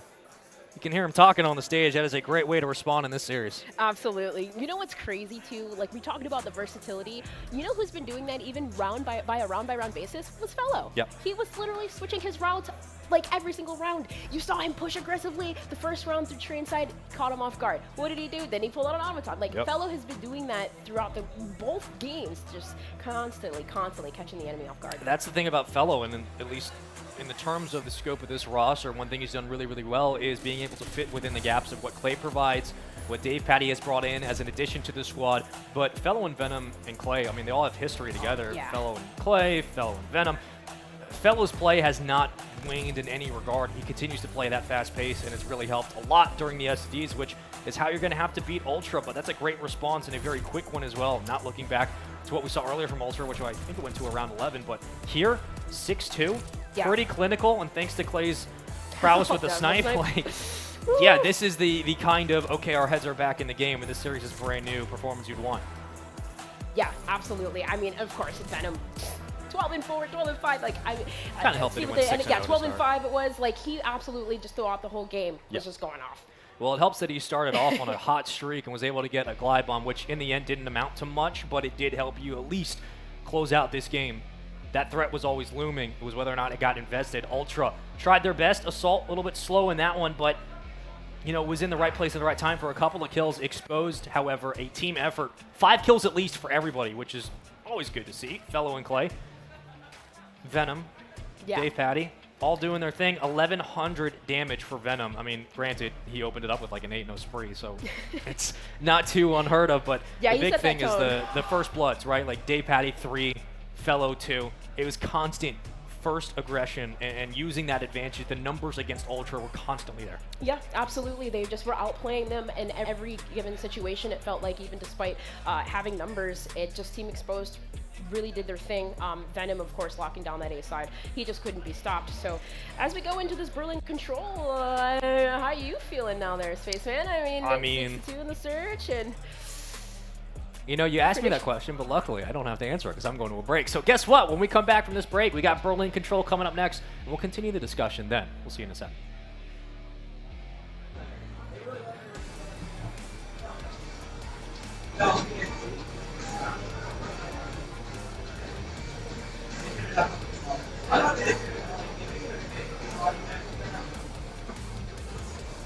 There might have been some house music.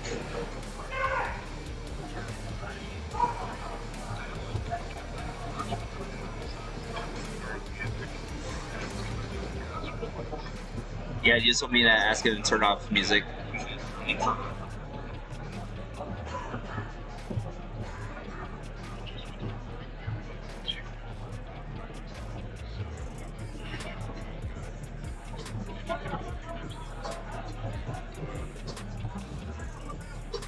Yeah, Clayton, I'll ask him to not track music during S&D.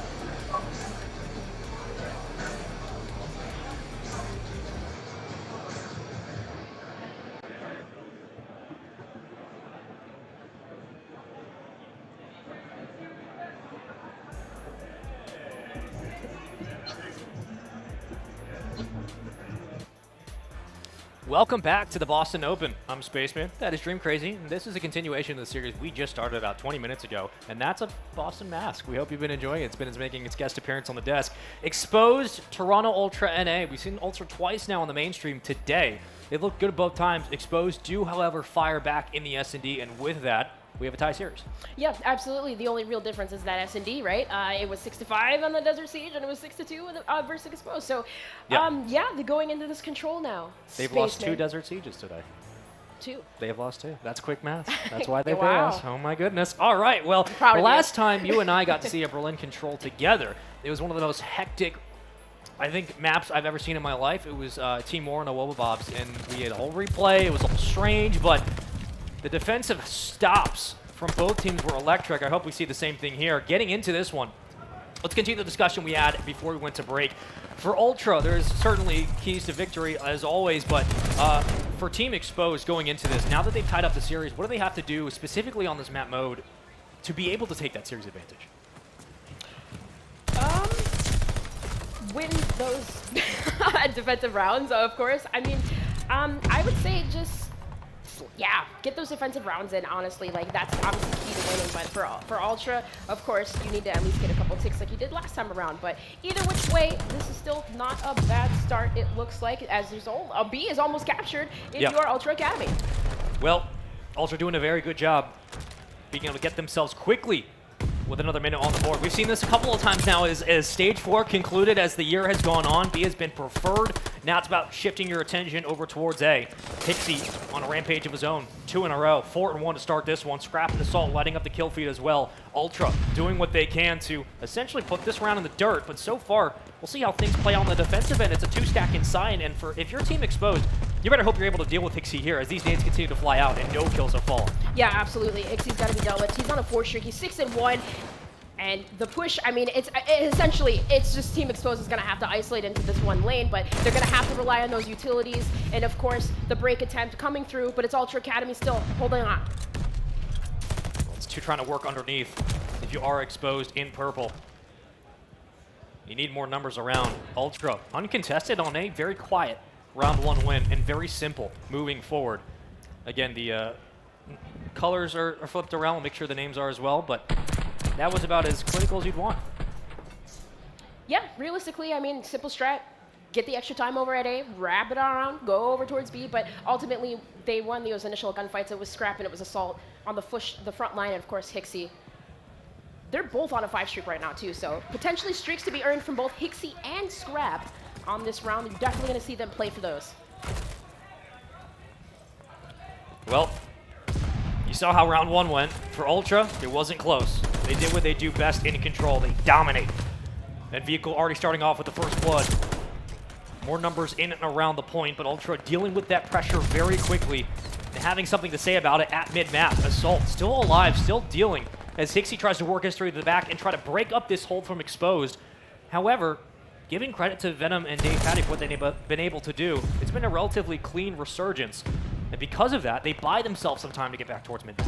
Yeah, absolutely. Like, that was key for Dave Patty, of course, to step it up. I mean, he didn't even have a kill last round, so on the defensive side, though, Clayster's going to look to break through platform here. He's kind of dodging around still. I don't know how he's able to stay alive right there, but finally taken down, trying to separate the push a little bit as his teammate Overfellow, you see, capturing B. So at least that is a tick is solidified, but there's 47 seconds left, and they don't even have a point capture. There's an isolated gunfight happening down towards the train tracks. That's going to be huge for Venom if he does find Hixie. You're talking about keeping the backline safe. However, Exposed can't afford to take their attention away from the front. It's been all of Venom and Fellow trying to combine for 2, but into the point, it will be a decap for the moment. Ultra doing all they can and throwing numbers on, keeping them alive as well. 21 in 19. The life lead there for Ultra, but barely, just by 1. 28 seconds to go, time will stop. Onto the point. Working at A, it's up to Scrap. He's got a couple in front, can't deal with it.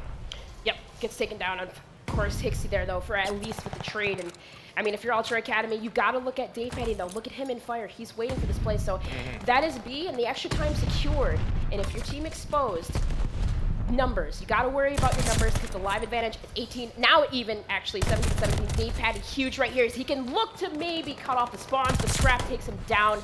And now Ultra Academy have control. And that's a great wipe as well. I mean, look at the spread on the minimap. Ultra have so much room to work with. And off spawn, if you're exposed and you're not ready for these gunfights, it's going to be a tough round to win, given you're already down about 2. You got a minute to go and a lot of ground to cover. Already, though, gunfights happening towards the train tracks. And we'll see if Scrap can find anything in fire. No, it will not happen. Venom wins another, and they're keeping numbers up. Exposed have reinforcements if they need it. They certainly will try to make this break happen. There's a couple extra nades fly through, and Dab Patty still alive. But whether or not the break happens through Secret or it comes through P1, it's up to Dave Patty and company. Finally, here comes the push. Yep, and that's Assault taking him down. So still holding the line now. There's 30 seconds left.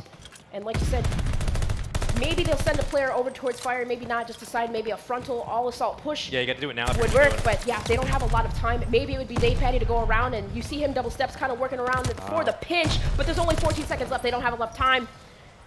And look at the spawn out for Fellow. I mean, he spawned so far away. So again, it is a foot race with 7 seconds. You're hoping, what, he 1v4s his way into the point? I don't think it's going to happen, but it's potentially possible. Not with that kill, and that will be the second round. Ultra, 2 in a row. Defensively, denying a lot and keeping Exposed, like we've talked about, at arm's length, keeping them from getting set up inside the point.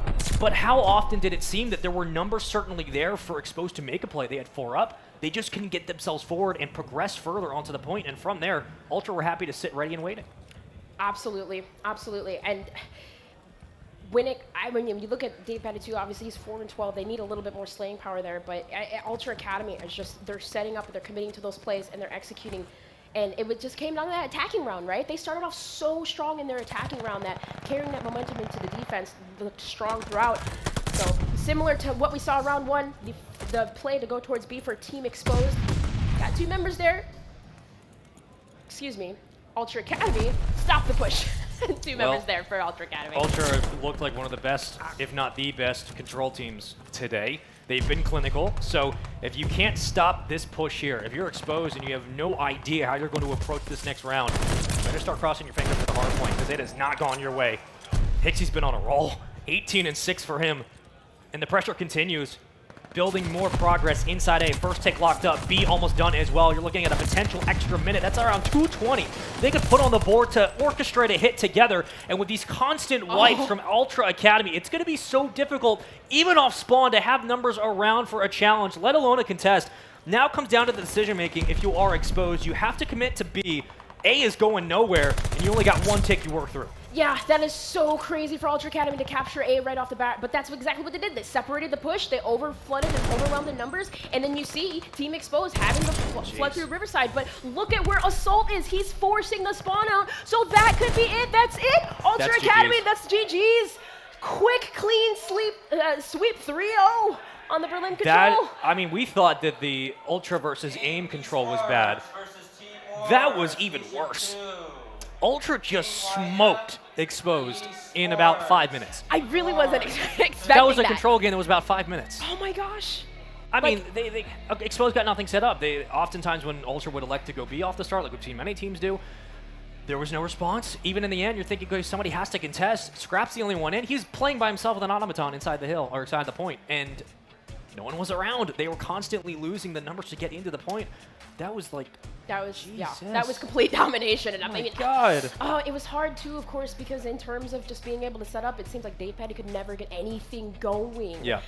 And, I mean, even from that first attacking round. Hixie started on a 4-2 run, 2 kills in a row, and was able to rally that into, I believe it was around a 4-kill spree before he jumped into the point. But when you're splitting that many different resources, you have 2 hitting at a site at a time, and you're not able to quickly counter that if you're Exposed. I mean, how often were Ultra sitting with Hixie inside A, everybody else at B, and Hixie was there for what, 20 seconds? Yeah. And there was no one around to clear out the point? Not to mention you had Assault, who was controlling spawns, right? So essentially, after they captured A, like immediately, what do? They send somebody Riverside to block that, to essentially force the spawn out, towards closer to P1, so they can quickly just get river control of that side and capture B. Easy. The rare times we would see someone try to overextend towards the train tracks, and you're looking at the likes of Venom to meet that challenge. It was oftentimes Hixie who was more than happy to not only do the dirty work at the point, but be one of the first ones out on a rotation. And when he overextends, there was no immediate countermeasure from Exposed. And that's the problem, is that there were opportunities here, sure, but you don't even get the easy opportunities to be able to respond when you're just getting blown out of the point. It was so often that Ultra just had their way. We thought the Gavutu was bad. Like, we thought the Gavutu was like, oh my god, Ultra's here. This is like, yeah, we want the championship, and we better hurry up for the next 3 weeks because Champs is right around the corner. This is a scary control team. Let's go to the maps.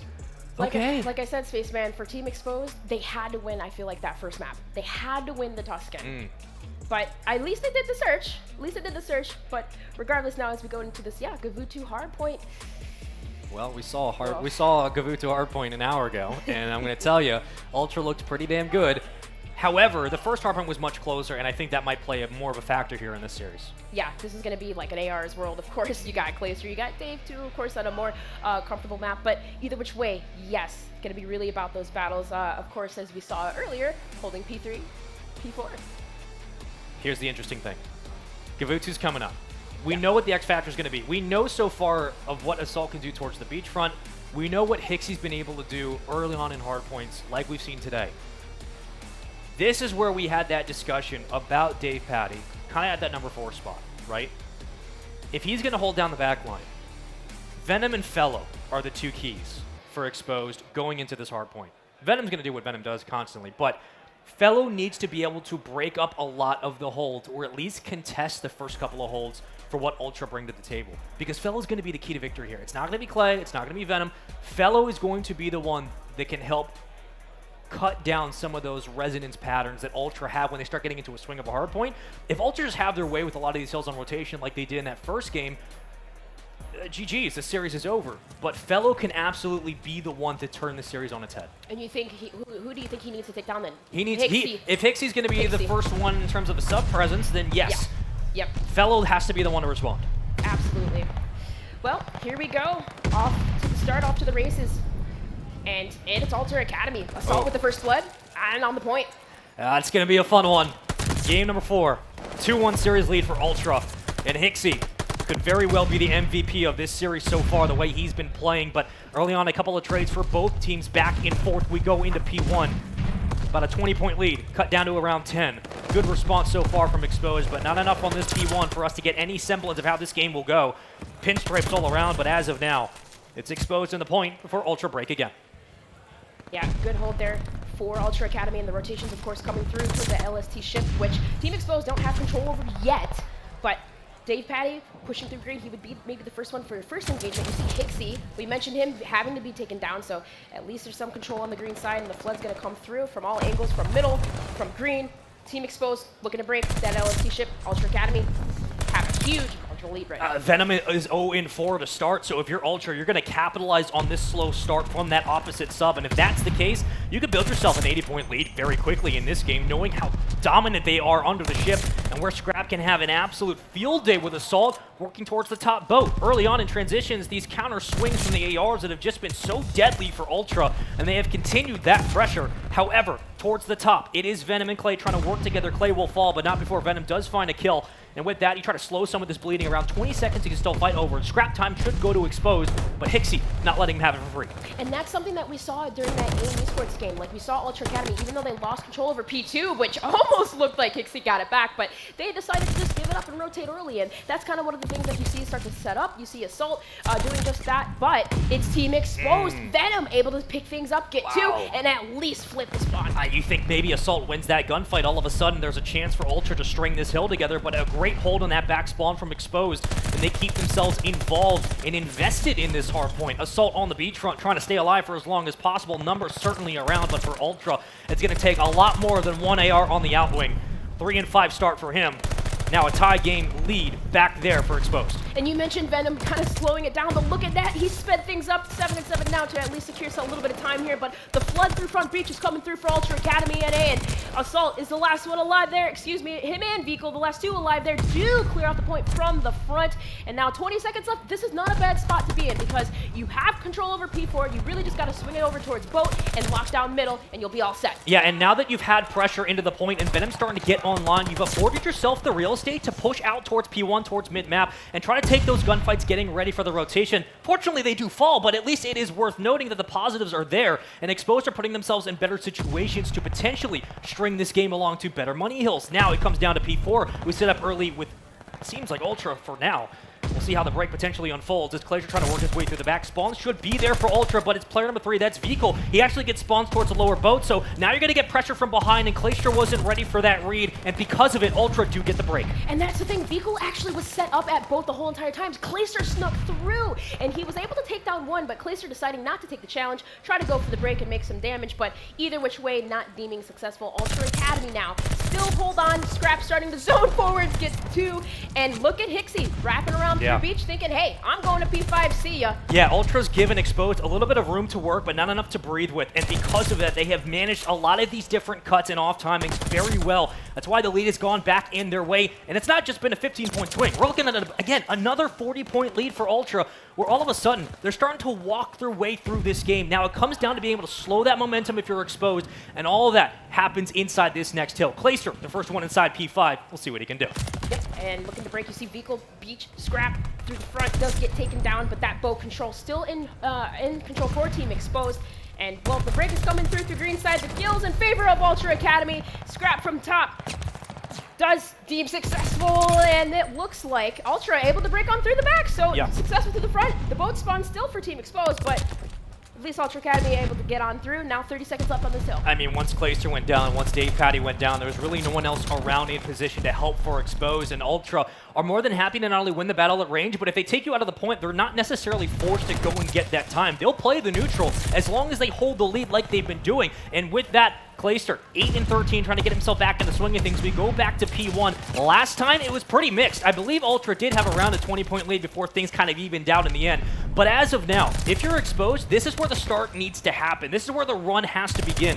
You have to start chaining some of these hills together, and maybe that does come through the sub pressure that's clearly been inside as Venom has turned it around. Glacier now flying out towards the front of the hill, so he's going to get that information early on, which would give time for players like Fellow, players like Davpatty to get back into the point, but it just comes down to whether the subs stay alive, and with Glacier dropping and Venom dropping, it's going to be so much more difficult for Exposed to find this P1. Absolutely, but they are getting a little decent amount of time. Of course, those mid pushes are being taken down. Assault was last time, and now he's there waiting on the stairs. It's Dave Petty that takes him down again. So holding on to this P1, Team Exposed looking pretty good at doing so. So we always saw the early rotations coming through towards the LST ship, but both teams are still fighting strong towards this first hill. Everybody slows it down. MP40 in the hands of Venom. Letting Hixie know, don't challenge me. That once more, continuing on. Towards the top of the boat, we've seen Vikal here before. We've also seen Assault in a similar spot. We've seen Scrap in a similar spot. But as trades continue to fall and Exposed find 3 more in the kill feed, another clean break for them. We talked about them just needing to have a little bit more of a consistent hold in some of these hills. On the P1s, it was scrappy enough, but it got the job done. Now you can rally that and translate it to potentially a better management of P2 than what we saw in the first couple of rotations. So far, they've been doing a pretty good job getting the opening 20. Yes, and the break that could have potentially went through right there was Hixie wrapping around through green side.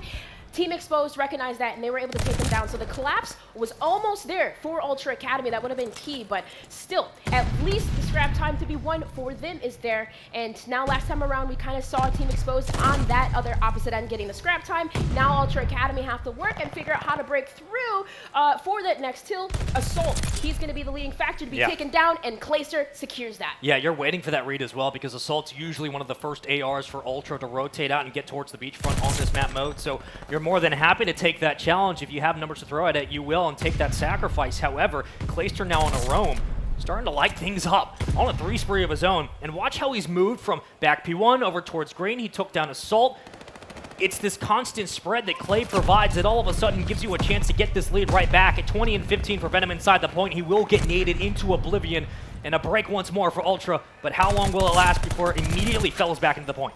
Yeah, Vikal in the back right there on P3, he was the one that could have given the catalyst to breaking this hill, but still holding on. Glaciers on a 4 streak right now, completely popped up between the last P2 and this one, just running around through middle, getting off those cuts, and, well, still, that was a really good hold for Team Exposed. The rotation not successful, but Venom, he's going to be the one that actually encounters members of Ultra Academy, does take down Vikal, has one more he's dancing around with as it's Scrap looking for the kill, does take him down. So Ultra Academy, at least, even though Team Exposed came on the back foot, they have control over P4. Yeah, I mean, even though Exposed did get 3 dead, you're still worried about the second wave and then the third, given where this hill's positioned. So Ultra not stressed by any stretch of the imagination, but it is worth noting that this P4 could very well decide this game. Whether or not Exposed do get 40, 45 seconds, if Ultra can just string this hill back right into a P5 break like they did last time, they might walk away with this game, let alone the series. Exposed have to have some of their best hardpoint runs so far on this hill. They got to deal with Hixie, though. Oh, my God, he is not missing.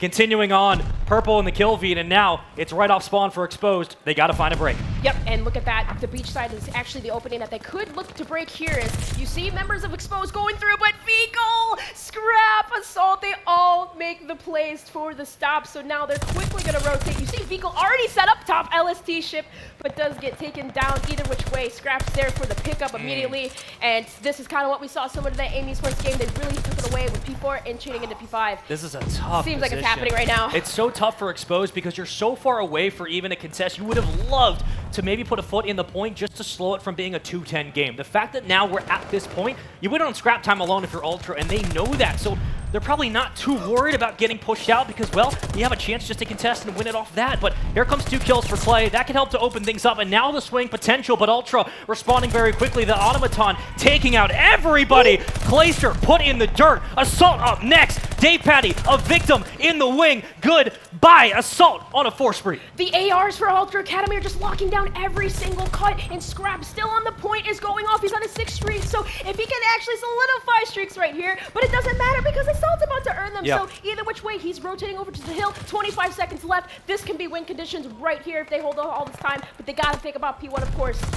And that's the thing, even if you put one member in the point like they did, if you get broken, given the lead, you can win off scrap time alone. They're more than happy just to keep numbers on the outside and try to win that rotation through the numbers. It's 226 to 200. What could come down to this final P1, Exposed, looking to keep numbers alive for as long as possible. You would love it, 27 and 23. But Vehicle will fall. Venom, Fellow, finding 2. A quality hold, and if you're Ultra, it's going to come down to that green cut. You're going to need at least 3 up to be able to make this push. Yeah, they definitely have to utilize their nades, but Venom, he's on a 5 streak, and that was huge Oh, from no. him to secure the spawns for Team Exposed as they're still winning the gunfight still. So now swinging the lead back in their favor. There's only 33 seconds left on this point, but my goodness, what is happening? Oh, they can't break. They're getting gunned. There's nowhere to go at mid-map, but wait a minute. The hold is still here for Exposed. It's 235 to 227. Ultra trying to build the lead back with 20 to go. Both teams can win it here, but if it contests for any longer, we might be going to rotation.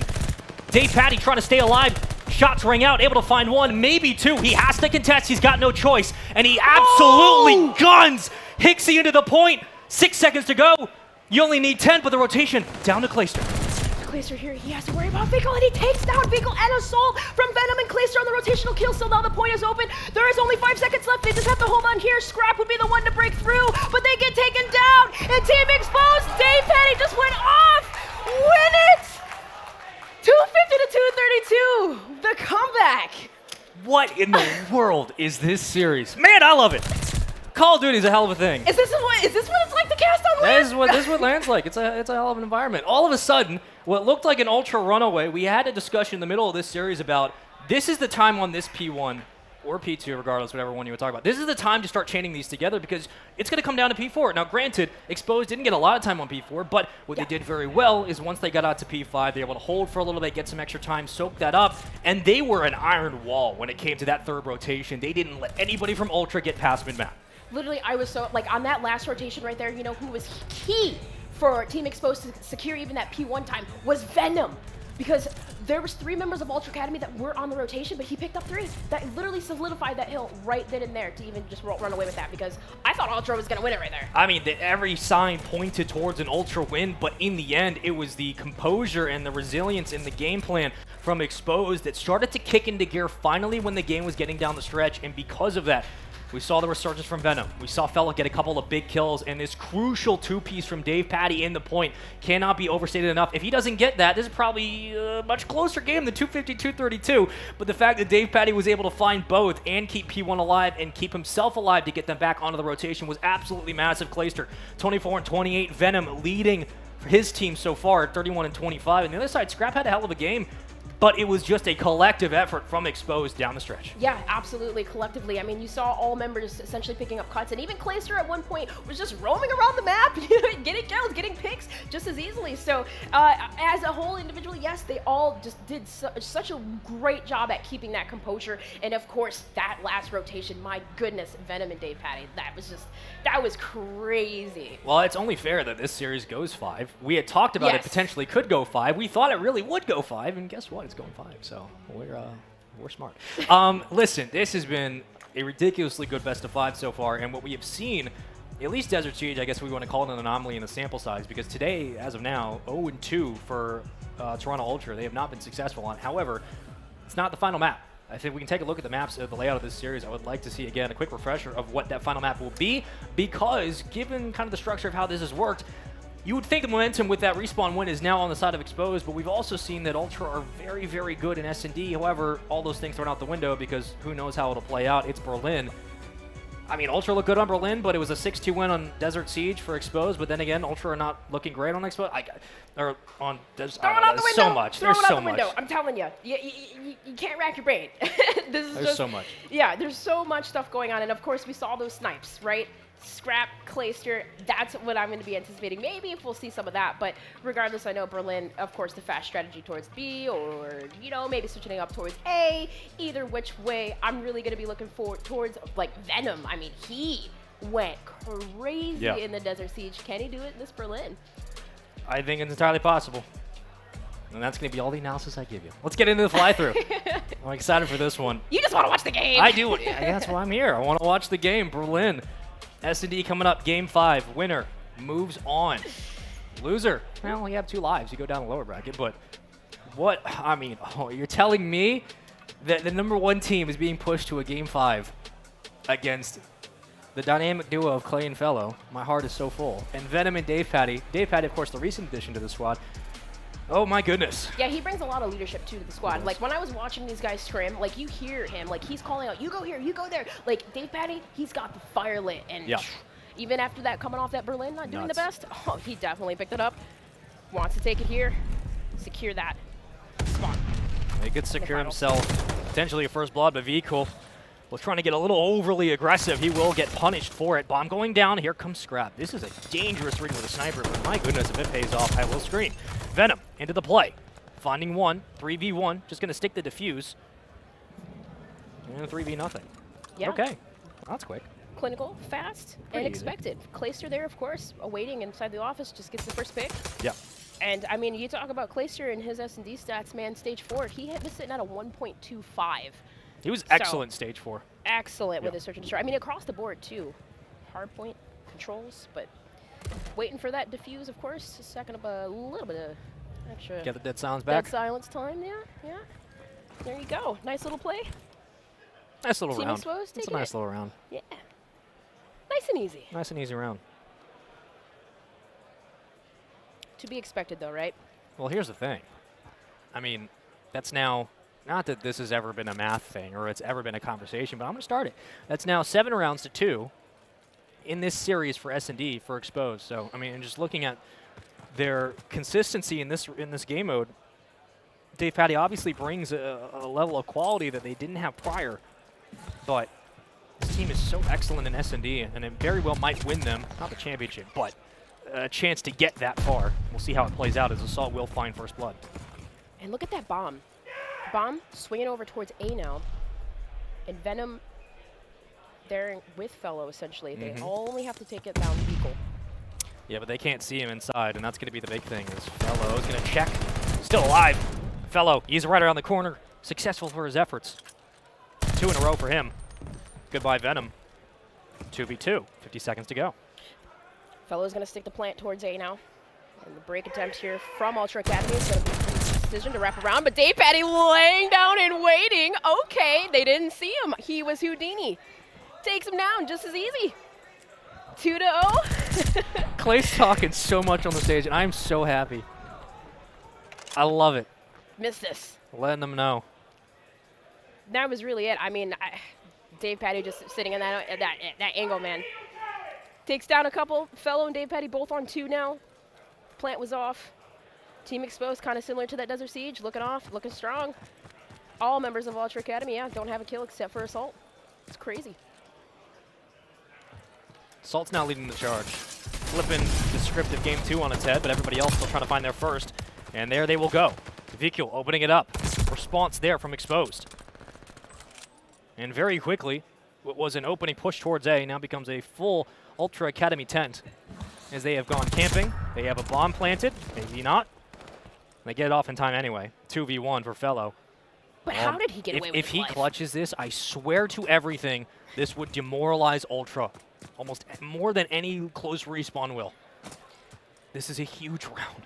But look where Ultra's set up, though. Fellow, he has a submachine gun. He's 3-0 right now, yes, but he doesn't have a lot of time. He doesn't know where any of these members are. Yep. And they're posted on the other opposite side. But a little bit of information at least where one is. So do you just stick the plant or run away, play your lives, maybe pick up an automaton, but there's not enough time. You gotta That's the hunt problem. kills. Yeah, you're gonna hunt kills given just where the bomb is, knowing that no one's around the site. There's clearly a play there, and for Ultra, it's a big round. I know it was a 2v1, it was a 3v1 originally, but you can never count those away. And there's a huge round for Ultra. Going into round number 4.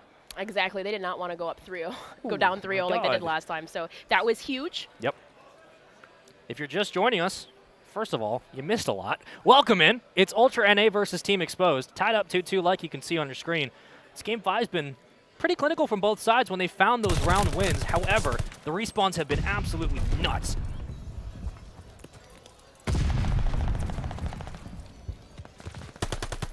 Venom on your screen. On the opposite side, off screen, it was Dave Patty finding that first blood. Assault will punish him for it. Bomb getting planted momentarily. It will go down. 40 seconds to play with here if you're Ultra. Yep. Can he get a pick here? Pixie still not on the board. Does take down Fellow, so now at least it's one. But the lives in the favor now. The trades are coming through. Dave Patty's last alive. And, well, now make it a 1v1. 25 seconds left. Yeah, you got to defend it if you're Ultra, but it's up to Dave Patty to make the play here. 18 seconds. And that'll be it. Okay. Keep it moving. Round by round. Round by round, that's basically it. That's the Different extent factor of my here. analysis, is round by round. Round by round. But realistically, at least Ultra Academy, they have some, numbers on the board now. And yeah, 2 versus 2, 2 versus 2, not 2 versus 2. The bomb, we've seen them play aggressively towards A so many times, and it looks like they're going to stick it actually yet again. It's going to be up to Vigil to find that first blood. If he slides in, you might catch Venom, but he doesn't. Well, granted, you do trade out, so it kind of works out for Ultra's way, but whether or not the bomb goes down quickly could very much decide this round. Working on the backside, it will be Hixie. Dave Patty cuts down Scrap, and Hixie, taking a little bit too long to get into this play, but now that he's there, he might get spotted. 3v2, you got fellow Dave Patty and Clay all up. Wait. And on the outside, Assault either has to rotate to get into pinch, or he has to team up with Hixie, and I don't think the latter's possible. He's got to wait. Hixie, essentially, he knows that there's members there in the front. Yep. He's making sure that It's he's gonna be up not to getting Assault. pinched, but yeah, Assault, he's going to be the playmaker here. And there's only 35 seconds left to work with, but at least some anticipation from Team Exposed. You see Clayster, he's going to be the one at least looking for those steps that anticipates this push. Hixie's going in. He's just making the play. He's going to get Bomb as well, but you will lose Assault in the process, and I was thinking maybe he'll get Bomb and just try to run through mid and get stocks, but instead Assault falls. Like we just said, one round at a time for both teams. Back and forth we go. It was a 2-0 lead to start this S&D. A response from Ultra. A round at a time for Exposed. 3 rounds away. Exposed are 3 rounds away from sending the #1 seed down to the lower bracket. Can they do it? Can they do it? Their defenses have been looking phenomenal. But can Ultra Academy answer back here? You see Glacier too, of course, watching the mid-map. But look at this. You only have one member. You have Assault now over at the A site. And Fellow actually opens up the secret door, and he spots members of Ultra Academy flooding through P2. So isolation already. They have control over A. That looks like it could be the round, but we'll see. And Clay's just going to see him. Oh, maybe not. Well, they saw Clay for sure. And yeah, he's going to pull Vico away from the play. Yep. And it just gives more time for Exposed to get back together, to have that information available for when they go for these challenges like they're doing now. Absolutely smoked. Exposed. Round number 4 to them. Or the 4th round, I should say. As we will now head to round 7 in this game 5. 4-2 lead. Surely it doesn't end 6-2 again. Please tell me it's not going to happen. I don't know what happened to Dave Patty, but that Berlin control, okay, didn't do the best, right? But that They got smoked in the Berlin, yeah. Literally turned it around in the opening of the last couple hills on that hard point, and then it's like he has just been lights out since then. He's on a 5 streak right now. If he gets those streaks this round, I think that might be it. I think we might see another 6-2. Yeah, if Dave gets streaks. They got to turn off Ultra Academy, though. Brother. They're swinging If you the don't bomb. believe in something, start praying. Yeah. My goodness. Unbelievable. There we go. Assault flying in. And quickly, Fellow does find the first blood. Here come the nades to follow up with it. It's a 3-on-3. So much chaos towards mid-map, and Dave finds his 6th. 9-2 for him. Assault might get lucky to stop this streak. Dave's going to play his life here. And Assault may or may not chase. I would tend to assume you try to play as long as possible. Uh-oh. But yeah, Assault could breed. that's it. That's a good read from Assault there, though, at least. But Vico taking down Dave Petty was huge. Now Venom is the last alive Ultra Academy, holding on by a margin. But my goodness, that looked scary there, even though Fellow had the first blood. And they Exposed. take the streak out, too. Yeah, and they that's take why the you heard them streak. get so loud, because they knew how big this round was. Not only you don't want to go down 5-2, obviously, but keeping the game within a round and keeping Dave Patty off streaks. Now it's all neutral. Now you don't have to worry about immediately getting traded. If you have numbers, if you're losing numbers, you can still play through the round. You can draw these things out and keep the gunfights at bay. Team Exposed, man, and that's something that they've been doing so well is like getting out of those gunfights. You see Fellow do it, you see Dave Patty do it, like essentially saving their life. They are doing that so well and manipulating, but looks like a hit towards A. You see Dave Patty is tucked away watching for any type of flank rotation through that riverside, and if they can take down Vico, that could be it. I think Hixie was waiting for Venom, like the opposite sub where he would meet that challenge on the docks. It never came. And with that, you have Dave Patty just potentially waiting for a read. So as the gunfights happen on the other side of the screen, Venom does eventually find a kill, but now Dave Patty has to rotate, and he's going to get caught. It was better positioning from Ultra, and that is a perfect round win from Ultra. They were waiting for the challenge from Venom. It never happens, and because of it, they're able to bait out Dave Patty. They're able to get in position to win these trades, and they just completely caught Exposed off guard. That was masterful. And that was that was beautiful. such a discipline too from Vico, of course, because if he wasn't alive right there at the end, that could have been a completely different play. But yes, such a good job, Ultra Academy now evening up the odds 4-4, and Vico on a 4 streak, of course, but baiting each other out. That has kind of been the key here for both of these teams, because like, man, it's just kind of the same thing with the S&D before.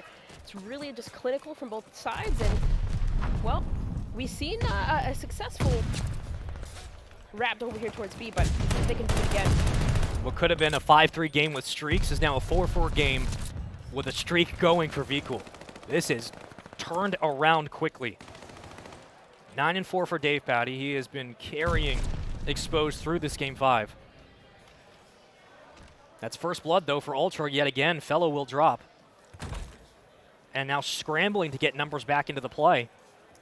Ultra start to make their move towards Secret. Yep, and they have to worry about Venom. I think Venom got a little bit of information, though, that the door was open, so at least he spots one, but he's going to trigger discipline and maybe spot out a couple. But Scrap does take him alive now. Placer's last alive in a 1 versus 3. The bomb is down. Well, once Venom was on the hunt, he had to play. He had no choice but to roam. Placer, a huge 1v3, but cross from all angles. One more round. Ultra working their way back in this game 5, in this S&D. They lose a heartbreaking hardpoint. But none of it matters right now. They are 1 round away from a ridiculous win. Oh my goodness. It was literally 4-2, and Ultra just won 3 straight rounds back to back. My goodness. Can they close it, though? That is the question. But Clayster, and that's the thing, too. Ultra have to defend. Positioning's just been better from Ultra. Yep. It's just been entirely better, and it was that huge round where they were able to bait out Dave Patty, and Venom never came up for the challenge. However, throw all that stuff out the window. Fellow does find first blood, and Clayster stays alive. That nade might meet him, but not before Venom finds a kill. It's a 4v2, and we are primed for a round 11 with bomb going down at B. However, Fecal does have something to say about it. And that's the thing, though. With this bomb going down at B, like, they're going to question, right, where are these members at? At least maybe Fecal has some information where Clayster is, but nothing connects. Assault. Oh, my God. Assault. If he finds Fellow or Clay. If he finds Clay, this is the round here. Ultra.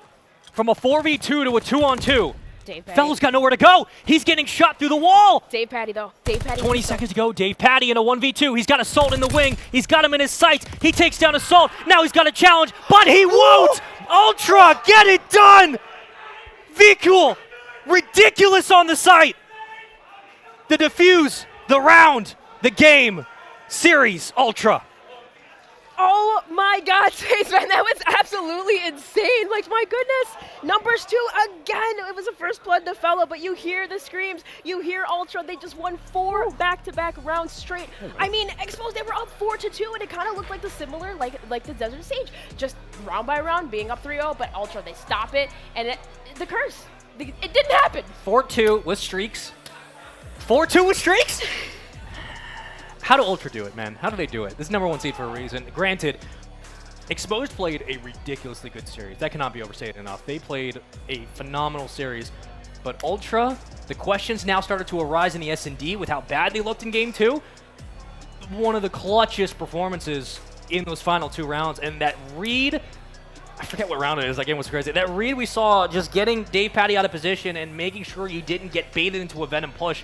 It was huge. It was absolutely huge. And Ultra, 10 kills for Assault. That's why. That's why they picked him up. This is the reason. That is why they did it. This is why right here. We've mentioned that, right? Like, their clutch factors in Search and Destroy, that could solidify their wins. And, I mean, championship form, this is what they want. They're looking pretty good. But, my goodness, I mean, that's something that they've always done so well, too, is just baiting each other out. The chemistry. I mean, if you want to like blame it on that, maybe they have better chemistry, but like no, either which way, they're looking so dominant. I feel like this entire year has just been the conversation of who's the core 3, and every time you think you're gonna get Ultra on the back ropes, they don't. They don't do it at all. Here's the recap of the series. It was Ultra taking Game 1 on Tuscan 250-213, then following it up with a Desert Siege blowout from Team Exposed. Wasn't really close by any stretch.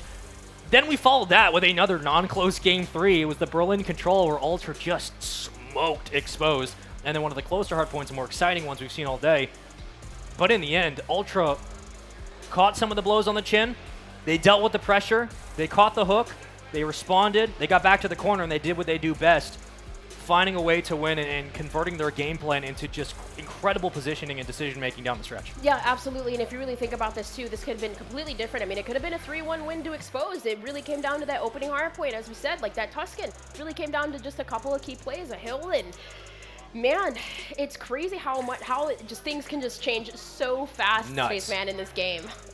Things can change so fast in Call of Duty, but Vanguard has a special talent for just being absolutely chaotic. Well, with that said, and as I try to make sense of what the hell just happened, let's make sense of the bracket. Here we go, because this one is what it all comes down to. Ultra Academy North America move on to the winners finals, and we will see them tonight. So if you're sticking around for more matches, continue to do so, because we will have them for the final match tonight. Up next, it will be Electrify Still versus Ultra Academy EU. We could have an Ultra winners final, which that's going to be a brain breaker. But down in the lower bracket, it's Iron Blood Gaming, AIM Esports versus Team War, another massive one we will be keeping our eyes on. Ellen, looking at the bracket, how it's played out, has anything been uncharacteristic for you? Well, I mean, there is, of course, a couple of upsets. We know, like, if you're talking about in terms of, like, the pro point standings, which I know, like, for champs, that's obviously anticipated. We don't see Rocker here. And they were one of the leading, at least in Europe, you know, top 4 in the pro point standings. So, I mean, I know across the board with all of these squads, people are thinking about champs. They just want to win. And it's just taking it series by series. I'm really, really anticipating the next game. And you know, Boston Academy, they actually sent home Timeless Staining and Gersh. They did. So that was usually Cryptic Kaiser and John. But either which way, Boston now, I believe they secured that spot into round 7. So they actually, into the reach, will be playing Iron Blood Gaming. Boston is making a small run. I tweeted out earlier. I seen Sensor this morning. He's going crazy. You might get your wish. I might get my wish. Win. I really might. That's my wish. And again, we want to once more shout out Gersh and Standy for supporting a team and bringing them to challengers. And you know, even with the result, it was a hell of a performance. But it also is worth noting, we talked on it just a second ago, That's a great mask. Rocker had to have a great weekend. For this team of that magnitude, the Rocker Academy team, they had to have a good weekend. We were hoping maybe like top 6. They bowed very early, and that will really hurt their chances coming champs. Yeah, no, absolutely. So I'm really curious to see at least who gets their ticket secured and punched into the finals. But either which way, love the Boston Breach mask, customized mask. If you guys are here, you gotta make sure you it's a good mask. Because, man, it's so awesome. I have a non-painted one, but I will take it. Either way, it's a very nice mask. We might actually cast finals in this. You know, just have them on the whole entire time. Too much passion in there. But That's too much. It was a great series. It's going to be a great one coming up next. You guys don't want to miss it. When we continue on after the break, we'll get into our next winners match. Excuse me. We'll see you guys in a sec.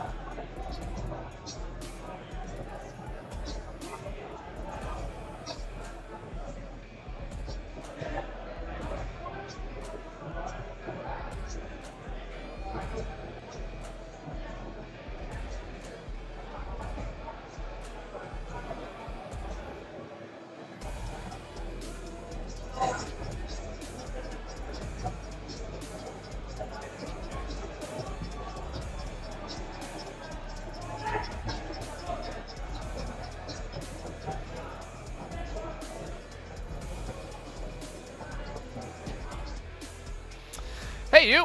It's us. We're back. You're back. Challengers just really never went anywhere. It's still here. And we've got winners semifinal numero dos coming up. That means number 2 in Spanish, in case you weren't following along. I'm my hold shift with me proper. You like that? I'm multilingual. Bilingual. I don't even speak English fully. I don't believe this anymore.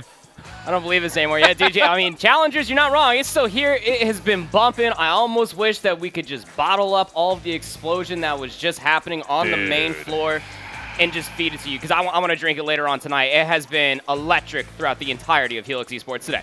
Not a lot of teams remaining, and we talked about it a lot kind of at the top of the broadcast and throughout the entirety of the day, how important this event is towards potentially champs or LCQ seeding, which we haven't really talked a lot about, but for teams like Glacier City we just saw, they came in as like the 20th seed overall into this tournament. Of course, that's internationally, but you want to put yourself in the top 8 in your own region, so some work to be done there, see what they can do in the lower bracket, but we keep our focus with what's going on with our final teams in the upper bracket. Of course, you already heard the introduction about it. We're going to see Electrify Steel back on the main stage, this time taking Ultra Academy EU on, and I think the interesting thing kind of framing up this is, as a general, very different play styles between both these two teams. Yes, it is. I mean, you go back to just Ultra Academy EU, like, as a whole, right? You know, you pick up Wee Man, it kind of helps out with like a little bit of tempo that they were looking at, you know, comparatively to playing with Harry. Just, you know, no shade, of course. It's just the stylistic differences that Wee Man brings to that team versus Electrify Steel, again, that just love their pop presence across the map, specifically Pentagram that we saw earlier drop a 40 bomb on Tuscan. That, I mean, I'm still saying, I'm standing by it, that was probably one of the best Tuscan hardpoint performances we've seen in Vanguard, period, this year. Just flat out. The moves he was making, the plays he was making. So, you know, you have to feel like that's going to be, you know, not replicable, but you hope that there is some life in the midst of the SMGs, because that's the biggest thing about this Ultra EU squad. When they were first formed and they stayed together and there were questions about the resiliency of this team, you never really doubted their AR ability. It always came down to what kind of speed and tempo were they going to be able to play at, and those questions re-arose last season, you know, not having the greatest finish that they were, you know, used to kind of seeing through stage 2, 3, and 3. Well, I mean, and again, that's former Challengers champion in Season 3 to not even make it to playoffs for Season 4. You can take a look at the screen right here, Vortex, Beans, Furious, and Wee Man. If you've been living under a rock and have been watching European Call of Duty, again, it is always just one of the biggest questions, where are the SMGs going to be? Because when Furious pops off, the rest of the team follows. I agree. Yeah, I think that's the big catalyst, because we know Vortex Prince, he's been the most slept-on Challengers player in the history of Challengers. So casually said, yes. It's just every year he's the best amateur player out there, it feels like. So you know what you're going to get from him, but, you know, kind of that dynamic between Furious and Beans, two players that we kind of had stapled before this team had come together as main ARs, or at least AR favored. So that speed and tempo is going to be, I think, tested here, just due to the fact that we come off of a really hot series from Electrify Steel in the midst of them playing with high tempo. So is it going to be this slow, methodical breakdown, clinical kind of setup for Ultra EU, or are we going to get nothing but speed and aggression from Electrify Steel? Only one of those two playstyles can win out in the day. I would really feel that the adaptations need to be there, because that's something that I did bring up when we were watching them versus 705, is that the adaptations and understanding of enemy tendencies and how to replicate that in their own play is what Electrify Steel have done so well. We saw it in Toronto, and we just saw it versus 705 earlier. We've been seeing it out through the entirety of the weekend. Their ability to change their own game style to their enemy is amazing. Yeah, it really is. And it was funny, you know, talking with the Electrify Steel guys afterwards. Panda in particular was saying, like, do our hardpoint, it's hard to put a thumb on us, because we either start off with like 50-50 battles for like the first 4 hard points and then we blow up, or we start 0 to 80. Yeah. And then have to make this dramatic comeback come through. For some reason, they just, you know, an off the break team, it's either very successful or very unsuccessful. There's really no in between. So we'll see if that will also be part of the problem or maybe part of the solution as we start to make our way forward into the map set here for winners semifinal. A lot of history, not between these two teams in particular, but in particular talking about what they prefer. It's very clear cut. And wouldn't you know it, I think we got exactly what we expected here, Proper. Yeah, I mean, I brought this up versus 705 from Electrify Steel's perspective, is that their vetoes never change. They don't like Gavutu control, they don't like it as a hardpoint map either, and they don't want to play Tuscan Search and Destroy. So that's where you see the Tuscan 3 and 4 come back to play. But the Desert Siege was allowed to come through, and this is something that we talked about. We thought that Ultra EU were going to get rid of the Desert Siege. Yeah. They elected to get rid of Bocage. Yeah, that is a little bit of a difference, especially coming off the fact that Electrify Steel just 6-0'd this map against 705, who is very good on this map. Yeah. And again, kind of talking to the guys behind the scenes, I asked him, I was like, how much game planning did you guys do to counter Strat 705? Because we've seen them play that map so many times throughout the season. They're like, we didn't watch any of their films. We just played the map. I was like, there's no way, dude. That sounds like them. That does sound like them. So we'll see if they'll get kind of more of that impromptu, come-as-you-like type of gameplay out of them again. But for Ultra EU, I think this series will look, I think, pretty darn favorable towards them, especially considering the circumstances we just talked about. Trying to keep this Electrify Steel team at arm's reach. You've got a nice open Berlin Hardpoint and a nice open Desert Siege Surge to start you off. I think if you're Ultra EU, you have to hope to start up 2-0 on these guys. You really do. Well, I mean, the Berlin Hardpoint has been a little bit so-so in recency for them, That's fair. specifically Yeah, on Season 4 of the Elite. Their maps were always close. The differential isn't too far gone. But that Desert Siege is going to be very, very good for them. We have seen them turn up on that map mode combination, specifically in the First Blood category from one named Steve Vortex. Yeah, absolutely. So those are kind of the conditions. And, well, again, as we mentioned, we'll try to give you guys verbal updates on the other matches that are happening. I know AYM and War are currently locked in, I believe. Although I think the crowd has largely dispersed from around them. So we'll see. I'll kind of give you guys updates as we hear them, literally, from the fronts of this desk we will here. hear them. That's for sure. And then on top of that, of course, make sure you follow along with the bracket. I don't know if there's a command for it in the YouTube chat for you, but I know it's floating out there in the Twitter sphere. So definitely keep your eye on that. It's exclamation point bracket. Okay, production gave me the confirmation. So make sure you do that. And then also we'll try to give you guys updates when Boston Academy goes up against Iron Blood Gaming. That's the other lower matchup in round 7 that is slated to happen. That's going to be nuts, dude. The winner of that goes to face Clay on Team Exposed. Come on. I feel like I'm at a wrestling event. These narratives are just writing themselves. So it's something scripted this weekend for sure. Yeah, dude. I am actually low-key super rooting just to see Sensor versus Clay Part 2. Because we saw... Both of them are going to be good, too. Because, I mean, like, the absolutely. beat from back in Cup number 13. And then you have to take a look at, like, what was also happening throughout the Elite as well. Dude. It's fun, man. Yeah. It's the narratives, awesome. they really do. They do write themselves, Yeah. it feels like at times. So we'll see. We'll give you guys updates, but we are just about ready to go into map number 1, the winner semifinal, Berlin Hardpoint. Loading up. Caden Ryan still with us, giving us the pictures as we jump through this series. And I think the biggest thing about this, as much as Electrify Steel have self-admitted, that, we either start off going really well, we start off down 80 points. You cannot afford against Ultra EU to start down 80 points. They will snowball you. Yep, they will. Because there's one player that statistically loves to be involved in these snowball effects. His name is Mr. Ben Beans. Yeah, he's pretty loud, too. Yeah, he is. He'll let him know. In the map, and of course on the stage as well. I was talking about on the stage, yeah. No, I'm just pulling the comparison to the game. I mean, like, if Beans gets an inch, he'll run an entire mile, specifically on this map mode combination. Most of their wins in stints from piecing together hardpoints is because Beans is just run those routes, get it in the back, make sure the SMGs can do whatever the hell they want for free. Yep. So we'll see. Otherwise, on the other side, can Pentagram put together another unbelievable hardpoint? He seems good for it, like almost automatic for it at this point in the stage. It's just maybe outside of the control. But we won't talk about that. It's all right. Slight shade, just slight shade. But you go 41-17, you shut everybody up. Yeah, you could have a double negative control, and as long as you're doing it on the hard points, no one cares. You can go for it, Nate. Why not? I think it just mostly just comes down to, again, like, how is the start going to look for Electrify Steel, and how well are they going to be able to bounce back if they do go down? We saw that earlier on. They're going to be on the favorite side of the map. Goofy block 824 is Pander, just for those that weren't watching earlier. Yeah. Here we go. Weeman, first one up.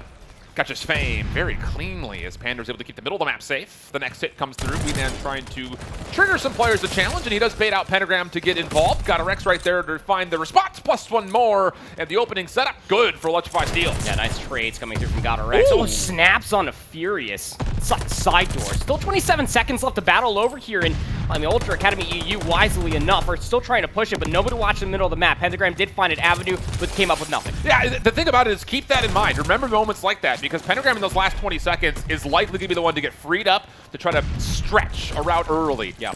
But Ultra EU punish and turn that into some pretty solid scrap time, all things told. Largely not only the fact that they're getting some points, which are nice, but more importantly, you've also locked down this rotation of the B Street side over towards Mailroom. Will be a contest, though. Got a Rex from the outside. A little bit of help from Goofier block. A24 inside. Panda on the way from second floor. Kills, though, still looking good for Ultra EU.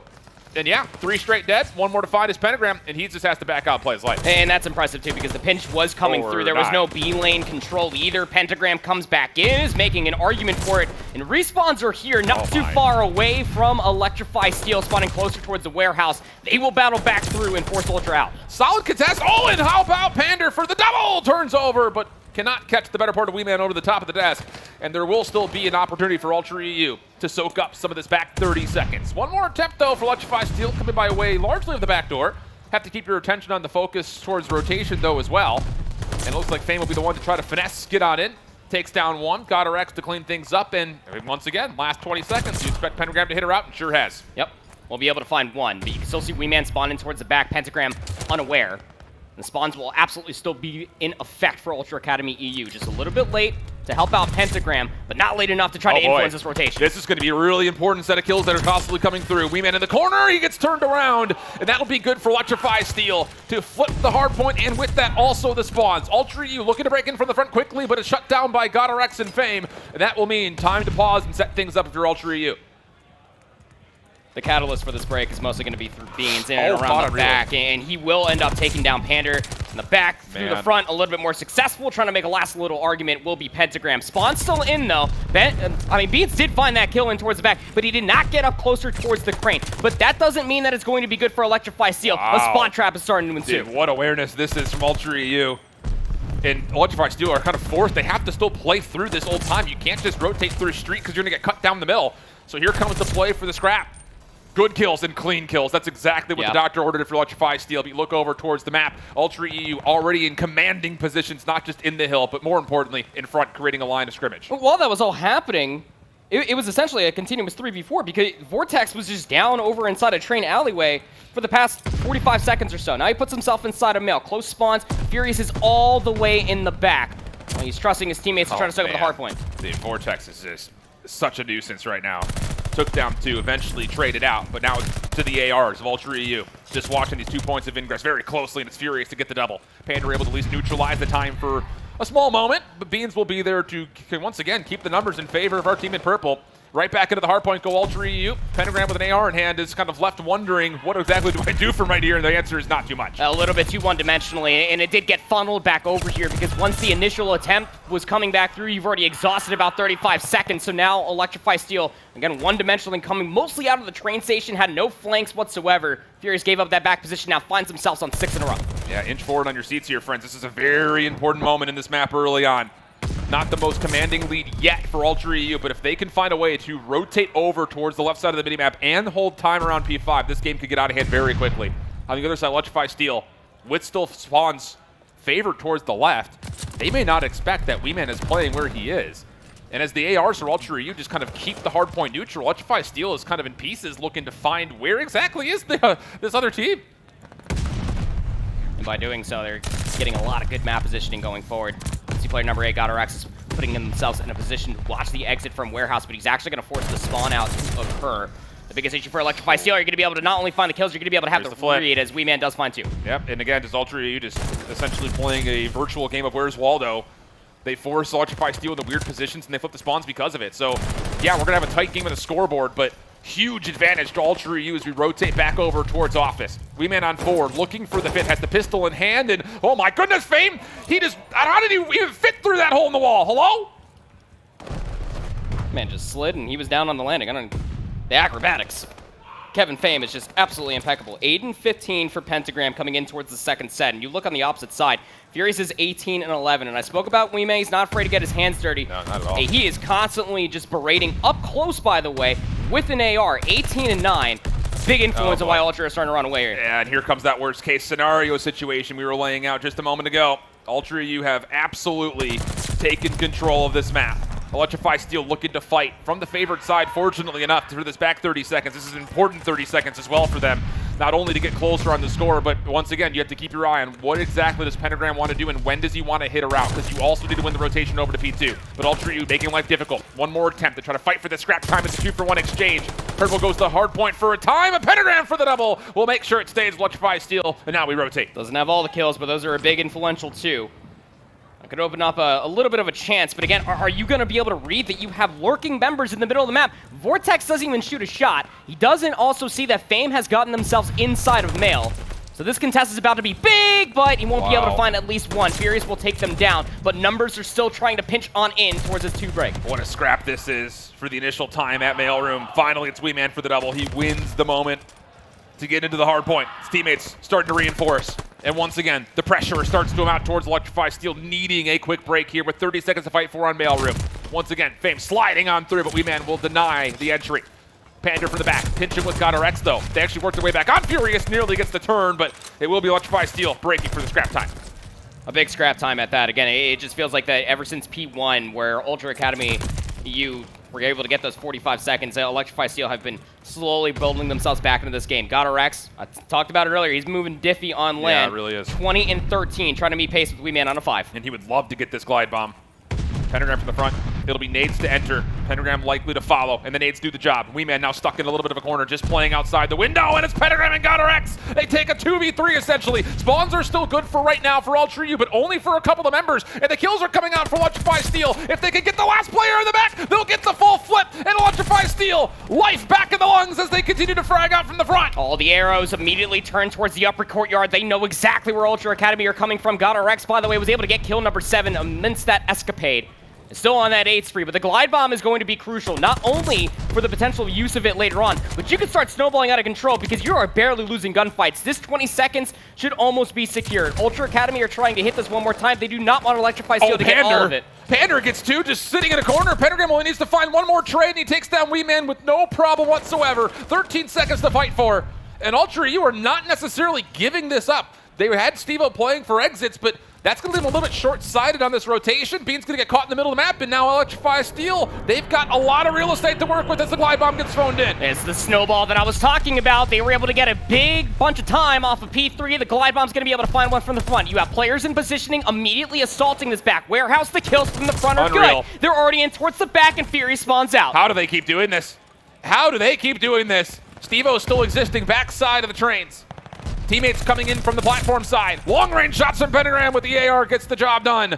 And that'll be a full clear. Electrify Steel right back into the hill. But Ultra EU setting up for one more hit from the front side of Trade Station. This needs to be clean. If Ultra Academy EU are going to break this, it needs to be as clean as possible, but you got to deal with Pander over by the train tracks itself, just killing everybody that is trying to work their way back through. But the last 2 players, Vortex and Furious, are able to find the last few kills. Now, that'll force Electrify Steel to spawn out. So Ultra Academy, yes, they're going to be able to get the scrap time, but they need to take more space away. GodRx, he needs to follow the trade. Oh no! What happened? Furious drops.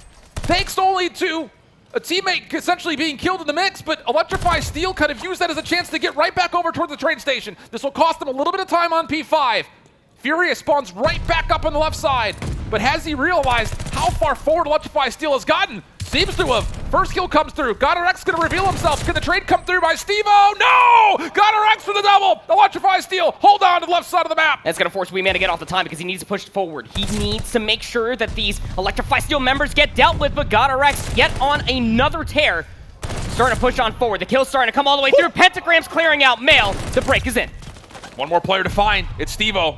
Gets a really impressive gunfight, but it's not going to mean much in the scheme of things. And we get to a brief pause as the last 15 seconds start to get tallied. And Ultra EU are doing a really nice job for what it's worth, actually getting some significant time. And now look at the rotation. 3 players coming on over towards Pentagram's direction. He only deals with one of them. But Beans actually just holds his ground. He's waiting for help. So they're going to give up the opportunity to fight for the initial, and they're going to play for this first break. Well, because they know exactly where Electrify Steel are going to come in, right? You're not going to try to get statue or mailroom control. They're immediately all going to set themselves up inside of office for this hardpoint. So it's wise to wait for numbers, but you got to win the gunfights.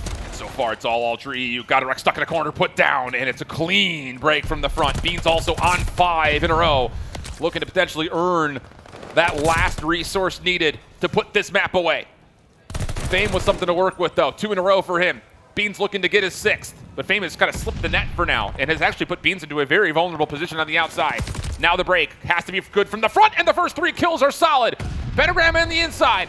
Wee-Man, the only contestant nearby, and his teammates are playing for rotation. They're going to give up this 20 seconds. Yeah, they're essentially just going all in to be able to close it out on P2. They're getting that B lane control, but this is a really big risk. You know Electrify Steel are going to soak all of this up, and they have the read as well. Pentagram is able to find an avenue. Now they're all going to be pinched on the opposite side over by the warehouse, not where Ultra want to be currently. Pander's holding the staircase. He's going to make sure that no one can hold the high ground around this hard point. That's not going to be a good enough setup for Ultra EU to dominate the opening hold of this hard point.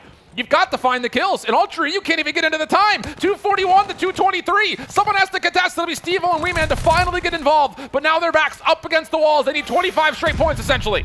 And they just need to have a complete perfect hold. They should know exactly where they're coming from, by the way, because you got Furies that spawned all the way out of behind P3. But again, it's dealing with all of them coming through these very narrow choke points. The trades are through, but the clean kills need to follow. Oh, it's Pentagram last one up, 1v1! He's able to take it! Is there going to be one more challenge from Wee-Man? He's got to go, got to get in, and he will be able to at least neutralize, but only for a small time. Electrify Steel do not know the term live and let die. It's just live, apparently. It's just live and find two pieces. Live and find two pieces. Electrify Steel album, I'm sure, dropping sometime soon. But look, man, we talked about it. You highlighted it. We both sat here, almost just forehead smacked our way into this monitor that we're casting off of. Just like, I can't believe that they're giving up the scrap time like that. Because again, the trust is there that inside a very scrappy P2 hill that we have seen historically throughout the entirety of that Berlin Hardpoint, Ultra Academy wanted to play for it. They allowed Electrify Steel to get within 4 seconds that it really just needed not even a full break. The trades just needed to be there. And Electrify Steel were also able to get the close bonds. Man, I hate to point at one particular moment and say that that's the difference in the game, but I think that 20-second call, that has to be the difference in the game. And the thing about it is, you want to talk back to when we were talking speed versus, you know, slowness. I guess fast versus slow is a better way of saying this. The tempo difference is really realized in that moment. Where they're not even sending anybody to go finesse even the exits, let alone the time itself. We're just going to full default away and give 20 seconds. That's a costly decision against the speed of Electrify Steel, and it came and bit him in the butt. Again, because you left Wee-Man behind, right? So leaving Wee-Man to try to finesse for that scrap time, whatever they could possibly find, maybe a couple of exits is great, but you had all 3 players push across that B lane, and then Pentagram was able to find a flank from behind. At that point, what you thought was going to be a very successful rotation immediately got pinched. The kills soon to follow. Electrify Steel, man, again, at the final hour, I feel like they always find a way to be down about like 60, 40 points sometimes, and then they just come right back into it. It's Gavutu again. I said it once during the Berlin Hardpoint. I said it in the earlier series today. 34 and 24. Gavutu is playing different this weekend. 31 non-traded kills, dude. Casual. Yeah, I guess. Unbelievable. What a show. And fame on top of that, you want to talk about Mr. Do-It-All. 145 in the hardpoint, but also 14 assists upon his 22 kills. So again, just kind of getting it done from multiple points of entry time and time again. And on the face of all of that, like, Wee-Man still nearly dropped 40 for almost 5k damage. And he got 17 kills within the objective. Wee-Man was breaking these hard points from the front as a quote-unquote main AR for this team. Yeah. With 1:34 with objective time. And he put up big numbers too. Like, look, 4,700 damage. Yeah. That's the most in the lobby for one. By a lot. But it's just, you know, we talked about it, that if the ARs were constantly able to find all of this value, regardless if you saw Ultra Academy U or you picked up on it triple, sometimes quad AR, depending on what we were looking at, is that the kills need to be there and they need to soon follow. Vortex 19 and 29 with 1:30, that's fine, but I needed more influence coming through from the front. Yeah, I mean, look at just really quickly, look at the difference between what we saw at Steve-O, not just numbers-wise in KD, but assists and damage versus the hardpoint time. Compare that to what Fame did. Same role, more damage, more assists, more hardpoint time. Triple the amount of kills on the objective as well. That does kind of speak out to it, especially when the other 3 teammates of Ultra Academy EU were all in the double digits for objective kills. So now things get interesting, because for Ultra EU, you're not going to feel bad about going to Desert Siege, even though they didn't play it at all during Season 4. They're still really good on the map, and I think that was largely due to the fact that they were trying to diversify the map pool just a touch. But Electrify Steel just 6-0'd 705 on this map, and they looked really good while doing it. Like, from start to finish, every first blood engagement was clean. Every post-plant setup was clean. Every retake when they needed to get a defuse was perfect. Even in the rounds where there was only one round where they didn't have first blood, they were down in numbers twice, I believe, and they won both of them. Yeah. Again, the adaptations for this squad, I feel like has no bounds as far as the ceiling is concerned. Their ability to understand and adapt and then overcome is going to be massive. And you're going to need that coming in towards Desert Siege versus this Ultra Academy EU squad, because there is one person in particular we got to talk about on this team. It's going to be Beans with the boomstick in his hands. The Car 98K has been very, very good for him this year. And here's the thing, like, we set up very similar storylines about 705 from Diamond Con's perspective, talking about what he can do with a sniper rifle on this map. And Pander just like had a whim. He's like, I'm just gonna pull out the scope. He was saying like, we never snipe, hardly ever. But he just got a feeling and put down Diamond Con. So would that possibly be another win condition here for Electrify Steel? Time will tell as we get our breezy flyby of Desert Siege. You know, it's really funny because I said this on the broadcast the other day. It's like, this might be one of the final times we see this map, like in Challengers. You know, think about that? Like, we're that close to the end of the year. Don't break my heart like that. It's crazy. Gonna see at least one player cross here. That's Pentagram with the bomb. And he's trying to rotate back all the way over, but Weeman will find first blood. 3v4, the offense back to the drawing board. Yeah. And you have to just be really disciplined if you try to even peek over towards B, not having numbers. Oh. And Fame just gets a little bit greedy inside mid, tries to slide Chow corner. Furious was the opposite. Little 50-50 Chow doesn't go his way. And 2v4 is one of those good luck, have fun moments, I think. Yes, it is. Because where do you even go from here? I don't know. You haven't seen anything if you're Weeman over by the B lane. I mean, Vortex is just clearing all of A Street. He's going to be pushed up, but he will be traded out. So now you know for sure where the play could be, but you could very much still rotate over towards B. Now, we know because of the minimap that wouldn't be the right call, but down in 24 seconds, you got to make a move. I was just about to say the only way that you get a plant off and possibly secure this 2v4 is by way of getting the long-range shots on the Beans, which do come through, but Furious puts down GodRX's challenge through mid-map, but wait a second, Pentagram's not playing for the plant. He's trying to play for the kills. He gets right back around the backside, trying to bait out to see where Weeman's going to come from. Still has time to play for a plant. Weeman's going to check for the bomb. Not there. Pentagram? Hello? He's going to take his 2 and leave, I guess. I don't like it. I don't like it. I mean, I get it because like Weeman's the one who's playing over towards B tower, so he's like expecting him to re-wrap back through mid. Absolutely. But you have to at least try for a plant, you think? To extend the round. Yeah. I mean, he's taking his 2. Like, I mean, that right there was the utmost safe play. You know, you got the 2 kills. Start building yourself for another 5 maybe, but it's egregious to really just try to make that call. I honestly think that you get that kill, you try to plant the bomb, you extend the round, and then maybe you have the read. Okay, he's not from the flank, got to turn around. I mean, don't get me wrong. Like, if you would have gone for the plant, like, Weeman was in a great spot to deny it. So it was a difficult 1v2 regardless. And we get into Ultra EU's setup. Steve-O quickly over towards B. The defense trying to rotate over, and they do find Steve-O quickly. That's the bomb carrier now down. And you've got players on the backside flank, but no, Pander will drop, so everything just turns into a 3v2 right in front of the B site. Now, Fame will be able to take down Weeman across those barrels. 2v1 for Beans. He's going to drop down, and GodRX sees him. Can't find the kill. Yeah, it's, again, you know, it's something I was going to talk about when that round was starting to develop itself. Ultra Academy, they love their early rounds, quick planning over at B. It is a tried and true strategy here on Desert Siege Search and Destroy. And the only way that you truly do stop that is by 2 different ways, right? You have a sniper watching that very long cross, denying anybody from getting inside B. You can also get a player inside of the B-bomb itself, or you just quickly wrap back over and you just throw 2 players at it and you just find the kill. And the bomb's patty cake down on the ground. Yeah. I don't know about you, but these first 2 rounds are like the definition of 2 teams just like throwing heavy hits at one another just to feel each other out and to see what's going to break first, because these have been very uncharacteristic setups as far as what we've seen so far, not just today, but also in the last couple of weeks. Pentagram's nade will connect. That's onto Furious, deep laying prone, and well, that damage is enough to push him back just a touch further, but Bean's still watching that initial cross. Does scout out Pentagram for first blood. Bomb needs to be collected. Fame will be able to grab that no problem. We go into a 3v4. And if you try to rewrap this again, Vortex is in one of those very annoying positions on the B-bomb itself. Yeah, good call. So you need to end up clearing out this Palace area once again. But Fame's not going to be the guy to do it. He does have the bomb. He picked it up. He's trying to make this wrap happen over towards B, but is expecting a Chow up top. Yeah, this is, I think, a 4AR setup for Electrify Steel. They are not built to hit anything through mid. This all has to be beachfront, and that's actually their biggest opening. Oh, Steve over the top. He does get scouted out. Fame finds the quick kill. Now to a 3v3. Weeman wanted to cook up an 8, but he gets pushed off from actually getting it over towards the bomb, so it's going to start to be Planet of Furious with the challenge right through the middle. This would be a 2v2 situation. Time becoming a bit of a problem. GodRX from the backside of the sandbags! What? Huh? All right, then.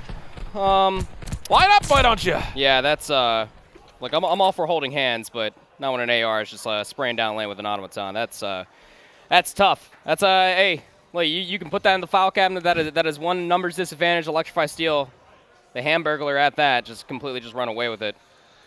Oh my, oh my.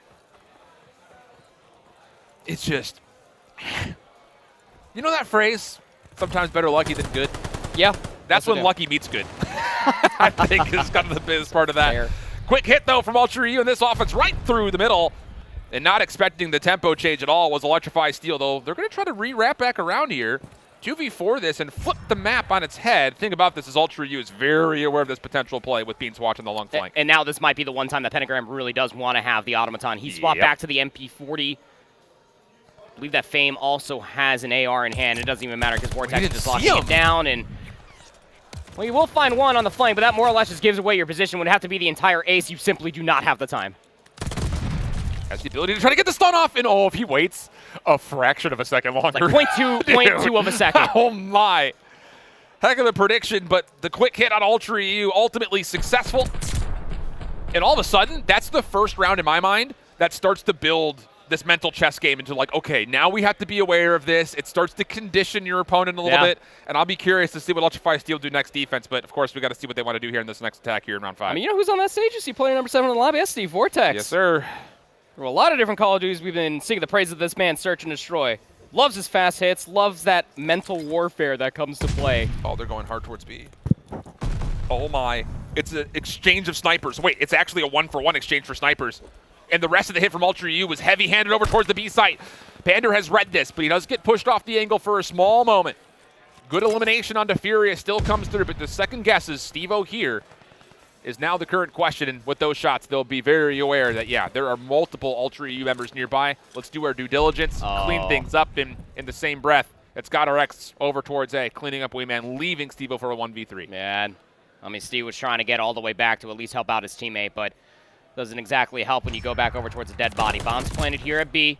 And the moment that Vortex tries to throw a shoulder out from the door, Electrify Steel absolutely put it to rest. In that play, right there, defensively, from Ultra Academy, we have seen so many times through Elite Season 4 when they're playing on this map mode combination, and even Season 3 as well. That's one of the plays that I was talking about leading into this map. Normally when you have Furious and Steve-O getting real aggressive over by those staircase, they walk away with first blood and they keep their numbers advantage, but Electrify Steel just playing rather passive, put themselves all the way in the back. They shut it down. And I think there's something to be said about Electrify Steel kind of knowing something's up when you see a sniper rifle for the first time over towards A. Yeah. But okay, here's the real question. What does Electrify Steel want to do defensively, as Ultra EU's quick tempo through mid was a problem last time around, and it will be once again, but got our X.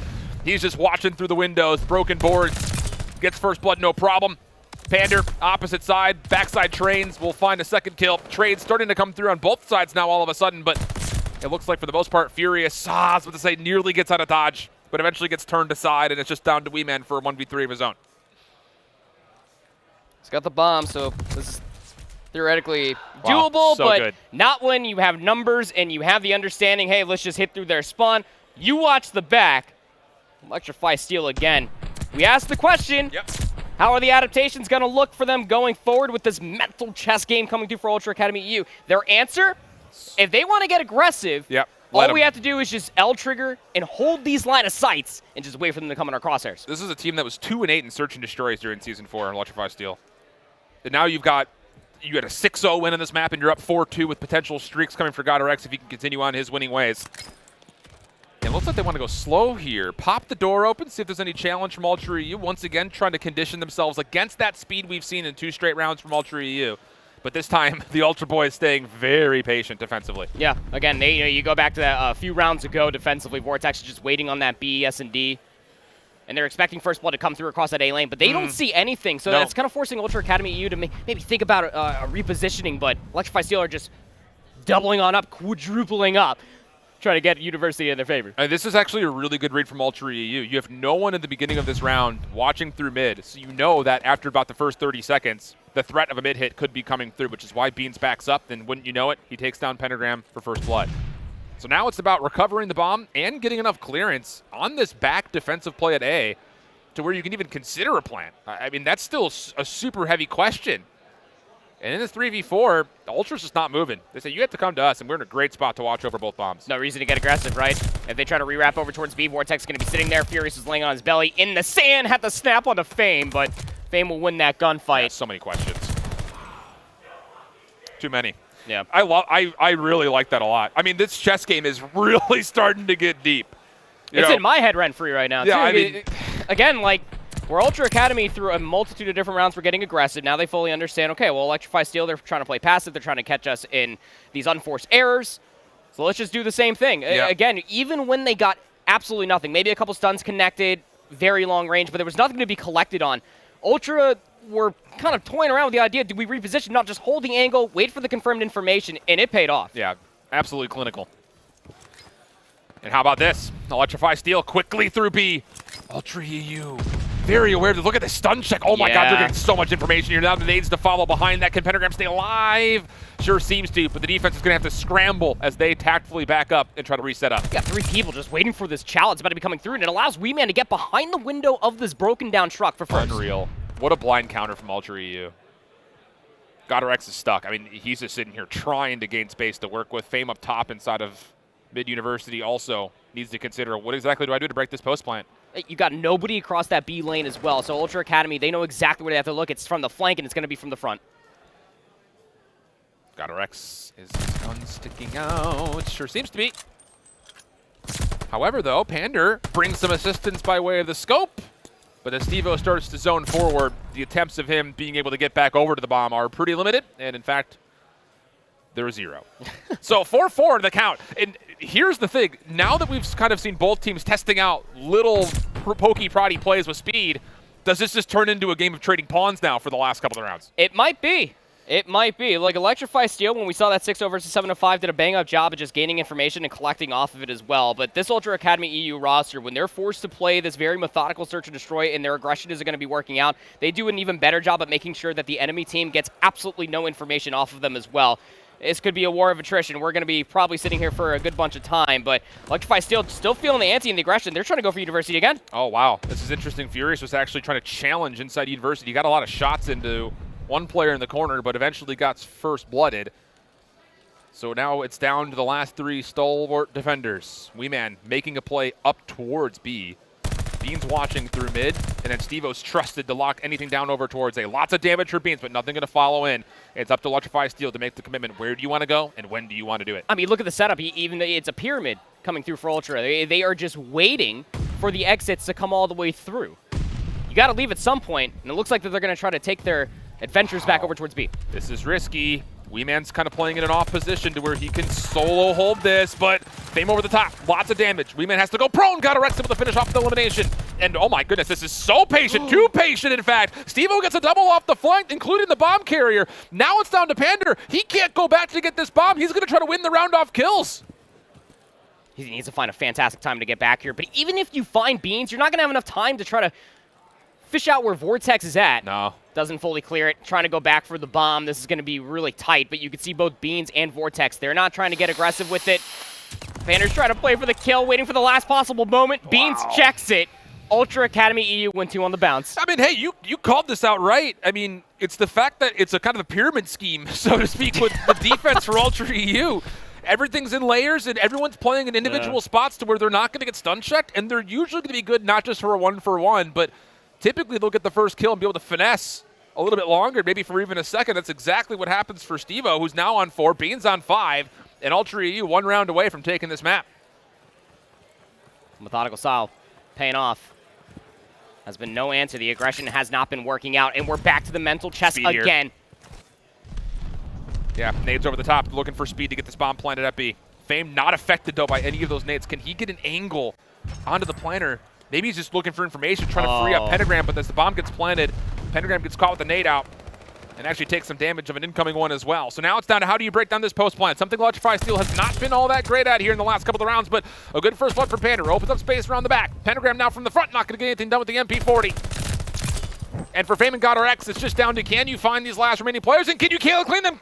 Oh my goodness, they're able to find 2. It's just down to Furious. From the side door. No way! Nah, not like this. Nerdy! Not in around 10. And there's not enough time here. Fame has to get the kill, and he's not going to be able Wow. to do so. SMG gets pulled out. Furious clutches up the 1v2 to win map 2. Pull out all the stops. We are doing it live here in Boston. Mr. Klaus.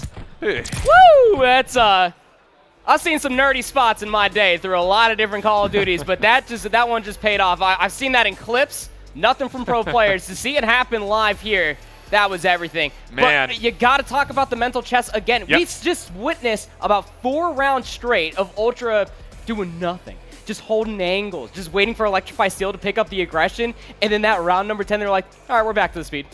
I love it, man. I really do. And that's one of the things when this team was first put together, we were really excited about their search and destroy ability to be kind of, we always say the word like adaptable, but their variety in their playbook is really deep.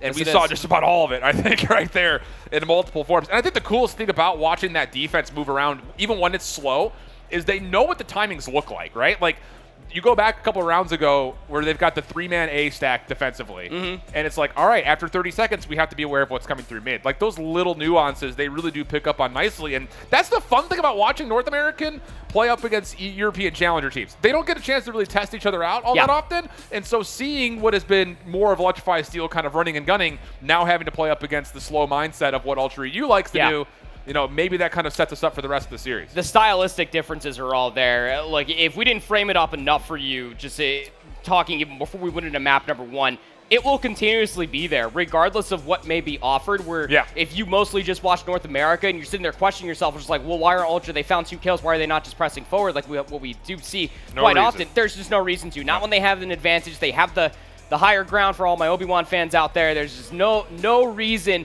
to try to put themselves in a worser position and give away free kills. It's good discipline, good stuff. Yes, sir. And it gets us to a 1-1 map count, which means we got double Tuscan coming back again. Which, I mean, look, can Pentagram do it twice in a row? He's got to have a bad map 3, and he's going to have a great map 4. That's real. That's the only condition that can be met at this moment in time. But with that in mind, of course, we will be taking our small little break between map 2 and map 3. So don't go anywhere, as we've got a lot coming through. And I think the biggest thing about it is there's a lot of bracket to be looking at while we're away. So we'll be back in just a moment. Don't go too far. More Challengers winner semifinals for after this.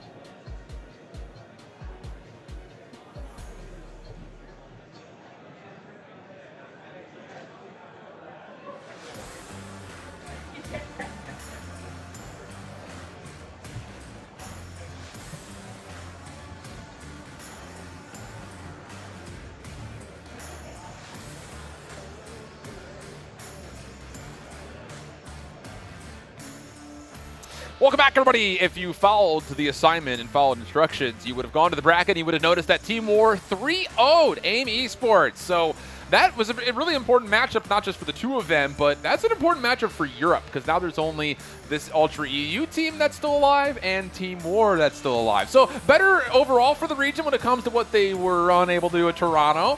So we'll see how much longer these two teams can keep fighting for possibly another championship for the European region. Stark differences in between what we've seen in between the past Open and now this very moment of time. The EU teams absolutely turning up. They all went to the drawing board. We saw actually some roster changes in Europe, which rarely happens. Yeah. So, you know, and honestly, now through all the different practice, they've been looking a lot better. Indeed the case, but of course our main focus continues to be with the winner semifinal matchup.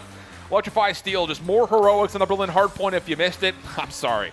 But then back on the Search to Destroy Ultra EU, really kind of just figured out what the tempo was going to be to win over the map, and now we get into a Tuscan control, and we have the guarantee of a Tuscan Hardpoint right behind it. And I think the biggest thing about it is, you know, talking with Electrify Steel, they were saying everyone's having trouble trying to find a way to get the offense over the finish line in North America on this map mode combo. Does Ultra EU possibly have a different attempt in terms of trying to complete an offensive round? It even goes beyond that, too, for Electrify Steel, because we did see them face off against 705 on this broadcast on this very day, is that they struggle to even get themselves on the B zone for at least that one tick. Yeah. And to be able to get themselves that win condition for a round 5 defense. Control outside of Berlin is mostly centered on trying to get yourself those ticks advantages. Now, if you're able to win the offensive round, obviously that's great, but it's so difficult with how the spawns work, the angles, and the nades when you try to stack on the B zone. Yep. All right. We'll see how it all goes. Swing map, and we're already on into it. Electrify Steel won the opening exchange and already have one tick, make it 2 over towards the A zone. Ultra EU look like they're privy to try to contest against this, but it's coming a little bit too slow up to the middle of the map, and that's going to lead to an opportunity for Pentagram to get a read off of his teammates, get the gun up, and take the first gunfight, no problem. The second will come by the way of Furious, though, and depletion will start on this third tick of progress. At least half the depletion, because Furious does need to push up. He needs to trust his teammates going to be able to pick it up and towards the back. Got our X Fame. But a find 2. That should be the A zone completely conceded going forward. Ultra Academy do not want to lose more lives. Taking a pretty far position, though. Very far position. My goodness. Not only is Devo playing up towards rooftops, but there are multiple Ultra EU members playing up towards the high ground. And honestly, they're just going to let him have the back here. A risky call, to say the least, especially with how much gained ground there is for Electrify Steel. Pander on 2. Wanted to switch over to a different weapon. That will be the cost of his life. Pentagram trying to confirm the trade and will be able to do so. So now Electrify Steel, a ton of room to work with as they start to set up a hit over towards B. It's going to force them all to post up and towards the back again. Furious is going to have to be that guy. He's trying to get themselves up inside top patio, but a teammate unfortunately takes him down. I thought Fame was going to do it, but now the space is here for them to touch the zone for Electrify Steel. Not good news, not good news. Steve-O getting traded out. Patio also made safe. First tick of progress now on the way. Ultra EU, they had a couple players actually spawn right around column. That's going to allow them a chance to get here defensively very rapidly. Fame pushed off the patio. And Godorex seems to think there's an opportunity for him to kind of solo chow the zone. Not going to work out. And as Pentagram is left to his own devices, he'll just sit here and wait for help. It's just one of those moments again where it starts to look so good for Electrify Steel, but they are still winning as far as what is concerned to close out the round. It doesn't always have to be segments, Alan. It could just be via the kills. 14 v8 with a minute left, very doable. And the pressure on these lives is going to have Ultra EU playing even more criminally slow just to try to value their lives. But to their favor, the clock slips underneath 60 seconds to play with. You get one good wipe here if you're Ultra EU. There are chances, but the trade's still coming through in favor of Electrify Steel. And they've got high ground positions all around the zone. Furious feeling very nervous about this.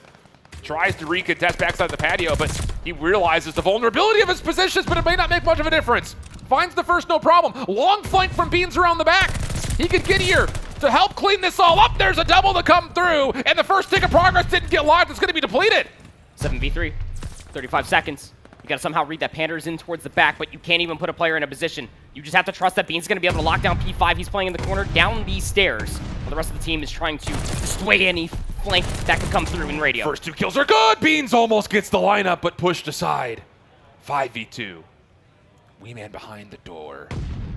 Furious is watching for a church alley push, and here comes the hit. Oh, what a slide out from Fame. Now it's just down to Furious. Nothing he could do there. Offensive win by way of kills for Electrify Steel. And again, it might not even matter for segment progression because the pressure is about to be on for Ultra Academy. Now they have to win an offensive round and try to even maybe force out a round 5. But even more so than that, we talked about this continuously when it comes down to Tuscan. It takes a certain amount of a gusto to try to play that far forward when it just comes down to defend B, because if you go 4 down before your teammates respawn, you're forced to play all the way back over towards B. We know Electrify Steel love to find those kills. Yeah, it's a risk-reward situation, right? Yep. You get the kills. On the other hand, you kill off so much time. Yep. But now the focus goes to Ultra EU. Can you turn this into an all-offensive affair through the first 2 rounds? Long-range shots from Steve-O, not quite able to finish off Pander, but at least he's able to stall the clock, and with that, a kill from Weeman gets him through and on to B for a small time here. Hold on, he's still winning gunfights off screen. He's got help. Here comes number 8. Bean's now playing alongside Weeman. And they've got some pretty good zoning around this B zone, at least for a small time, that eventually gets pushed aside, but this is going to be 2 minutes and almost 15 seconds worth of time if Steve-O can finish off this last 1v1. It's just going to come down to Fame, comes out of view, won't be able to find the kill. The assistants would have been here regardless, but you couldn't have asked for a better start when you're thinking about it, right? Because you kept Electrify Steel so far away from this A zone. Ultra EU were trying to find themselves an abundance of kills and maybe try to get some progress over towards B, but it split the defense considerably for Electrify Steel. 24 playing 23, 2 minutes and 5 seconds on the clock. Advantage towards the defense in numbers. Ultra EU trying to play through Church. It's been red completely. Gavutu, Pentagram, Fame, all getting involved in the kill feed. And the final for Pentagram, 3 in a row. Much better in this Tuscan control so far than he was versus 705, which is dangerous news for Ultra EU fans. Warning, finding all these different isolated kills. This is going to constantly slow down Ultra EU's efforts. 3 life disadvantage for them now of 4. And they're going to be able to read this as well. They dealt with 1 player in the middle of the map, and with that information, with Gavutu going down, they know where to turn. Fame has to at least find 2 here. Good help from Pander deep. Now the play through Patio. Fame good for the first. No one's there to follow up, interestingly enough. Yeah, Beans must have been hit by a nade or something. But as Steve-O and Beans find the first 2 kills, there's a chance. Beans wants to go down, force the pistol engagement, and he gets Pentagram as well! Whoa. The double comes through! The clock will stall for a moment, but a teammate takes him off the point! Weeman right back in! Electrify Steel trying to get here defensively, and Weeman on 1 HP! Delays a little further. Still kills coming through. Vortex is over here. He's trying to get this first segment, almost is able to snap onto Pander, but AR versus SMG at that range, that's pretty difficult. 1 minute left, 3 life disadvantage. Still doable if you can get on towards the zone and stall out this clock. You need map positioning going forward. Weeman's able to find Pentagram. Now, you're more than aware that there has to be someone top Church. Now, that's going to call for Weeman to go all the way around the back. Yeah, this 3-1 split has to be effective for Ultra EU. The numbers and lives just are not all that great to get this offense past this B zone threat. And, well, the setup is just completely crumbled. It's just Weeman last one left, and he really can't do too much besides just hold this position and hope that his teammates can come back in time. And, oh, it's been red. Pander on the back, no problem getting the cleanup. Gavutu takes his position previously left over towards Church. And in a 10v4 with not a lot of time and not a lot of room to work with, it's looking like Electrify Steel should be up 2-0. Yep. Sure will. Segments would have been lovely for Ultra EU, but the slays just weren't consistently there. Yeah. I mean, we saw the trades just at the very beginning of the round, but every single time that they were trying to get themselves over towards B, there was always at least one person for Electrify Steel that was able to turn up and find themselves either 2, and they collapse on the play every single time. They isolated themselves a lot in the middle of the map, and they did give themselves a really good look. I hate to bring it up one more time, but if that teammate doesn't come through from Weeman on a Beans, he's going to be able to get more space in the back of column, and you're going to be able to saw out the clock with Weeman on the zone. I mean, it's tough to predict, right? Yeah. As much as hindsight's sure, 2020, yeah, you know, your teammate's low HP, he's just looking for some ground to work with. Are you really going to be able to communicate, like, hey, I'm setinating this exact location? You just don't figure that that's the case in the midst of everything. So a 2-0 lead for Electrify Steel after their opening offense was successful by wave eliminations. Can they find a way to replicate and just put this one to bed quickly?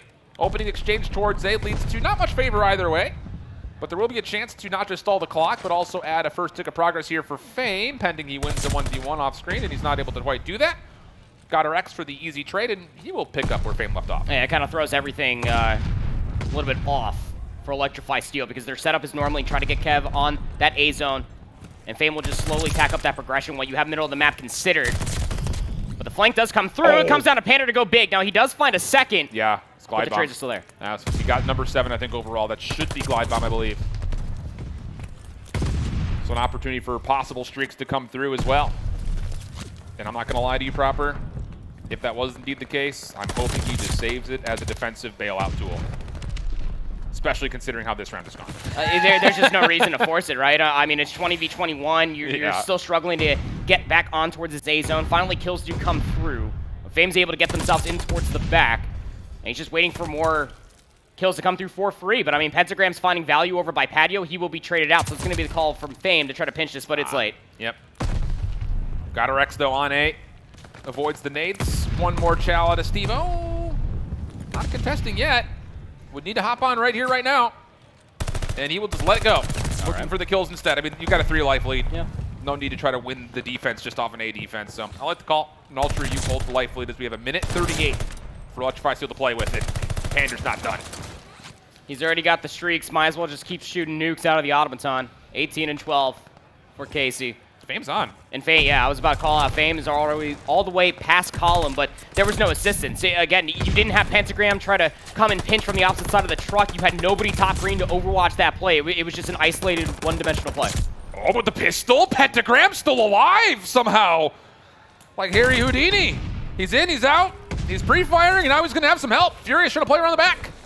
And all of a sudden now, huge life lead turns into an opportunity to Glidebond to come in and maybe even win this off of this offense. But I don't love that call. No, I don't like it either. I mean, even if you had the opportunity, you might have been able to get a segment or two. Yeah. You got Pentagram in the back, maybe trying to find some spawn kills, but nobody from Ultra EU have even come down there. They're all going through Church and going up top radio, if not coming down the Church ramp, just giving Pentagram no peace of mind. Well, let's keep that in the back of our mind as far as the glide bomb usage is concerned, because that leaves the door slightly ajar here for Ultra EU, pending they can get an offense put together. As we finish off this round number 3, it's a 7v3. Electrify Steel do have a chance with these last 3 members to actually get some work done here. All it takes is a couple of kills, and you're on final lives here for Ultra EU. 22 seconds to play with. Panda from the side door is going to cook one up towards Patio. That actually may land. It sure will. That should be the go call here. Gavutu able to find the opener. Panda on the way in to stall the clock. Can they find the kills? Trying to bait Ultra EU to defend the zone. There's the first for Pander. Slips around. Knows that there's a contest, but it's we-man from behind. Just down to Gavutu. 4 in a row for him. A 1v3. 8 seconds on the clock. And he may just value playing in the backside of column here. He's gained some space, wants to go all the way around, gets the beat down. He needs to touch the zone, though. And that will ultimately be his demise, as Ultra will send us to a 4th round. Slowly keeping their heads above water here, Alan. But again, the problem still remains. You got to somehow win an offensive round versus this Electrify Steel roster. Now, they did a great job at just making sure that Electrify Steel did not get any mid-map coverage. That first blood was in top fire. And they really kept them at bay for such a long time. It just comes down to a lot of these different isolated engagements where Electrify Steel would just have one player slip the net. It always gives them further numbers. It's Church to be. It's Church to be. It's a 3-man hit right through the middle. If they can find these kills, they're going to re-wrap back over to be very quickly, and the kills are there. All but watching for this is Pentagram, and with the help of Gavutu, it shuts down the play. It's a cheeky idea from Ultra EU, but ultimately it doesn't work out. You got to go for broke at this point, so you got to be able to at least give yourself a segment over by B, if not maybe able to capture it off the rip, but you come up with absolutely nothing. You so are even with lives. So now you're all in for A. Clean purple kill feed coming through for Ultra, and they're also looking for mid-map coverage. Now they will leave Vortex behind to slowly tack over the A-zone progression while the rest of the teammates just fly to find further kills. Oh, Furious is flying. Getting airborne with that speed. Keeps the defense tested and pressed over towards the B zone as Stevo will safely secure the second tick of progress. Fame trying to challenge in towards headquarters. Denied entry. Only finding a single kill.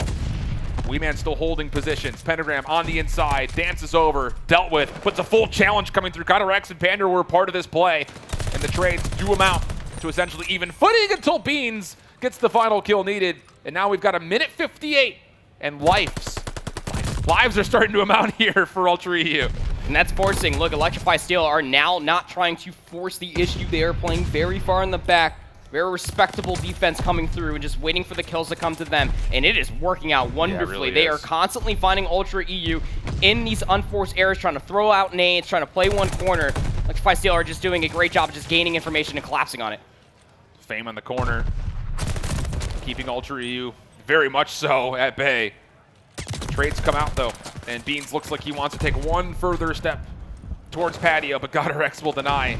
It leaves Furious kind of wondering what is to happen next. And he may actually catch a couple of members on this little rotation, but no, completely overwhelmed. Just really good focus from Electrify Steel with the numbers. Fame now trying to push through mid-map. Not going to be able to do too much with that position up towards fire. So we go to Pentagram's view. Over towards the bottom side of headquarters. Members all over him. Tries to use the door, but gets completely broken. And now an opportunity for Ultra to reclaim some ground and maybe get a setup going. I thought that door wasn't supposed to swing that way either.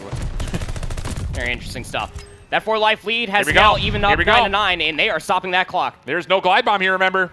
How big could that decision possibly be? You got to remember that Electrify Steel, they won their opening offense off kills, so this one tick of progress could very well change the difference in who gets round 5, and the kills are still coming through. Gunner X from the top of the truck can only do so much. First tick of progress is done.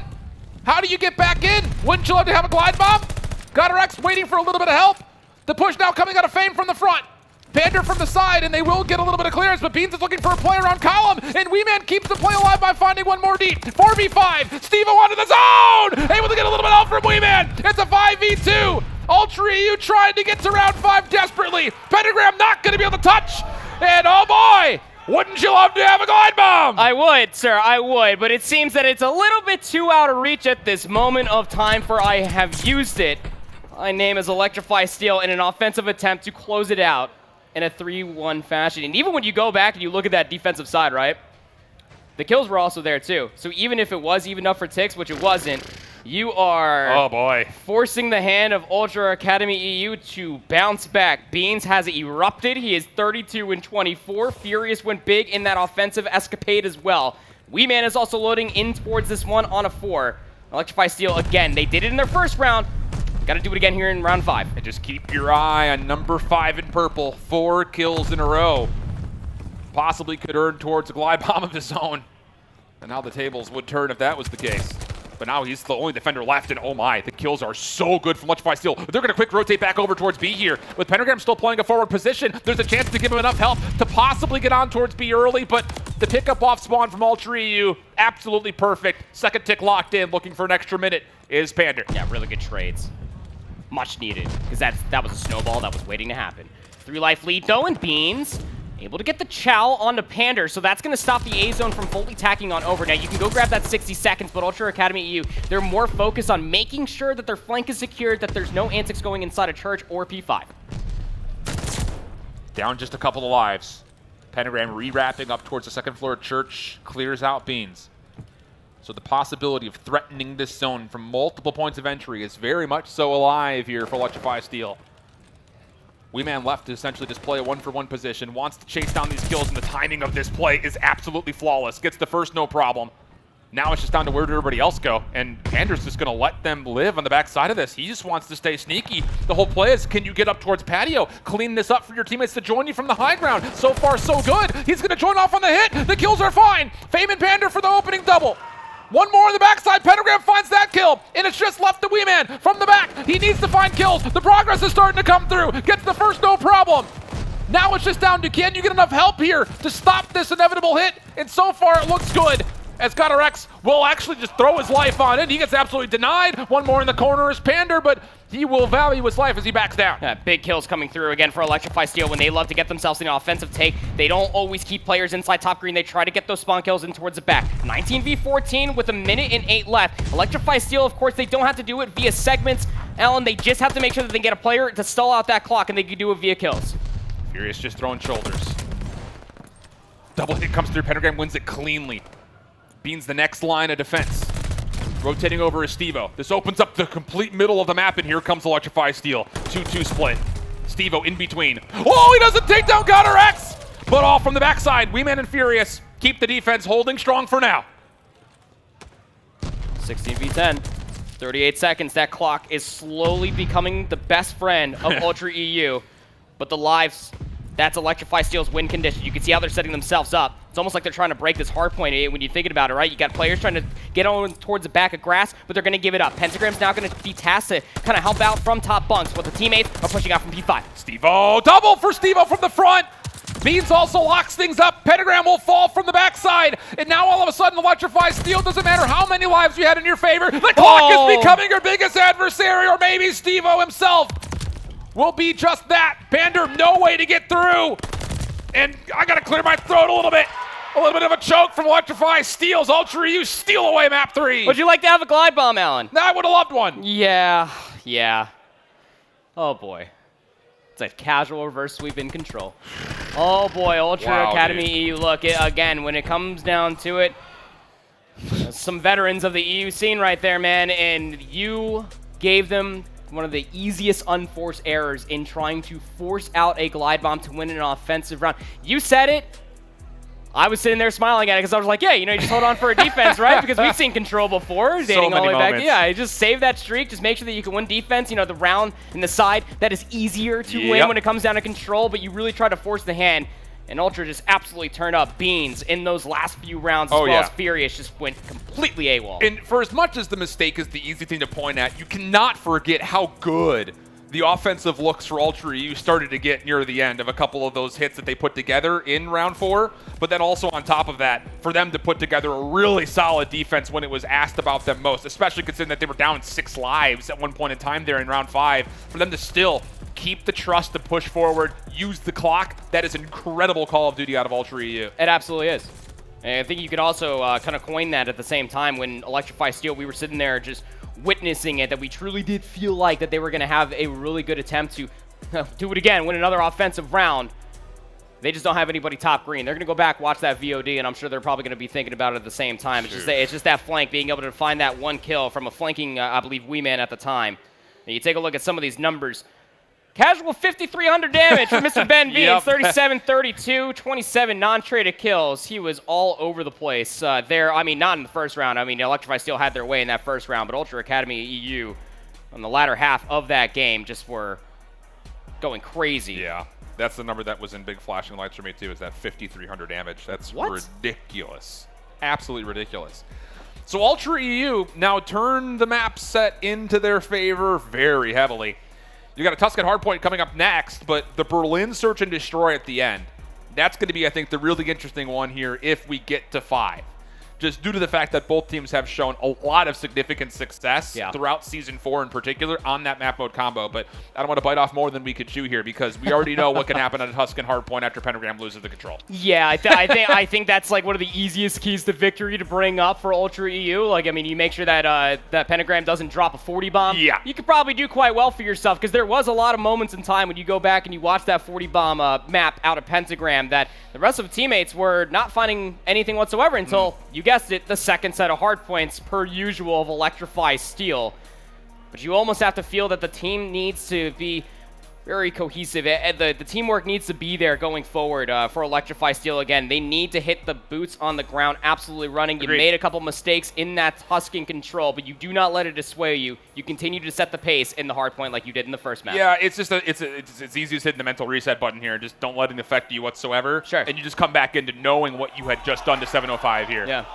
And I'm sure you're starting to hear some clamoring commotion. Looks like Boston Academy just did something that made people happy. Yeah, this is okay as a W apparently. All right, so that's still going on. Dude, what is it with this Boston Academy team on Saturdays, dude? They are looking unreal today. I was watching a lot of their games over their shoulders too. I mean, like, it's the same thing we were talking about in Toronto, is that I think that team just continuously has a Ghosty set up for success. It's that kid is unfathomably he's good. different, dude. Yeah, he's different. Maybe someone in the audience can give us a map count update for that series? Anyone know? No? Good talk. 2-1? 2-1. Thank you. Thank you. So that was a control win, I assume, for Boston Academy. And, well, now we just focus on what we have in front of us. And I will say that as much as we keep talking about Pentagram because, you know, he stole the spotlight, this is going to be a stressful map as far as what flexibility will Ultra EU have for this weekend. Because let's be honest, you're going to have to be not just diverse in what you bring to the table on map pool selection, but can you bring in 3 SMGs at times and actually mix it up with some of these fast-paced NA teams if you want to win the tournament, I mean? It's something that we've seen in the past. Specifically going back to Season 1 when they were actually playing under the team name Moneyform. And it's again, you know, Beans is coming off a fantastic map, and you've also been able to see Furious is flexing over towards an AR, but the triple SMG specifically on a map mode combination like Tuscan Hardpoint was very good for them. Even you go into towards Season 2 when they were playing with Gizmo as well. You had Beans picking up that SMG role and was just getting in the face, not afraid to get his hands dirty. If Beans is feeling himself, it terrifies me, and he's all the way across the room as well because he is loud, and he's also very good in the game. When he starts flying in towards a multitude of different instances, he has the help from his teammates. He is frying. Yeah, I think, so back in Toronto, I had kind of gone out there and said the best search and destroy team at the event is going to win the tournament. And as much as I still think that parts of that are true this weekend, with how many rosters have been moved around across both regions that still exist here, I think it's the most flexible team is going to win this event this weekend. We've seen a lot of different variations as far as map pool is concerned. I say that, of course, the last time that both we were on the cast and Electrify Steel here, we did have the same Tuscan 3 and 4, but everything else has been quite a big variety. Yeah, and I think, with the team that currently finds itself in winners finals, talking about Ultra NA, we know what they can bring to the table, and I think the swap out was confusing to a lot of people, but it does allow an opportunity to really highlight those flex players on that roster because you now know for a fact that Assault's just going to rock a main AR. So when you compare both these two teams to facing up against that Ultra NA team, depending on who gets through the series, I think that flexibility is going to be the key as far as who has the ability of running 3 ARs at times or 3 SMGs at times. Because at the moment, for a fact Ultra NA can. Oh, yeah. I mean, we've seen it plenty of times. I can't tell you how many clips I probably have saved on my hard drive at home of Vickle picking up an AR or Scrappy picking up an SMG. Or same thing said about Charlie. Hixie is also quite versatile. We've seen it through a multitude of different years. I feel like that flexibility hasn't fully been there, at least through this weekend so far, from Ultra Academy EU. I agree. Because they really haven't had a reason to be put on the back burner. Now, a little bit was happening off screen while we were casting the last time in that reverse sweep versus, Valor, Brack, and Co. So, I mean, you would have to assume in those last 3 maps, that's when they had to really start diving into their bag of tricks. This is about to be another one of those instances, I feel. And I think that the fact that we're framing this up, why it feels so appropriate is because that has to be win condition right here in this map coming up with Tuscan. Yeah. And, arguably speaking, you can actually see the same things on Berlin Search if we get there. So we'll just got to keep that in the back of our mind. I know we're spitballing through it, we're podcasting through it. Hopefully you guys are still staying entertained. Better be.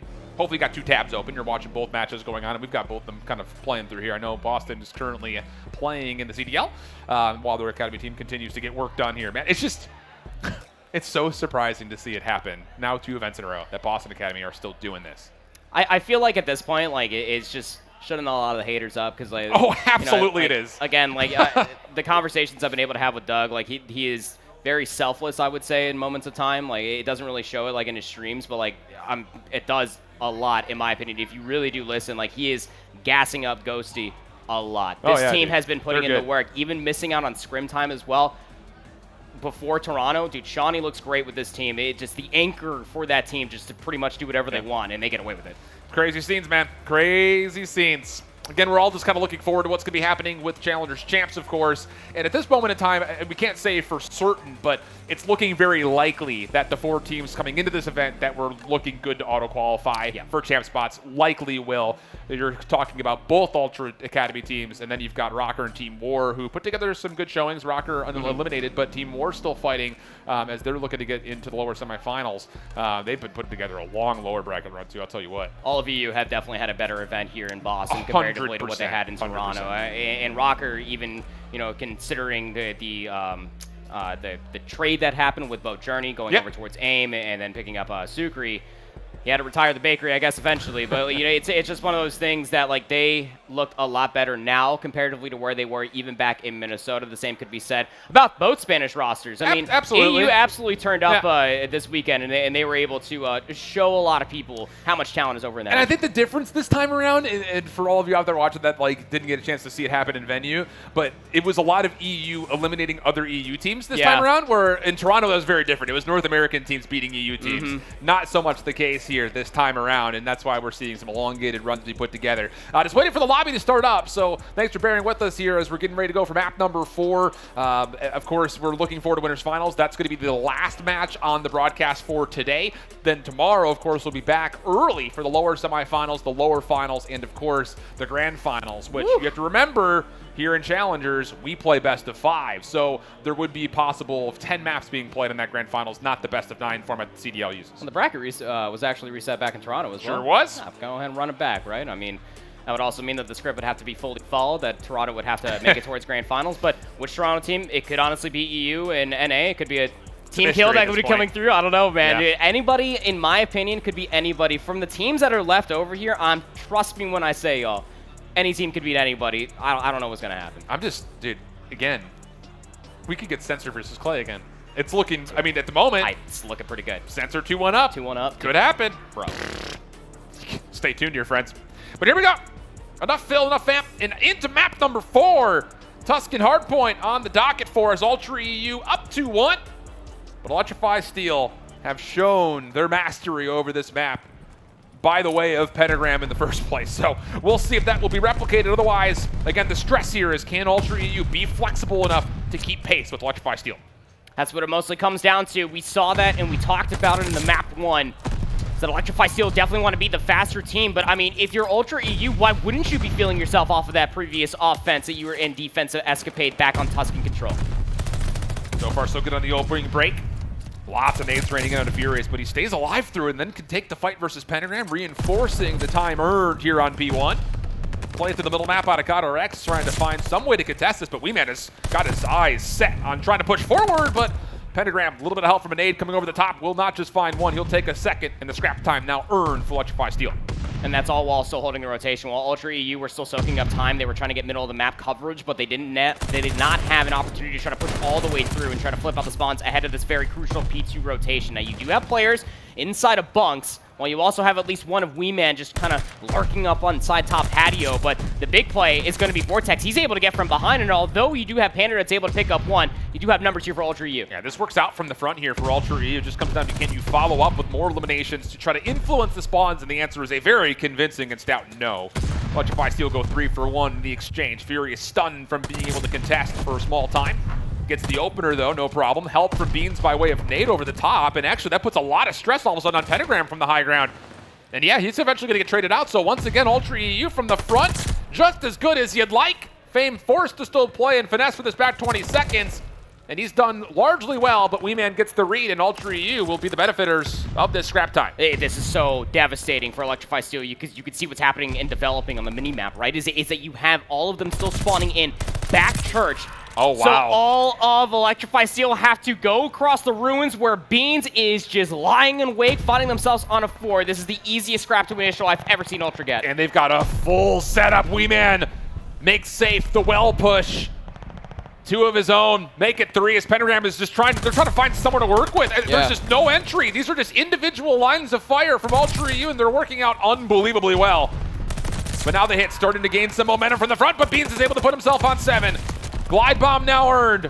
Eventually taken out from the Vines area, but his teammates there to try to pick up the pieces, and, well, held on a second. Electrify Steel, they've been able to work themselves forward. Now onto the hard point. 25 seconds to fight for, and ES is in. Down by the 60 curse, are they going to be able to turn it around, or is Ultra EU just constantly going to push them back? The trades are there, so that actually is going to force Electrify Steel to maybe try to recontest coming back through L. But again, you have all these Ultra players just lurking towards the back. It's another 2-piece for Beans. He's 11-5. Weeman 11-6 for crying out loud, and they're flying across the middle of the map, but the real play is developing at the south side. Furious and Vortex trying to work around the back. We asked the question, could they be flexible to force speed against Electrify Steel? Apparently you don't need to. Yep. Everyone's just locking down lanes. So over towards Church we go. I hate to call desperation time here for Electrify Steel, but boy does it feel like it. And the opening kills will allow them the first 15 seconds plus a little extra, as now Ultra EU for the first time have to consider how to break. Well, I've seen them down by 60.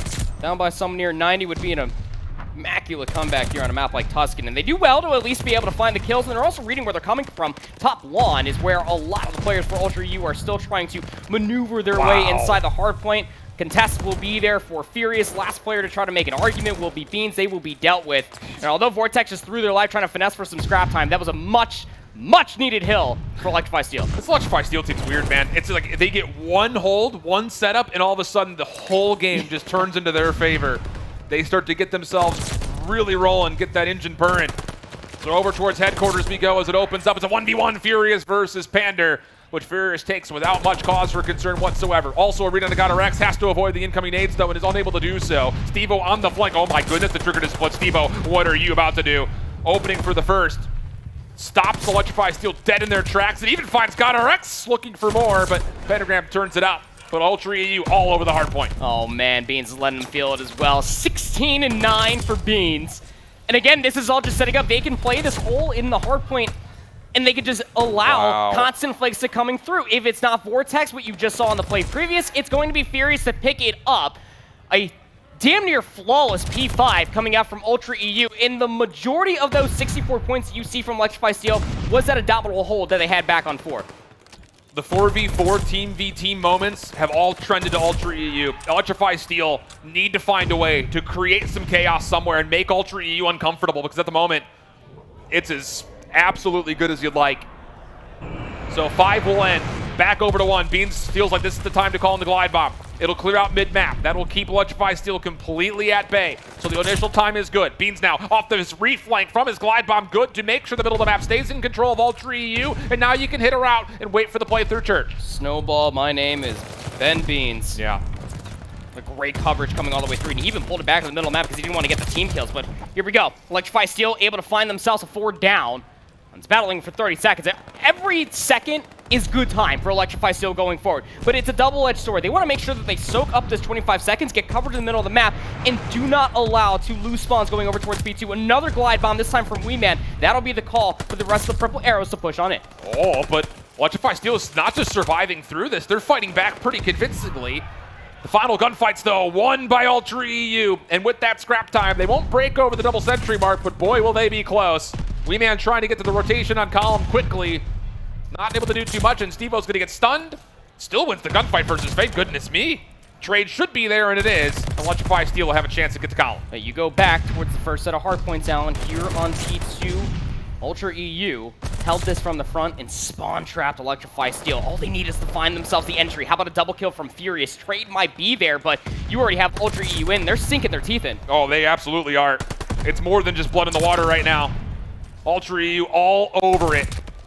199 to 90, the current tally.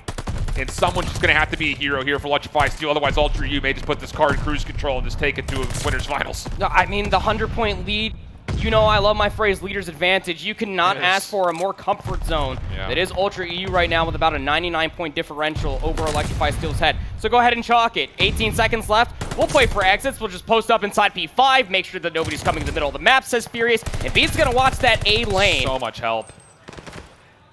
There's so much help here. Everybody's in a tradable position. It really is that. That's exactly the call. So Fountain will open. Ultra EU in initially. Electrify Steel working with a little bit of help here from the fire alleyway. Weeman trying to find the repitch on this, but it's going to be a flip of the map coming out. And Weeman doesn't get a read on where this hit's coming from. First 2 kills good for Pander.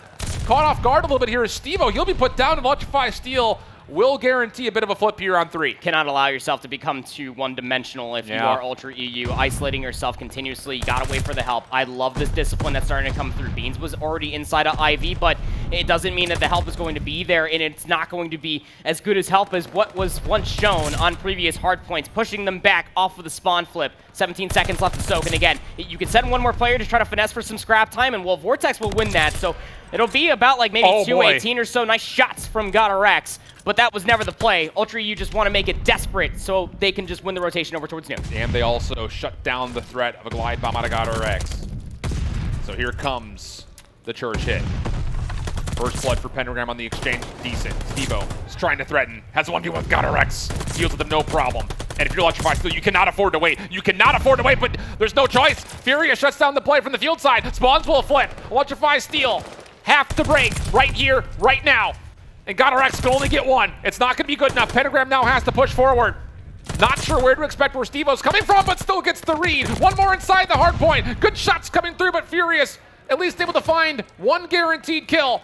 229 is where it stops. Electrify Steel get the reinforcements to win some of this crucial time. With just how close everything is, they don't have the opportunity, they don't have the luxury of trying to press on forward. All they can do is just get inside the hardpoint and hold, but that is just waiting in wake for Ultra EU to recontest and work their way back in. No one's touching Steve-O. 31 and 22, minute plus worth of hardpoint time. Goodness.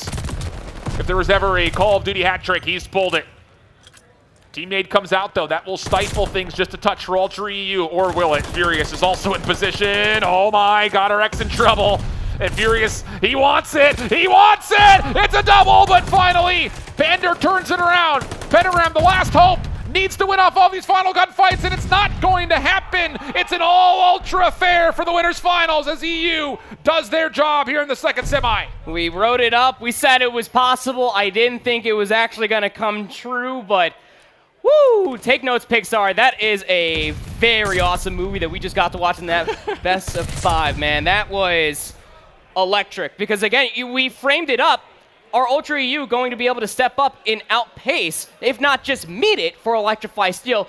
We immediately got our answer because we had seen a big difference from the Vortex, the Stevo that we got on Berlin Hardpoint Map 1, and then going to that Tuscan, he was, like you said, untouchable. Dude, the thing about it is just in the fashion that he found all of his success came off of the simple fact that in all of the team fight moments, all of the 4v4 moments, maybe save that 1p1 break, sure, it was Ultra EU dominating the exchange. And when you get convincing setups like that, and you have essentially guaranteed the next 15 seconds to go your way, that allows Stevo just a green card to do whatever he wants around the map. And the fact of the matter was, he didn't have to go too far because he still found a minute worth of hardpoint time with 11 objective kills. I mean, goodness, that is just so good from Vortex. But what also does scream high value in a multitude of different areas, both Furious, the SMGs for Ultra EU, had a combined 21 objective kills on the hardpoint itself, and about big. 2 minutes between the two of them as well. But you can also see the help from both Beans and Weeman, the ARs. Specifically Weeman.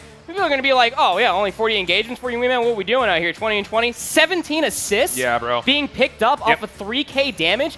That is the testament of what Ultra EU are able to do. How fundamentally strong they are. ARs getting damage, SMGs pushing up and cleaning up on the kills. Well, Call of Duty, man. You got to remember the fact that both ARs earned both the glide bombs. Yeah. So, I mean, if you're locking down lanes that good, life has to be feeling super easy. Some good for the COD being SMGs. played out of those yeah, guys, absolutely. Yeah. And I think the thing that's most inspiring about it is not just how they were able to kind of play off of one another, but for what we were used to seeing from North Americans in this map mode combo with speed, aggression, and just relentlessness. That was probably the most controlled map of Tuscan Hardpoint that we've seen probably on the weekend so far. Yeah. And that's great news, I think, because that's an advantage that Ultra EU has over a lot of teams that are here. Yeah, I think a lot of teams are going to be looking at that, almost reconsidering maybe trying to face Ultra EU on Tuscan, because I feel like every single time we were... I wouldn't want to take them there either. I don't want to be in a gunfight versus Beans nor Furious, or any of them, really. I would lose regardless. But it's just one of those things, again, like, and we saw that in certain instances in that map 1 that they, of course, ended up losing 250-236. But Ultra EU, as fundamentally strong as they are, it's just always locked down from the ARs watching those very long lines of sight, and the SMGs just roaming for free constantly. Yeah. That trust is there. Man, it's inspiring stuff. Yeah. And I think that inspiration needs to bleed over because it's going to be an all-Toronto Ultra Academy affair for the winners' finals. The North American squad due to now play up against their EU counterparts. Also, you heard a couple of rumblings in the background. Boston Academy 3-1'd their way into a lower round further up, and that's one that they meet up against Clay again. So that's going to be one of those, that's the famous picture we saw taken at Toronto over the top. It was that matchup. We're going to get that again as we look back over the bracket. I'm going to have to try to... I'm going to go cross-eyed. What's that one SpongeBob meme where he's like reading two different sides of the book? It's about to be me watching the Ultra affair and then also watching just Clay and Co versus that Boston Academy, man. Because there's going to be a lot of good COD that's about to be played. But that Ultra matchup, I'm not going to lie, I have been licking my lips waiting for that matchup ever since these two teams were announced. Dude, this is the first time since Stage Minnesota they play Minnesota? I want to say they played in Minnesota, like an earlier round or something. But regardless, it's been a long time since we've seen this, dude. But it's the in-house that we always want. Let me just say this much. Say it. I feel for Ellen and Sean. I don't know how they're going to call Toronto Ultra EU, Toronto Ultra NA. It's going to be casting chaos. It's a lot of purple, man. Good luck, guys. That's a lot of purple. Yeah, I don't envy that whatsoever. But the gameplay, I'm sure, is just going to be absolutely crazy. Because I mean, again, just to wrap up this entire series one more time, is that questions were asked about the versatility, the pace of play, and Ultra EU absolutely answered. Yeah, it's the same as it ever was, right? Easy kill right there. And on the flip side, though, just to kind of talk about the opposite side of the sword here, Electrify Steel now have to fall down to play a very hot Team War squad. Thoughts about that match? I mean, honestly, Team War, ever since we were talking with Team War earlier on in the day, and we were sitting there drinking coffee with their team owner, who's, you can see right behind us, just so handsome, isn't he? He's there. It's one of those things, again, that when they got past a Wubbabubs, the momentum was always there. They are feeling themselves, man. Watching Wardy fly across that map, that Electrify Steel roster is going to have to work it out for them. That's going to be tough, man. That's going to be super tough. But once again, we'll relook over our schedule because we've already kind of teased at the matches that were coming up, but just to visually reconfirm them for you. The final match of the evening is the winners final here on broadcast. Ultra NA playing Ultra EU. Simultaneously going on will be the Boston Academy versus Team Exposed match, as well as that Electrify Steel versus Team War match. So again, just keep that bracket up. Exclamation point bracket. We'll have it pretty much refreshed at all times. Just make sure you're keeping that F5 button hit as much as humanly possible, and I'm sure there'll be plenty to see on Twitter as the clips start to fly, which guarantee me they absolutely will be. Well, we're going to head off to a break. It's Winners Finals up next. Don't go far. More challenges coming up.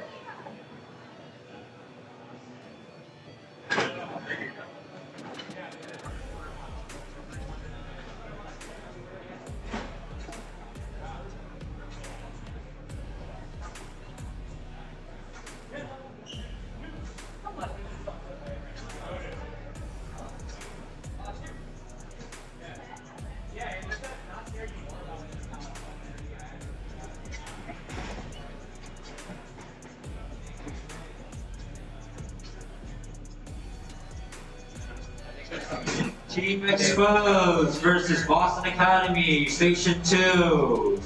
Team Exposed versus Boston Academy, Station 2.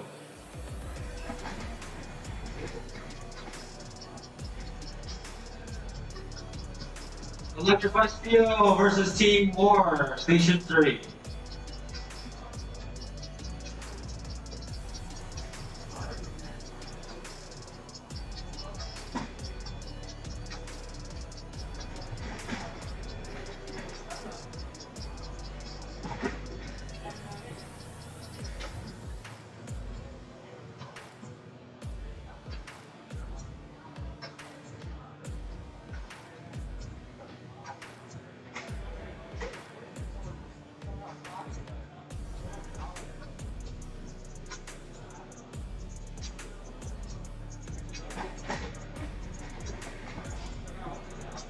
I was just pulling up the rest of those chairs that were here, and that's where we can use them.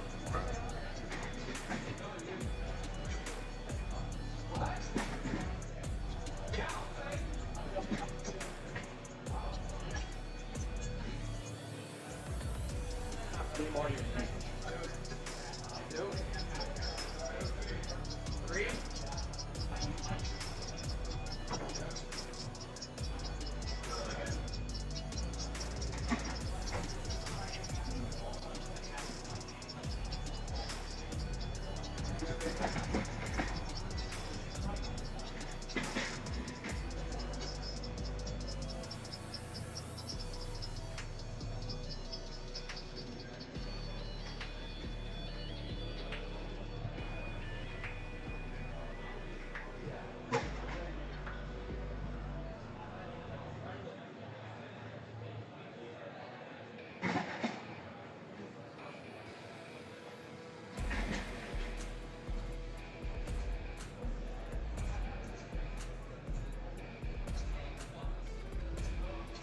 Yeah.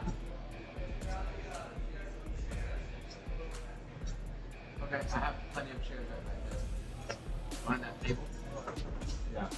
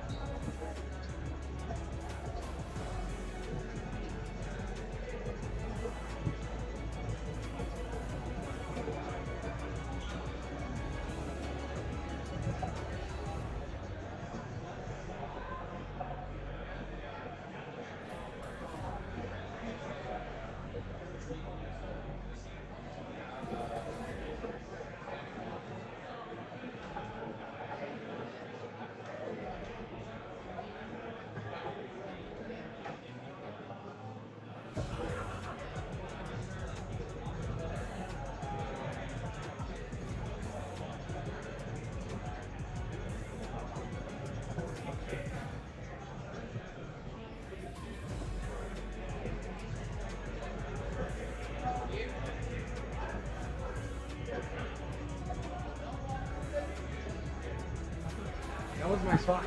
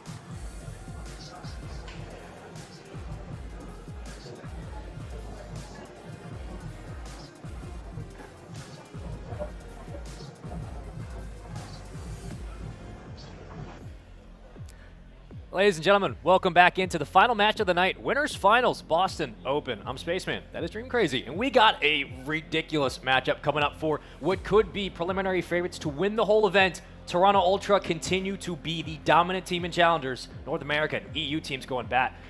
Listen, this is going to be a insane game for best of 5 series. We could go potential all 5 games. Ellen, like, It's Winners Finals, man. How do we get here? Like, it's crazy.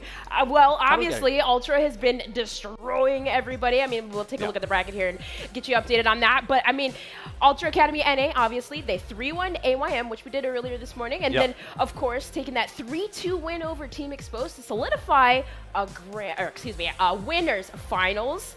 And then, of course, we just saw the Ultra Academy EU take down Electrify Steel. What a crazy game that was. A potential 5-game series on our hands in the Electrify Steel and Ultra EU game. You just watched. You just saw it with your own eyeballs. And now that means that Ultra EU versus Ultra NA, which is going to be absolutely fantastic to talk about as we get into it. Here's the head-to-head. Here are the matchups, and here are the players. This is your Winners Finals. One of these teams going to the Grand Finals. Loser will drop down and play tomorrow morning. As we move through, though, it's Vikul, Scrappy, Hixie, and Assault. You know him, you love him on the North American side. On the EU, Vortex, Beans, Furious, and Weeman. Okay, there's a lot of history here. There's a lot to get through.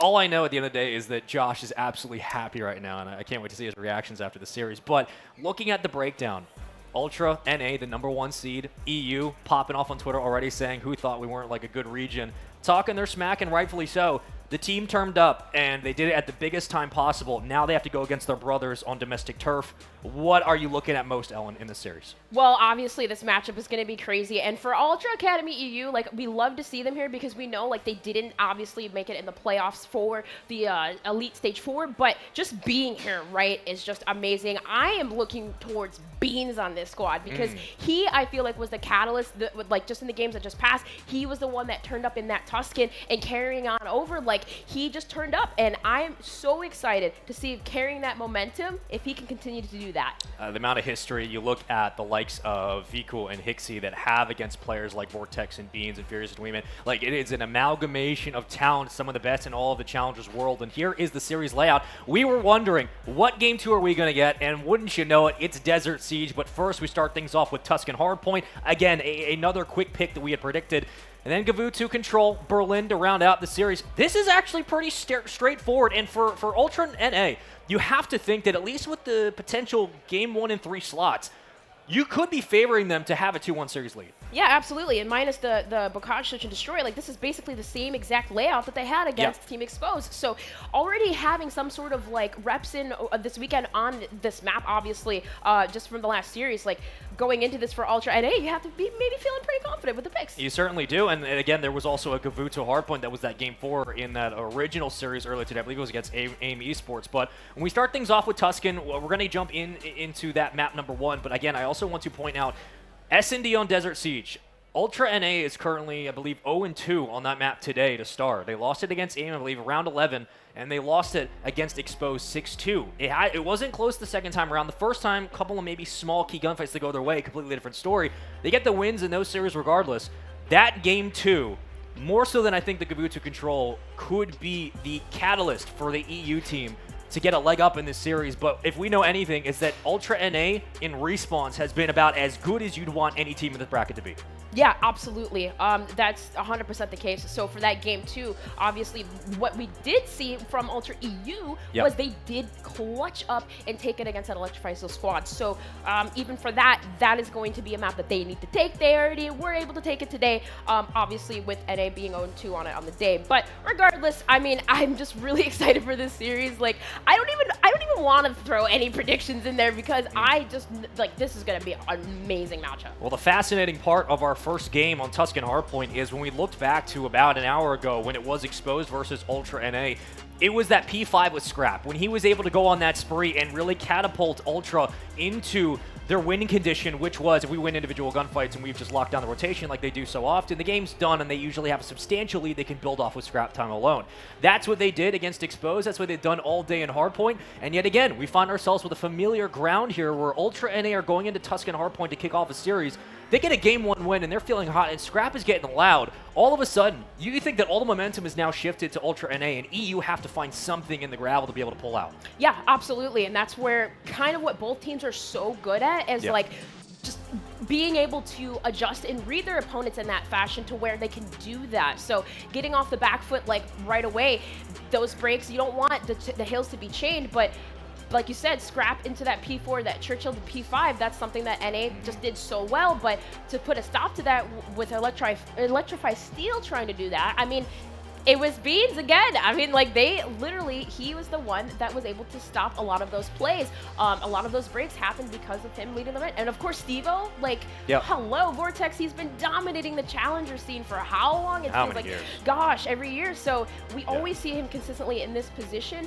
He's the one that's taking those crazy routes. The subs of Ultra EU, they're going to be the ones to take this here. Yeah, you look at some of the duos that have lasted longest in North or European challengers for a while. I mean, Metals and Lucky, I think, kind of have that mantle there, but you even looked at when Nasty and Vortex were playing together, and those are kind of the staples. So the fact that Vortex has continued that trajectory that he's had for so many years now and is still finding ways to succeed, and this team that is so well-rounded, so well put together, and then it makes me think about this opening Hardpoint, like not only talking about Scrap's individual promise on hills like P4, especially rotating to P5. But when we look at Assault can do as well, staying alive in bottom church, but also playing towards the back God tank. If he does that enough, there's going to have to be a response from EU on the likes of Beans or the likes of Furious to be able to meet that challenge. If they do so, you probably have a better time being able to break, let alone trying to worry about the spawns and getting, you know, up to the patio and getting radio control. So there's a lot of facets here for how EU can approach NA, but I think the big thing is this.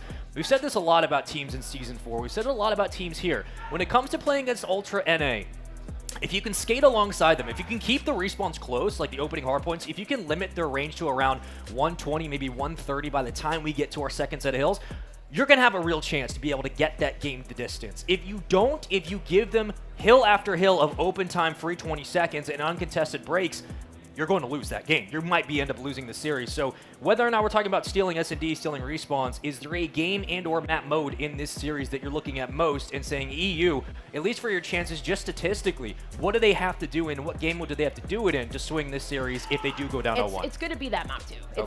For me, it's going to be that map 2 just because, you know, in numbers advantage, at least NA had lost on it, like 0-2 on the day. Yeah. And, you know, it was, well, the one was, but either which way, like, they're going to have to clutch up on that search and destroy, which we saw them do. So, yeah, I really feel like when it comes down to that, they cannot let Ultra NA just run away with the leads as they do so often, even off the opening breaks. It's just really about those adjustments, making those mid-round adjustments, and hopefully being able to clutch up, and who has the better clutch factor. That's what's so exciting about this game. It's like, we really don't know what's going to happen. It's going to be a bloodbath. If you thought timings were going to be weird going into the series, you're absolutely right. And if there's one team and or, I should say, two teams that know each other pretty well, it probably is Ultra North America and Ultra EU. They have most likely ran into each other a couple of times, let alone in scrims, and understanding that those tendencies that certainly exist, it's all about putting it together in this stage of the year, but also the personalities of these teams continue to rise to the top, and that is what we talk about most often. But as things sit currently, we'll make sure the players get into the lobby, make sure all the teams are ready to go. Winners Finals will be coming up after this break. When we return, Game 1 kicks off.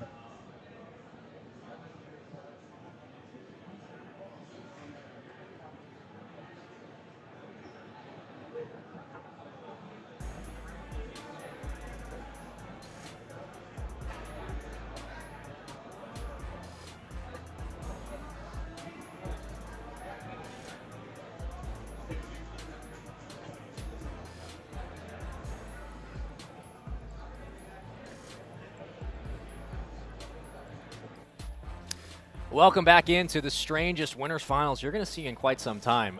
This is going to be fun. Again, we've talked about it before. We'll talk about it once more. Ultra NA versus Ultra EU. Both these teams have had a ridiculous road here and a very promising one as well. One of them going to be moving on to the grand final to play for that championship, but both of them absolutely able to win this whole event. And I think that's the takeaway. Though my prediction still with Boston. If Sensor shows up, which I know he's doing, they're going to win, I'm telling you right now. But looking at what this team did, and by this, speaking of Ultra NA, because we've seen them a lot today. We have been watching them for, this makes 3 in a row now. Is there anything specific that has stood out to you about the personality of this team that has kept them as competitive as they are, especially when they've had their backs against the wall in prior series? Scrappy. Scrappy? Yeah, I mean, that's it's fine. Scrappy, Yeah, obviously. I Yeah. mean, but all players, honestly, this team is just so good. I admired them since they formulated, you know. I honestly, it's just their ability to just adapt and turn up, even when the odds are against them. Like, they're just so good. Yeah. Every single player is. But no matter what, I'm just excited. This is gonna be crazy. It's gonna be great. cast. Oh my God, I'm it's so gonna excited. be a blender, a brain blender. But either which Yeah. way, I'm so excited. I'm so excited. I I am- want to get in the game. I'm so ready. It's the winners finals. You've waited a long time to get here. These players have been playing for hours and hours and hours, and now, ladies and gentlemen, it is time. Kate, Ryan on the observing. We thank them so much for doing their job so we can do ours. Once more, these guys are absolutely the best in the business, and they've been giving us the best action all day, to the production, to the league ops, to the players themselves. Thank you. Putting on a hell of a show, and let's get in to game number 1. On your screens, Ultra NA versus EU. This one's going to be fun. Oh yeah, I was sitting here looking at, okay, this one, a white EU. Okay, I was like, hold on a second, I just gotta make sure. But off the break, EU on the point, Ultra Academy. It looks like already we have Wee Man popping off, locking things down, and getting control over that first point. Well, I mean, you're going to be looking at a heavy contest early on in this P1, and we will be giving our purple squad their purple colors. NA, the domestic home turf, getting their shade, but on the other side, in the white, it's Ultra EU. And getting to this point, both teams have had their share of adversity, but it's been NA who has consistently found ways to take down some of those big top dogs, as most recently taken down Exposed in a Game 5 in a ridiculous clutch in the end, and Vikel stepped up massive in that series. If he has a similar performance here, this could be another dangerous one, but early on, it's a 40-point lead in this P1, not very contested.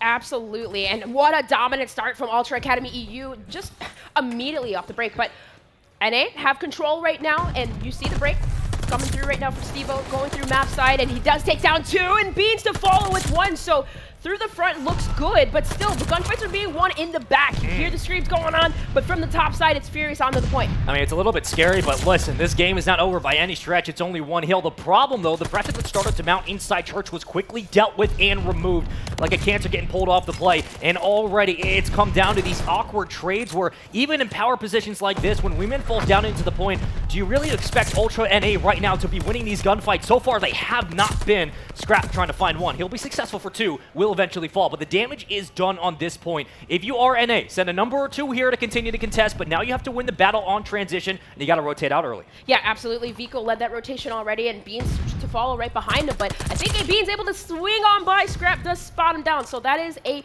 kill secured, at least for the spawns in back, and, well, Ultra Academy EU, what a dominant start, 80-5, and now that new hardpoint popped, Ultra Academy looking to come back here. I mean, this is essentially as big of a money hill as you would want with the MP40 in hand and Vehicle doing everything right today. You would expect this game to turn itself around, and that comes through the kills in the kill feed. All purple for the moment before finally broken up. Steve-O getting himself involved, and there's another for Furious. Now it comes to the break through the cut, but green side controlled at the moment. Ultra EU are mounting this push and mounting it well as Furious comes in for the challenge, the break, the hold. It's good. EU are back inside. Yes, and Furious has been one of those catalysts, has been helping to secure those spawns, able to take down Assault in the back. So realistically, the flood through fire is going to come through, and Beans is locking things down. So you see kind of 2 members of Ultra Academy isolated over towards that Ivy side. Yeah. So either which way, there's only 15 seconds left, and although like similar to the last, they'll send a couple of members to that point, but worry about that rotation, and you see Vico there doing just that. I mean, it was bunny hops, but better shots from Weeman, but luckily Vika was there for the extra trade, so you do get a break. You get about 10 seconds that you give up if you are NA, but you'll take that because the neutral time gives you chances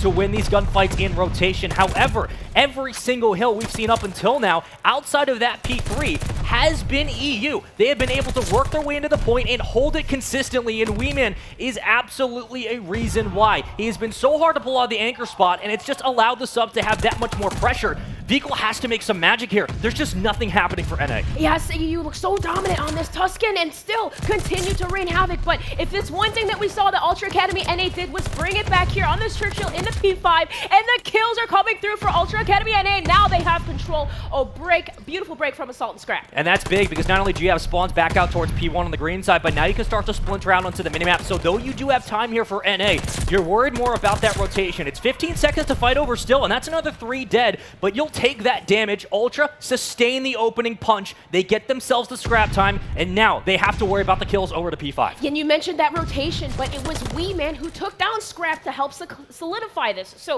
now here on the point, you see Weeman securing it, but Stevo looking to stop the push at least from members of Ultra Academy NA as he continues to do so and takes down 2 at least with the help of Furious's nade, who's still pushing out, zoning forward, and continuing to pick it up. I mean, this hill can turn into D-Day real quick with how many nades you're going to throw through the side wall, but it's Scrap playing his life appropriately, waiting for one more challenge on the bend, and he burns him, but is the damage done here? Still alive somehow. The pistol is out, but Beans will cut him down, and here come the trades. It's White in the kill feed, and good enough as well. 1 down towards Well Steps. That's Assault. He needs help. He can't push this alone. Finally, numbers are in for Ultra NA, but do they have enough? Yes, they do. That's 3 in the kill feed. Here comes the push, the break, the challenge. It's good. Assault again for another. And that's exactly what you need. So while that is happening, you have Hixie already early on that rotation. So breaking through the bottom P5 was so important, but members of Ultra Academy EU still flood to fight for that scrap time. So securing 8 seconds left, and also Weeman on the rotation, securing 2 rotational kills. Ultra Academy EU are so fired up right now. I mean, I feel like we haven't even talked about it. It's a 100-point game right now, and we're finally back to P1, and this was the question mark.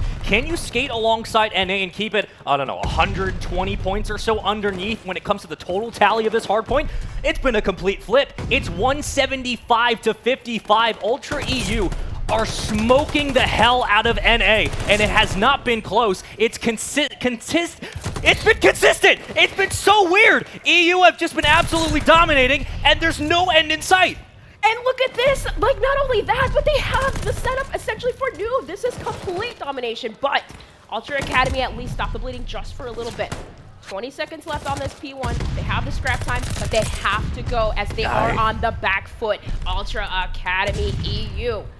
Beans looking so good. Well, here comes the question now. As things quietly slow down and we go over to P2, who's going to be far back at the tank? I think it will be Stevo. And if that's the case, you need to put pressure immediately on that back end and collapse the foundation from there. You might not be able to win a challenge through P5 if you don't have anybody around to immediately contest inside radio. As long as Fury stays alive, this hill should be relatively uncontested for NA.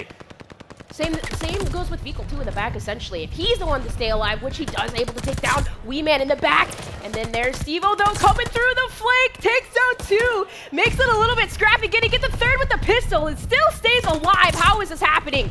Ultra Academy U spawning in the back now, pushing on in. They're not giving up a second. I mean, the problem is they built a little bit of a run here, and they are getting back into this game, but the problem, again, is that you're down by 100 points, and every 10 seconds you get for scrap time if you're EU goes right in your back pocket and continues this lead. It's 294. Surely we don't see a 100-point club in the start of our winter final, but you never know what you're going to see on Tuscan, and there's the break now with 7 seconds to fight over. It's not even worth it. If you're EU, hit the rotation, win this game on statue. Don't let it go any further. And that's the thing. Ultra Academy EU did just come off of a game, so NA maybe just need to take a little bit of time to warm up, and at least right now, they have control over P3, and they got information. At least they know, well, all right, Weeman might be pushing through Ivy, and that's exactly what's happening. So he has to wait for the push, essentially, pick off a couple of members, stay around the hill, but either which way, it's going to get a little bit mixy as P5. Hixie's on a 5 spree.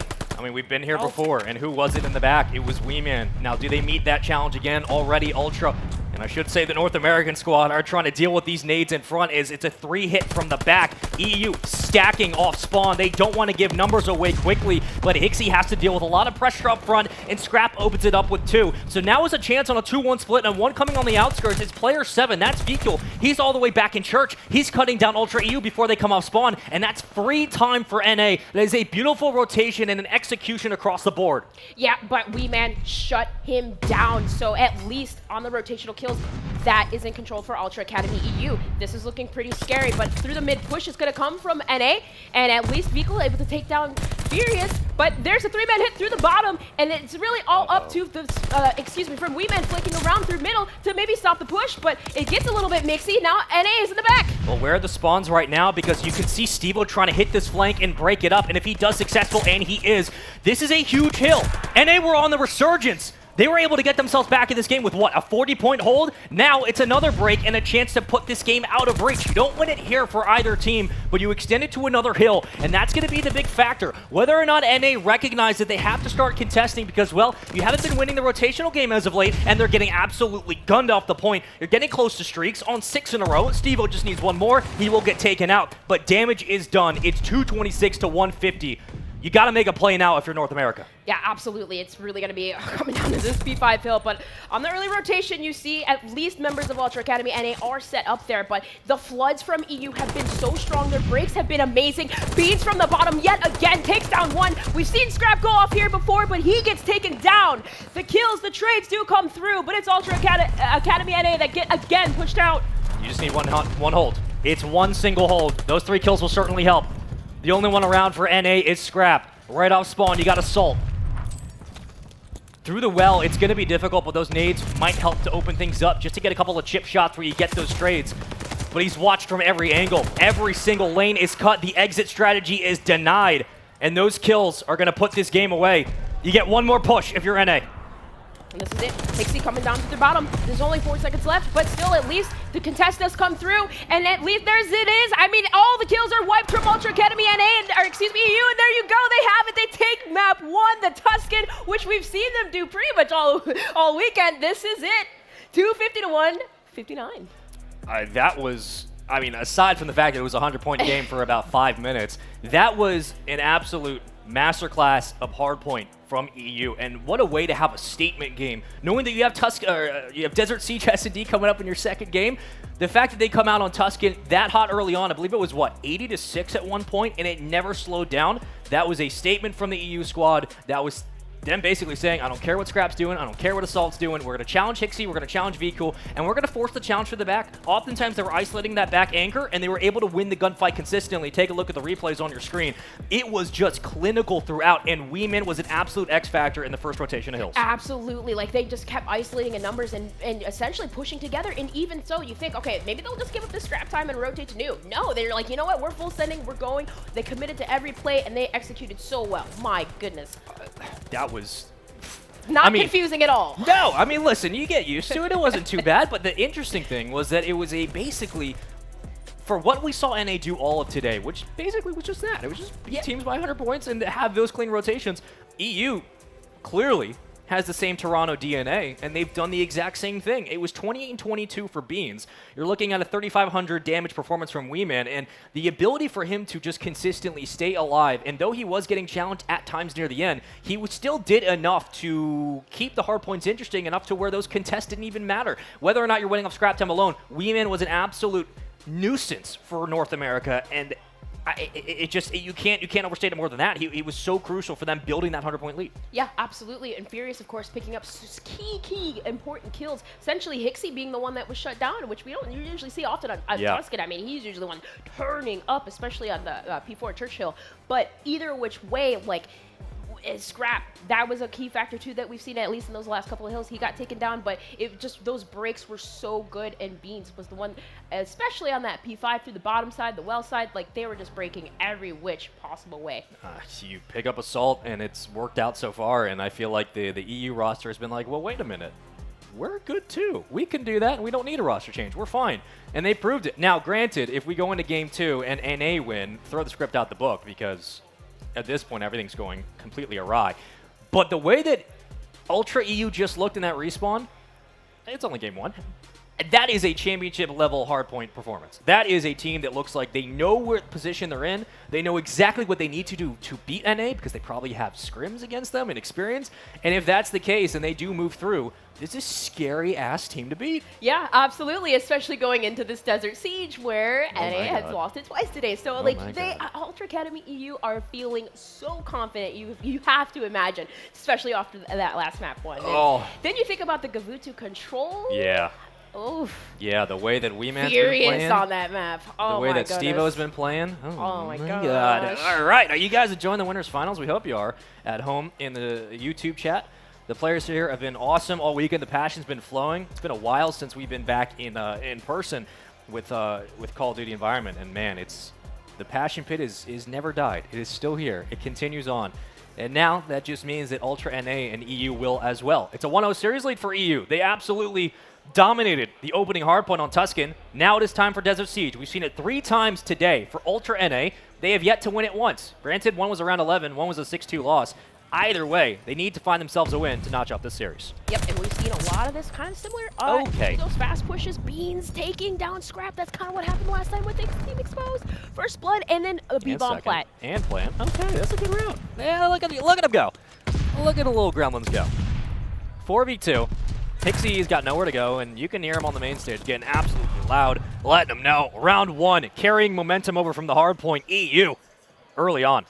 Why did that look exactly the same? Like, oh my goodness, the beat, the fast. I Everything don't know is what it is. deja vu. Everything. Simulation's breaking. Nah, it's still thriving. No, but either which way, like, that was crazy. The first opening pick, of course, but the fast, aggressive play towards B, something that you'd, of course, expect to see. But as we going into this, at least Assault has one, but the attacking round. Yeah, ever since he had that very slow S&D, every time we play S&D now, I'm like, Assault, if you get a kill in the first, 2 rounds, you're on track to get at least 5 or 6. You're doing well, brother. And there he goes, gets another one. On to Weeman. Quick response from NA. They should get the bomb down to B. And guess what? It's the same exact round back-to-back, but this time we have a sniper, and Scrap has a kill. Maybe 2. Maybe 2. Yeah, he absolutely does. Shout out Scrap. Yeah, absolutely beautiful post-plant setup there. That was quick. And that was, these are very quick rounds. It's like we have maybe 30 seconds to look at the minimap, and then everything, and then that's it. It's just go. Yeah, everybody just run. But that's essentially the same round back-to-back. Get the opening pick, get the second blood, bomb goes down, same hold. This time Scrap has a snipe. Yeah, get a feel for each other, and then adjust. But slow it things down here now.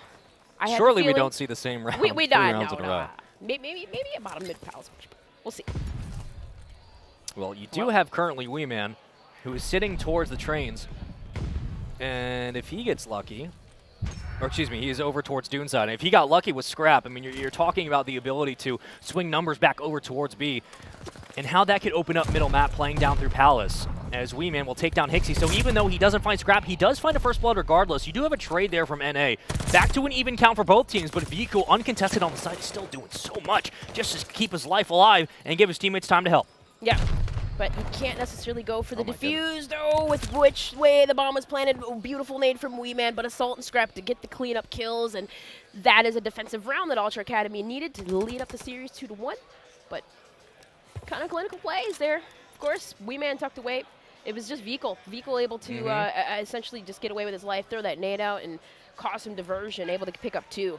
You're going to have to rely on that role player to step up, especially in this S&D. Not that he didn't in the hardpoint, but that's what Vico does better than I would argue a lot of most SMG players coming up these days.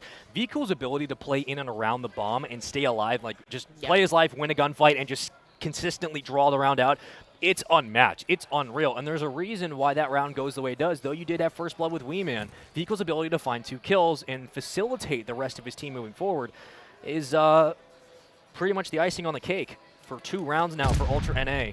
For Ultra EU, still looking to find their second. Into round number 4 we go. First blood there for Assault. That's 2 rounds now. We found the first. Yep, and I would imagine we'll probably see this bomb swing it over towards B. You know, Scrap has a sniper in hand and a vehicle. Beautiful pick on the Weeman now, but Steve-O has his work cut out for him. He can maybe at least isolate one member, get him down. Hixie too strong now. It leaves Beans last alive. He's able to get a pick, though. Well, he is. And can't hit the shot, though. Beans tagged. And a retry. And remiss. And get gunned. Ultra NA. Get another round. That's 3 now. As EU try to find some water under this boat. It's quickly started to sink. And what was a very hot opening round, they get a response from NA that's the exact same setup. Then they get 2 rounds back-to-back where they've lost the first blood. And Vico has just put them in the dirt. Vico, he's been these last 2 rounds. Yeah, it's pretty good. Just a little bit. Of course, a little bit saucy. Salt Good. too as well. Both of them picking up the first blood, but attacking Ultra Academy, EU. See Beans tucked away deep over in that train side, and look at this 3-man hit towards Palace. Believe they're getting set up for the A play here. Gotta worry about Assault. Who peeks first? If Hixie, I don't think Hixie's going to peek after this nade. He probably shouldn't. If he doesn't spot Beans, never mind, he's going to run right down. Okay, so here goes Hixie, and he slides right under the sniper, and bomb will fall because of that, but he won't get away for free. At least not completely unscathed. He's still alive. That's a miracle and a half. Yeah, I don't know how he got away with that. I don't know. How does that... Wow. How did no one fall? I mean, yeah, I would be standing up and talking smack, too, if I was able to pull that off. What? So something tells me maybe Ultra Academy NA needed to warm up a little bit, because now you hear Scrappy. You hear Scrappy now. This is... Oh, yeah, it's hard to get loud when you're down 100, I'm just saying.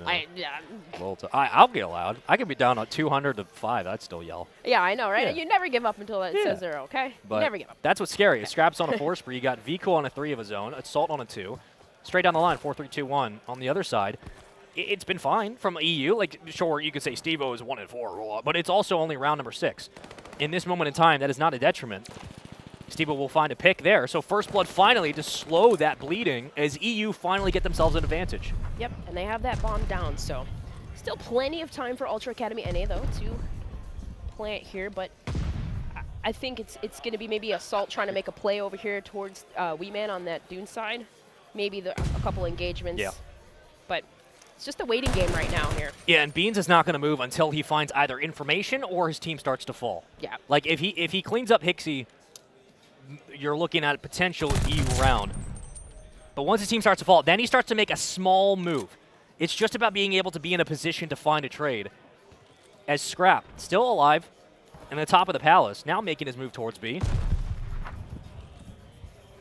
Still 30 seconds left. Weeman does spot Hixie on the bomb, throws the stun out, but gets tagged up. At least able to get the stun out, but he has to worry about on the Bean side. Scrap. Assault taking down yeah, that was fast. The breakdown. But are we seeing Scrap the first Desert Siege? Yeah, this might be the first Desert Siege win today. In a 6-1 fashion? First Blood, the ARs are turning up, and I mean, you even see Hixie running down those lanes with an automaton in his hand. So this is like I said, I'm telling you, Scrappy turned up. 6 to his name right now in a row. 4 for Assault. I'm not going to say chalk the game 1, but it definitely, of all the ways to come out, other than a 6-0, of all the ways to come out, obviously in an S&D in a game 2, to even up a series, a 6-1, it's best vision what? Hixie will find First Blood again. So another round goes by where Ultra EU have struggled to maintain numbers within the first 10 seconds. Assault finding the second in the round. He's on a 5 spree. He's close to streaks. So is Scrap. And with this, in a 3-on-2, with Bomb being down where it is for Beans and Steve-O, I like this play from NA. They're like, look, you have to make the push, you have to get Bomb, you have to plant. We are not going to give you a free kill. It is your call. Well, let's see what the call will be, and Steve-O at least able to get that bomb. Did he see him? Did Scrap see him?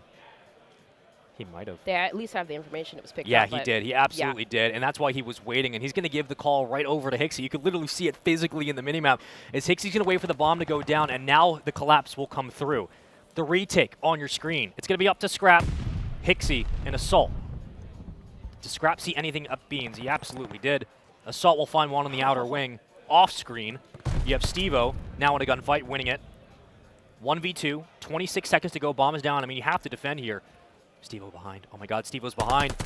Oh, he's going to get 1, maybe 2. Has to turn the corner, but turns wrong. And with 17 seconds, he might have bought enough time. And oh my god, he did.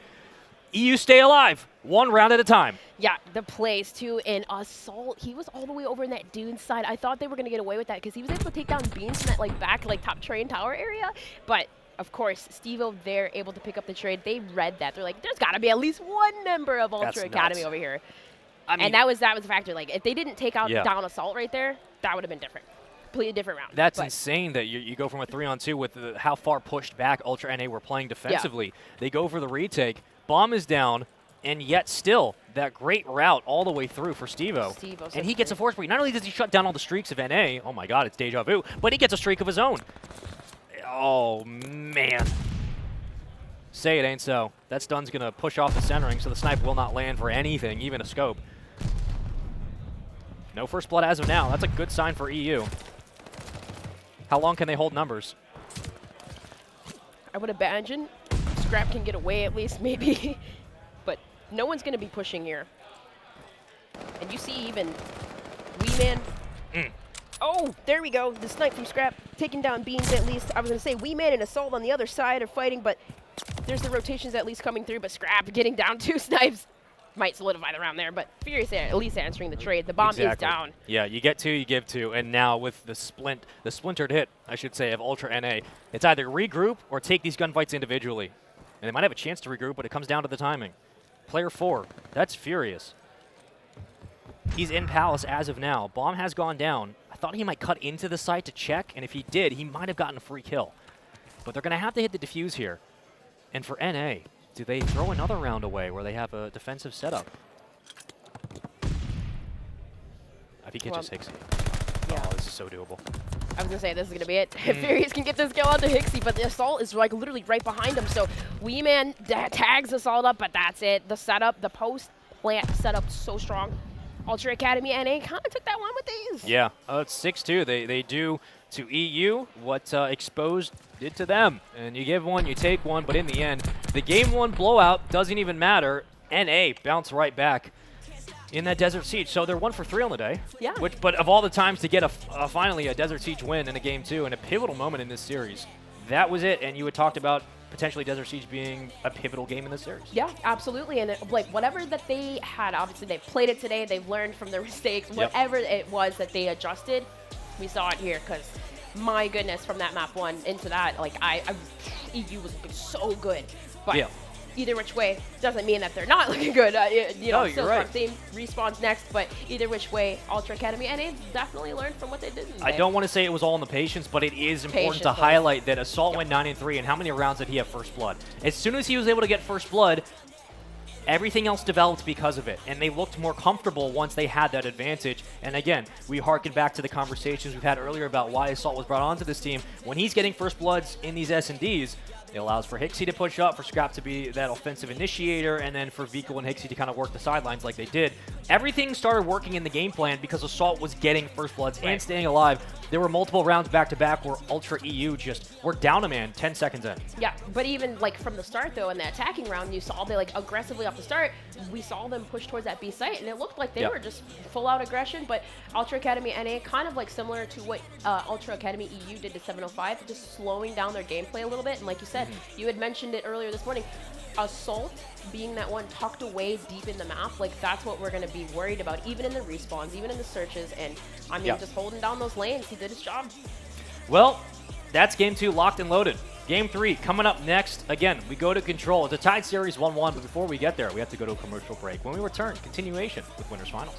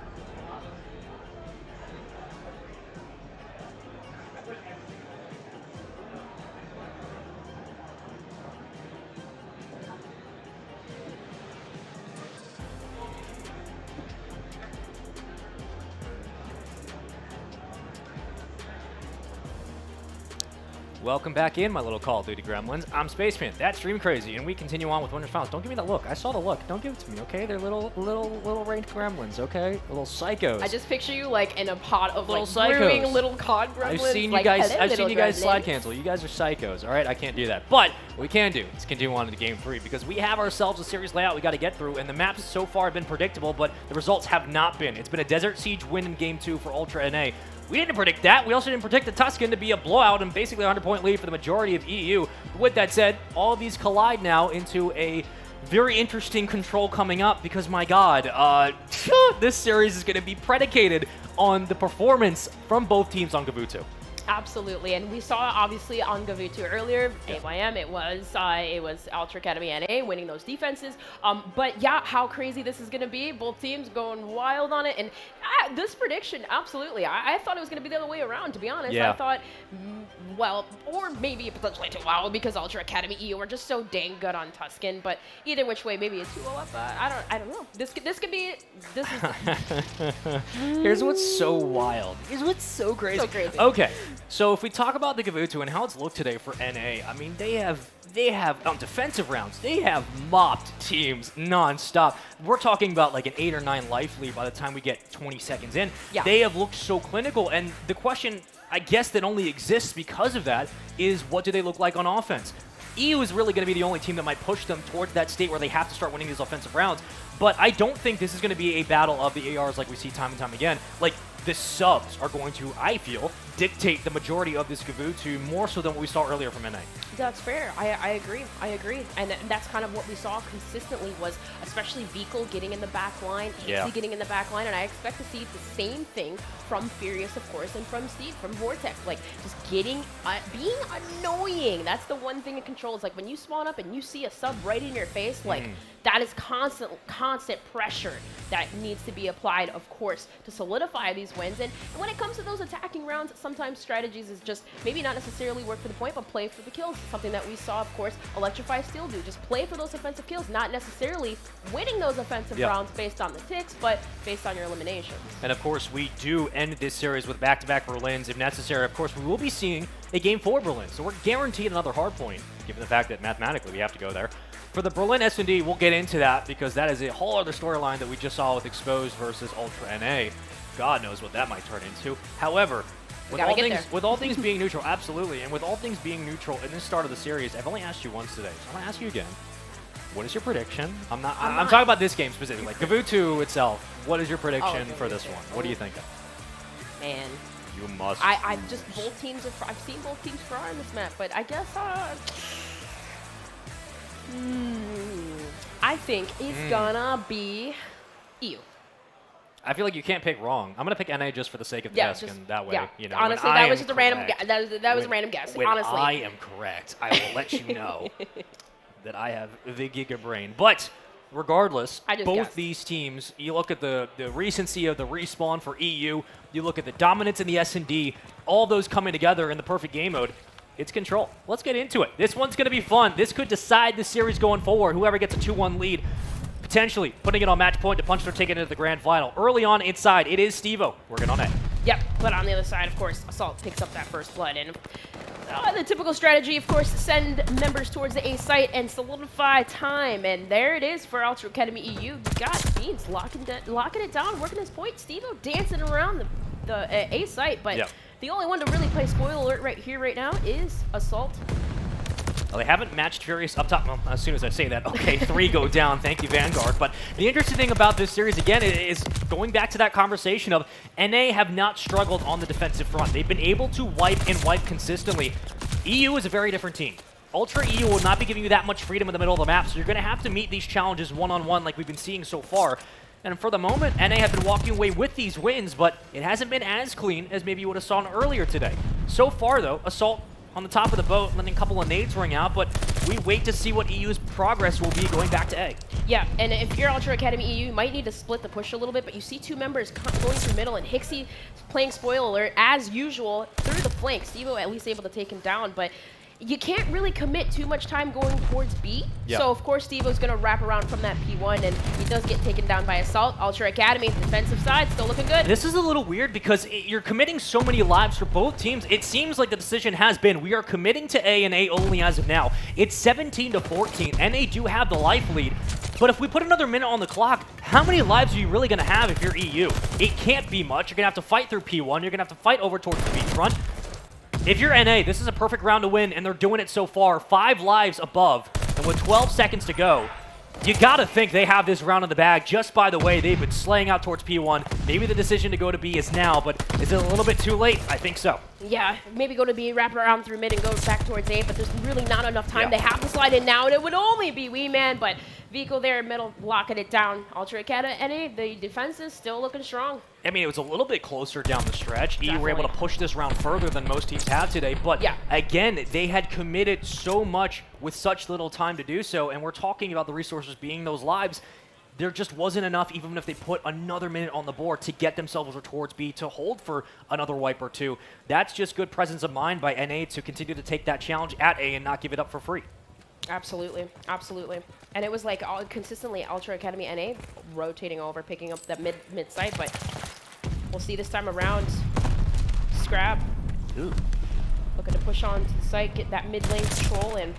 Look at the members, look at the setup of this. Vikul actually was able to kind of skinny on by through the middle, but he's just going to sit pretty, wait patiently, and Weeman does take him down. But either which way, Ultra Academy NA, they do have LST ship control. Yeah, well, EU also has those back green spawns, so they can have an easier time working their way under P5 to get to the bottom of the boat. So any sub pressure that's there for NA is going to be immediately challenged if Assault doesn't pick up players like Furious.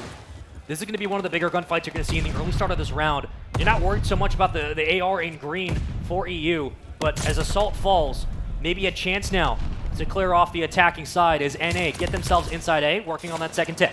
And you mentioned lives being a factor too, especially in the last round, Ultra Academy EU. Maybe they don't want to commit too many numbers over, but you do see a 3-man push come through. Scrap able to save the day in the stairwell, but the trade's coming through. And even though a team kill does come in, Furious able to save the day. And with all those things happening, dead even in the life count, that's hilarious. Furious will work his way in with a pistol.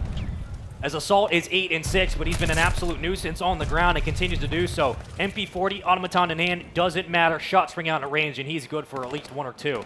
Furious still on the top of the boat, getting dealt with as Hixie will find the headshot, and progress on A continues. 2-stack inside for NA. They should have the second take locked up, working on the third, close to another minute on the clock. Yeah, and of course that, well, as the rounds go right now, that will solidify. If we make it there, a defensive round for that round 5, should we have it, but Furious looking to control that LST ship, at least push the enemies back.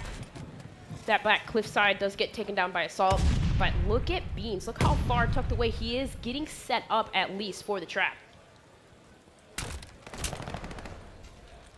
This is now the setup phase here if you're EU. You have plenty of opportunities, time, resources, advantages to your side. And you have a chance to split the numbers of NA. Now again, if your anchor can't hold down this back spawn, it's going to be difficult, but luckily Furious has been doing his job so damn well today. With Wingman combining with Beans, all the automatons in the kill feed have been going the way of EU before Assault breaks it open with a double kill. Maybe a third, he will fall. 12 to 10, 46 seconds to go. No push as of now for NA. They're going to have to try again off spawn. Yep, and that's exactly what Ultra Academy EU keep doing. That is so beneficial for them, is push forward and get into that P1. You see Furious just laying down, waiting for members to push through that beach side, but it's really at least getting members forward. And you also have Stevo on the opposite side watching those green rotations. So Stevo takes down Assault. That stops any play from the flank. And here's the problem now. Towards mid-map at the top of the boat, you still have Stevo there. So any players who come off spawn for Ultra NA are going to get met immediately by gunfire, but if there's not enough pressure in P1, you can't retake through the beach. However, they do get the break, and that's big. Furious will take down Vikul, but are there numbers there for NA? Yes. Do they have positioning as of now? It seems so. It's going to be close. It's going to be about as contested as you'd like, but 7.9 seconds on the clock. It's 7v6. It's going to come down to just these individual gunfights. Yeah, they had to wait for the nades. They didn't want to go forward. The stuns, the nades are coming out, and you see Beans making a play, wrapping all the way around through P1, so Vikul has to take him down, but Stevo still holding the line here, at least through the front. Yep. Continues to do so. You have time here as well, because now that the time has stopped and Stevo now makes his way onto the point and Weeman combines for a second. There's the push. No one's around. That's the wipe off the point in EU. tie up this game 1-1. It just took a little bit of time to develop. They had plenty with the time being stopped. And because of that, they regained their resources. They were down the life count, but they're able to work it back. They get a kill from Weeman. They get a resurgence back onto the beachfront, and all of a sudden, they find themselves the defensive hold they had been looking for the majority of this round. Yeah, and that's the thing. Like, you saw Ultra Academy NA kind of push forward, but they didn't actually get, like, too far forward on the site to where they were seen. So they actually couldn't exactly see Beans wrap through middle. He made it through. So he got middle, he got around through P1, and that was a huge gunfight, unfortunately, that Vico wasn't able to take down. But that, of course, that flank around was able to help at least get them out of the point. Evening up the odds 1-1, both winning a defensive round. I mean, there seems to be this acquiescence among players that you have to eventually give up the point if you're down in numbers. Like, it's not worth losing those extra resources. But when it comes to the latter stretches of these games, I don't care if it's 6v5, it's 5v4, you can absolutely make a play if you orchestrate it correctly. And so far they did. EU putting to bed that hesitation, and they made it work on the defensive end. Now, can NA do the same in a response? So far, it's been trades back and forth. Vico at 13 and 11. Automaton in his hands. All purple in the kill feed. NA starting to get things going, but Furious responds right back. Yep, and at least Beans over Beachside, he pushed through B and at least able to solidify and get some numbers out of the point, allowed 2 members of Ultra Academy EU to push on to A. So Assault it has to wait for the decision, at least from his teammates, to push through middle, and the fly-on comes through. Hixie able to take down Weeman, and there you have it. At least he's going to back on in, wait for the trades to come through, and the 2-man-2 split push from Ultra Academy NA. Hixie's just going to be annoying. Vico's going to stay around this cut at P1. They're going to lock down these lanes and just force EU to commit to A. That way you keep them all inside. It's like herding hamsters into a lawnmower. It's a lot. It's going to be carnage, and you're going to expect it from NA because they're so good at crossing their lanes together.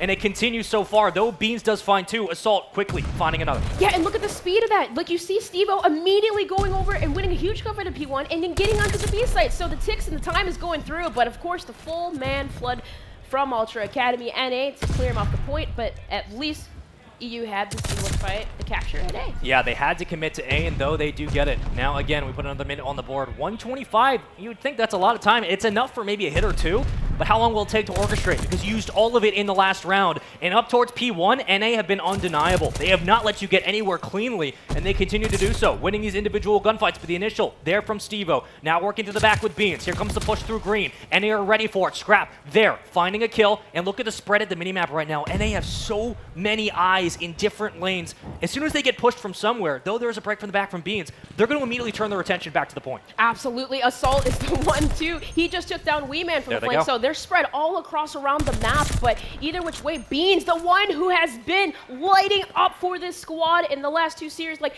completely destroyed 3 members.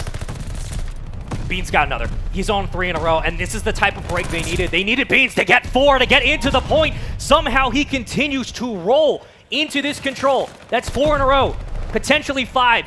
It's Furious with the assist, the Guardian Angel on the opposite wing, and adjacent ARs are so awesome when they click together. Scrap for 2, but Beans is lighting it up, and that's a GG's in that round. Beans opens that point, Furious closes it, and EU get the round number 2. And we have not seen a team win an attacking round against Ultra Academy NA. So, like, that is insane. Beans turning it up. And even doing it in the defense, my goodness, to save the play. Furious as well. He's 24 and 13, by the way. 5 streak for him. So, but imagine Furious is going to be playing for that. Of course, just 2 kills. Get it? Solidify the streaks. And, well, you got a defensive round. You can take it here. Power of the Beans. No, I will not say that ever again. The Magic Bean. The Magic Bean. The Magic Bean. 14 and 19 for Steve-O, Vico, who's been a catalyst for the offense of this NA squad before. Seeing if he can do it once more. Following his Bean's footsteps. So far, he's doing a pretty good job. Gets 2 on the initial. Transition here towards the top of the boat for Steve-O. Can't connect the second, but at least sends out some warning shots where EU are ready to make that push towards A. NA, more than happy to sit on the point, working towards that second tick. Progress slowly building. Momentum as well. The NA boys putting more numbers on the board and maintaining that life lead they've had for the majority of this game. Yes, and if you're like Ultra Academy EU, just commit to your setups. Don't even throw away lives here at this point because, yes, 23 to 28 right now, live favor, and now it's only B that you have to defend. So kind of similar to what Ultra Academy NA was doing. Hopefully, maybe some members can commit forward, but it just looks like right now NA have them trapped. on all sides, literally in every single lane.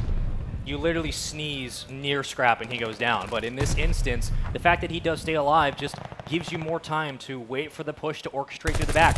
Now it begins to unfold. Vehicle does find Furious, and there's the break. So now the Anchor AR has to come immediately off spawn and meet this challenge. It will be a 2-2 split, but do EU recognize it? I think they might. Stevo does get a kill, but with that, you have the attention drawn away from the point, and now you make your move if you're NA, and now they are on cleanly. That was a great push around, and they have numbers to give if they need to. Luckily, at range, they have been unbelievable. Beans trying to do another heroic effort inside the point. He's still alive somehow. He has not been traded, and finally he will fall. But with that, NA have found themselves on the B. Yeah, but at this time around, you do have Assault in middle line, so he's going to actually try to work a flank around to stop the push, any push, and deny this time around. At least Beans, though, opens it up with that nade kill and another piece onto Assault, gets him off the point. I mean, but look how far out NA are spawning. Yes, they have the life lead, but maybe it does come down to the mid-map pressure we've seen before. Can EU find a miracle here? Can they have a resurgence, unlike what we've seen most teams do against this NA squad? Defensively, they've looked good, but this is the most important round. It's 21-12.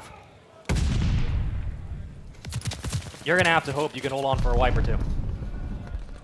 Well, this looks definitely a lot better this time around for Ultra Academy EU, but I say that, and of course, Beagle takes down Beans on that beach side, and of course, Assault from the flank. So, yet again, we have a flank from Assault, a Furious on the point, last alive, and oh no, a teammate comes through. Well, it's 18v8, 17. You would think just numbers-wise and time, a minute to go, Ultra NA could just throw numbers onto the point, play one-on-ones, and it's TDM. You win, GG's. You go to overtime, but we still have more room to work with here. Weeman working down. He will fall. Assault finding another. All numbers for EU being called towards the point. It's hold or die. And unfortunately right now, I just don't think they have the resources to get this one done. I agree. I think at this point, yeah, just play for the live count because it's only 34 seconds left. At least you got the clock stopped, but still. 4 lives remaining for Ultra Academy EU, and Beans is going to try to make this stop. Does contest the time, and Weeman and Beans both clean up some kills at least, but still, only 3 lives in their favor. You know, I don't think that contest was more about just stopping the time. I think it was actually trying to keep them from getting that second tick if it does go to OT. They don't want to have to worry about that math in their head thinking, are we going to get offense, are we going to get defense? Even if they have no idea what they've secured in this game, just make it as impossible as you can to have a clean transition into a round 5. With 9 seconds to go, you'd rather lose in TDM than you would lose in capturing points, and I think that's the call. So while NA does win, that was a heads-up play by EU to get at least towards the point. And we'll see where both these teams sit as of now, but you got to think defensively. I think it's going to EU. Oh, man. I think, you think it's EU? I think, no, wait, yeah. It's NA? NA. There you Okay. go. That's the question, and that's the answer. So NA are favorites going into this OT. And if you're EU, you got to shut them down in the first wave. You got to be looking at like 5 or 6 kills off the rip to establish the tone in this overtime. And to get yourself cleanly onto A, that kill certainly helps to open up with the first blood. Absolutely, and you mentioned Furious, like, look, he's already had 10 objective kills from him. So many plays he saves as well as on the point, but at least able to slide on through. It is Weeman on that A site, gets taken down through middle. Vico looking good. Keep the lives close if you're EU. You have to. You don't have a choice. Beans wins another snap onto Vico. But off spawn, how quickly the pressure continues from Ultra NA. Every single time you think you've got them out of the point, out of the play, out of the rotation, they are right back in your face to challenge you. It will not be free. Weeman, Stevo, trying to work together to get A locked up. Close on that first bit of progression. Stevo needs help. And off spawn, here comes Furious, here comes Beans. Is it enough though? No. Purple in the kill feed, Ultra NA get themselves back. Oh, the collapse from NA was so good, and Hixie there taking down Furious, leaves Beans last alive on the point, but the flood is going to come through, and you're going to see Ultra Academy NA set up, Stevo dancing around middle, oh, he gets a huge kill onto Vehicle, but of course, Assault there for the trade.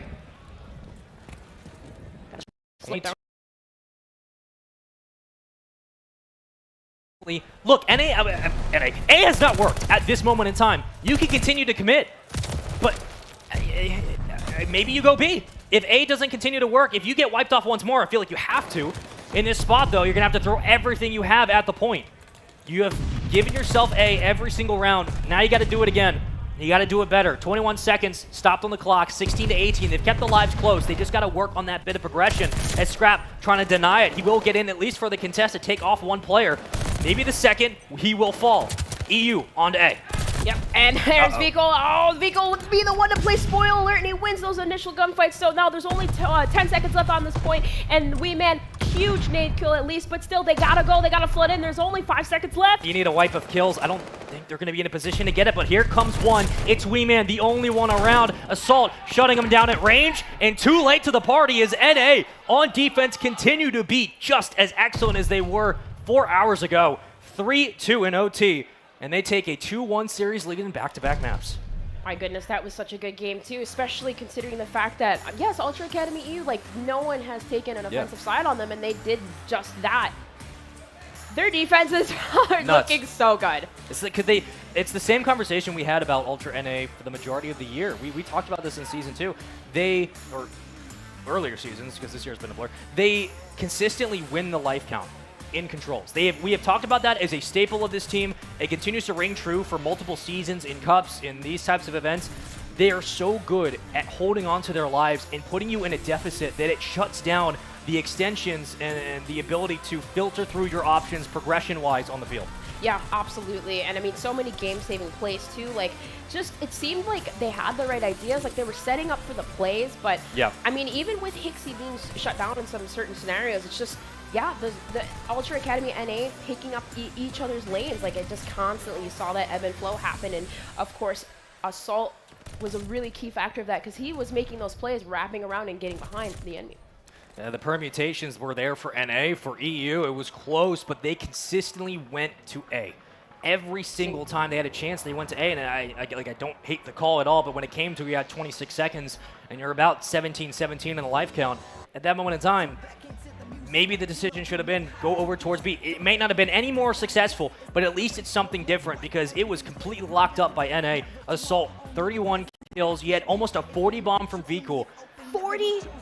700 damage from Vico. That's like, nuts. Insane. 29 traded 18 kills. offensive kills. So on offense, not only was he the best performing player outside of Furious on the other side of the field, but when you have Assault 16, Vico 18, Scrap 12, like on the offensive side of things, they're making it easier to capture A and B in these harder to find zones. It's just, that's what they do so well. They're one of the best control teams. Indeed. And I mean, regardless, looking at just the KDs and all that across the board. Are they awake now? Yeah, are they awake now? It definitely looks to be the case. So, Berlin Hardpoint we have next up. It's not Gavutu this time at least, but it is the Berlin Hardpoint. So, oh my goodness. Yeah. That is a map. It really could have been a so state of getting shocked into the series after game one. Like, you know, it's not that they didn't approach it the same way they approach everything else, but as we get into Berlin Hardpoint for game 4, potentially the final game of this series, it's clear that they got dunked under cold water and they woke up in the S&D, they rallied that into a control, and now they just have one map that stands in their way between this series and a grand finals appearance, which I know for the NA boys would not only just be huge given their performance at Toronto, what they wanted to prove, bringing in Assault, but to consistently prove that they, again, are the #1 seed for a reason. This is a huge map to send them the distance. Yeah, and last time around these two teams played, of course, as we said earlier, it was a 3-1 to Ultra Academy NA, so could we have that same result here?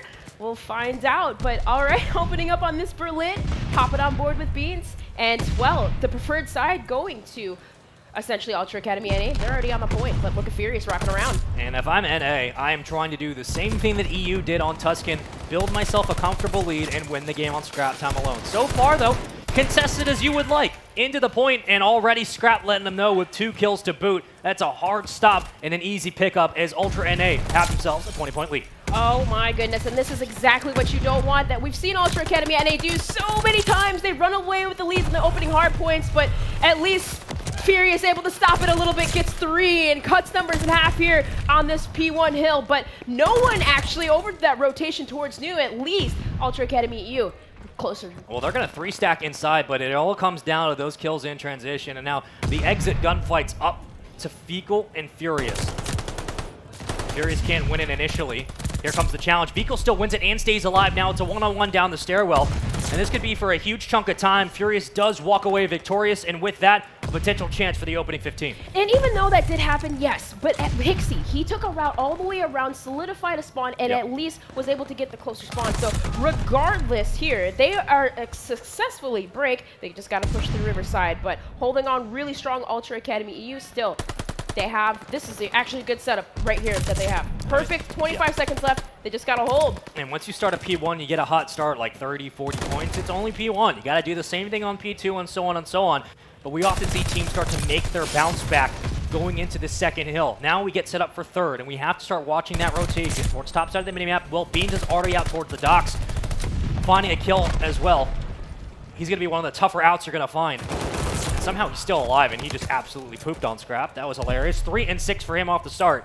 But out early, it will be Ultra EU who are at next. And Hixie's tucked away in fire. He can't necessarily push just yet. He's just got to wait for a couple of members to get over. But Beans slaying them out over on the Riverside. Continue to rain fire now. Ultra Academy EU are not backing down.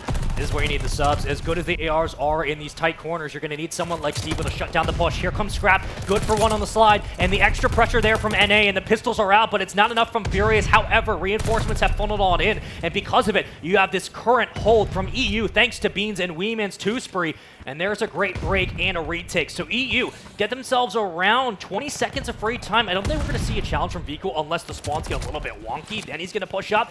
But now that you've found 2 kills, it gets easier to manage through the middle of the map, and Ultra NA have won the rotation battle. And that is the craziest thing is Ultra Academy NA, they've been so good at their breaks that every single time it just seems like EU is shutting it down. Yeah. So getting set up early might be the play here. They have to win those rotational gunfights, which they did. But P4, which can be scrappy, they can make this a money hill into P5 if they're very, very careful. Pixie, he's got his work cut out for him as he has members pushing in the back. You had the lead, you lose it, you get it right back. One by one by one, how do you chain this into P5? It might be up to Hixie on the roof if he is unchallenged. Oh my, that's 40 seconds to go right in the pocket of Ultra NA. And what a way to do it, to reestablish kind of who you are, the personality of this squad, the resilience this team has shown all tournament, all season, ever since picking up Assault. We know that they brought him in for a reason. He gets a little bit more mobility, but also you expect him to find those clutch one-on-one gunfights like he just did to get them extra time. Beans flies in for the contest, the challenge, the break, the win. So Ultra EU do have something to say for it inside the point, but it's not enough as of now, and we will be looking with 10 seconds to go towards P5 inside if Ultra EU. Scrap and Weeman, this is going to be a huge fight, and Weeman wins it. So now, again, getting the top side, at least of P2, he's going to anticipate members pushing through that Riverside. You got at least one underneath. It is Hixie that takes Weeman down, but Assault to follow. So the collapse is going to come in through both P2 side and that platform side. And of course, the trades are coming through. No members are essentially on the point, but the gunfights to be won for Ultra Academy EU. Yeah, Assault took down Weeman, but he gets traded, but that's actually a big kill from Furious because it keeps the pressure from those back docks from filtering into the point. So you have a clean backline if you're Ultra EU, and you desperately needed that. However, Hixie is already thinking about that rotation, more importantly, thinking about filtering through the back for a flank. If he breaks, this is huge, but that's exactly why Weeman's fallen off the play. He wants to find those rotating and straggling numbers of NA. They're just not going to poke their heads out as of now. They're too focused on P1, and they're more than happy to give up these last 15 seconds. Yes, and we've seen them do that so many times, and it gets them wins. So you don't need to fight and throw numbers at that and mess up the spawns. Just rotate early, get set up, and play patient. Maybe send a member towards that old hill, which they did. Hixie able to take down Furious, and, well, look at this, though. Weeman all the way around through Fire. They didn't actually cut this off, man, so now Assault. the spawns have flipped. And Assault's still playing at Fire, and I was going to say, if he stayed alive, all of a sudden, you look at P2, but as of now, you're just playing for the hill in front of you, and that, of course, will be back to our first rotation on our second set of hills. Let's get back into P1. Furious trying to open things up with the nades, but he needs help from the rest of his team. They come off spawn, and they start to work their way in, but not before they're met by Vico, and this hold from Ultra NA has built them a solid, what seems to be around 20-point lead. And as of now, no one getting inside for EU, no one even around the vicinity of a contest. Yep, absolutely. Just keep those ARs posted up in the windows, Oh but Furious beams Hixie out. And that at least is 20 seconds in their name that they could win here. But still, you see Scrap, you see Vico pushing on through the front. Furious takes him down, and that's 2 for Scrap. I would imagine that Assault may be able to help out, at least on the rotations happens, but still. Yet again, Ultra Academy set up for new. Yeah, they're already there as well, and look at how far out Assault is playing. He's back to where Clayster was when they ended up losing that round 11. Now, granted, If he has a better result here, you are looking at positive time in the vicinity of Ultra NA, but the break's been good with the subs. Ultra EU stacking numbers inside. It's one at a time now. Furious, the only one around. He's got a minute 27 to his name. Like, he's the only one above 40 points right now for EU. He's doing all of the objective, but are the kills there on the outside? Wingman, yes. Nades fly in, Assault breaks. Beans getting a trade. Back and forth we go continuously for both teams. I guess EU have this hold. Yeah, absolutely. And oh my goodness, the rotation in there for Beans does get taken down, and this might be kind of similar to what we saw last time around. It was EU who won P2, but early on the rotation it was NA. See if they can hold it this time around, though. Yep. Furious still holding on for that scrap time, and yet again, almost at 2 minutes. My goodness. It's 157 to 141, though. Can Assault keep the AR lane clear? That's the only question right now. Like, Vehicle can find these kills as they funnel through. But if Assault can win a kill or two, you have the spawns there. You're not worried about anything else. But no, Beans works his way in, gets two, and now the push from Ultra EU. This is the break they had been looking for, and finally it formulates just in the nick of time. They can't slide out towards those back spawns, but I think the damage is done, and you just need numbers in the front. They have to stay alive long enough for player two. That's Weeman to get back into the play, but it's a wipe yet again. NA find a way to clear off the point. They keep the numbers at arm's length, and more importantly, they're stacking extra time. Yeah, absolutely. But the thing is here, you see Assault going all the way around through Riverside. Beans at least able to get that scrap time, and Furious takes down Assault. So now all he has to really do is get set up on this T2 tank, and there you go. I was going to say hold it down, but Vehicle again from behind takes him down. And, well, now on the new rotation, Weeman is there. There are members from Ultra Academy EU flooding through middle, but it's NA that has to win the gunfights, but Beans popping off. You can hear him screaming on the main stage, gets two. Can they roll it into three? Can they roll it into a hold? They didn't win the rotation last time, but they've won it now. They have the lead. It's going to come down to the wire. The next two hills will decide this game, and it might be up to Stevo to make the play through mid. If he finds a kill or two, that's going to completely break open the push that Ultra NA have been formulating, and with that, you give EU a chance to string it back into P5. Good stop by Weeman inside the point. Oh, and then there's the nade from Vehicle, so at least it gets him off, and that opens up another one. So there's only one member. It's Furious last on the point. He's going to have to tuck away with his life, and, well, the flood through the front comes on for Ultra Academy NA. Can those AR win battles? Can they win those AR battles? And the answer is yes, of course. Stop the bleeding and get set up for P5. Yep, and this neutral time helps both teams. It helps to maintain that cushion that you have there for NA, though they're down by 20. You don't want it to be any more. And if you're EU, you get a chance to rotate. So it wasn't a bad 10 seconds to give up. Now it comes down to converting. Can they do it? Weeman for two. Can't stay alive, though. And another challenge from Vehicle. He'll find himself a double kill. Beans doesn't even have to shoot at anybody. Finally one in front, but is it enough? Are there numbers around outside of Ultra EU? You have two pushed from the far back. It's Furious coming right off spawn to help the P5. The nades might fly out momentarily, but no one's in the point. No one's in the point, but Stevo dancing around it does take down Assault, so that's three members down yet again. Make it four. Weeman's popping off on the rotational kills over towards P1, so now it's mid lane control, and they cannot win here. You're absolutely right, Spaceman. So they have to get essentially set up, but look at their setup though. They're set up for the win conditions for P1 as long as they hold. It's Weeman. Weeman's already down far on the tracks. He's at secret, so if he just literally stays alive and gives him a chance. Did they just spawn there? Yes. Did Ultra NA just spawn on back P1? Scrap just spawned back P1, and then everybody else did. So Ultra immediately get a god break because of that weird spawn, and now they have a chance to get this game back within reach. You got 50 seconds to fight over, and now it's a bull rush through the back for Ultra EU. They have to force their way into this point with these nades, with these subs, and with the spawns being at far back P3, NA can just throw numbers into this point and continue to build on this. Absolutely, and here we go. The break is going to come through from Ultra EU, but the numbers are being won from Ultra Academy NA. So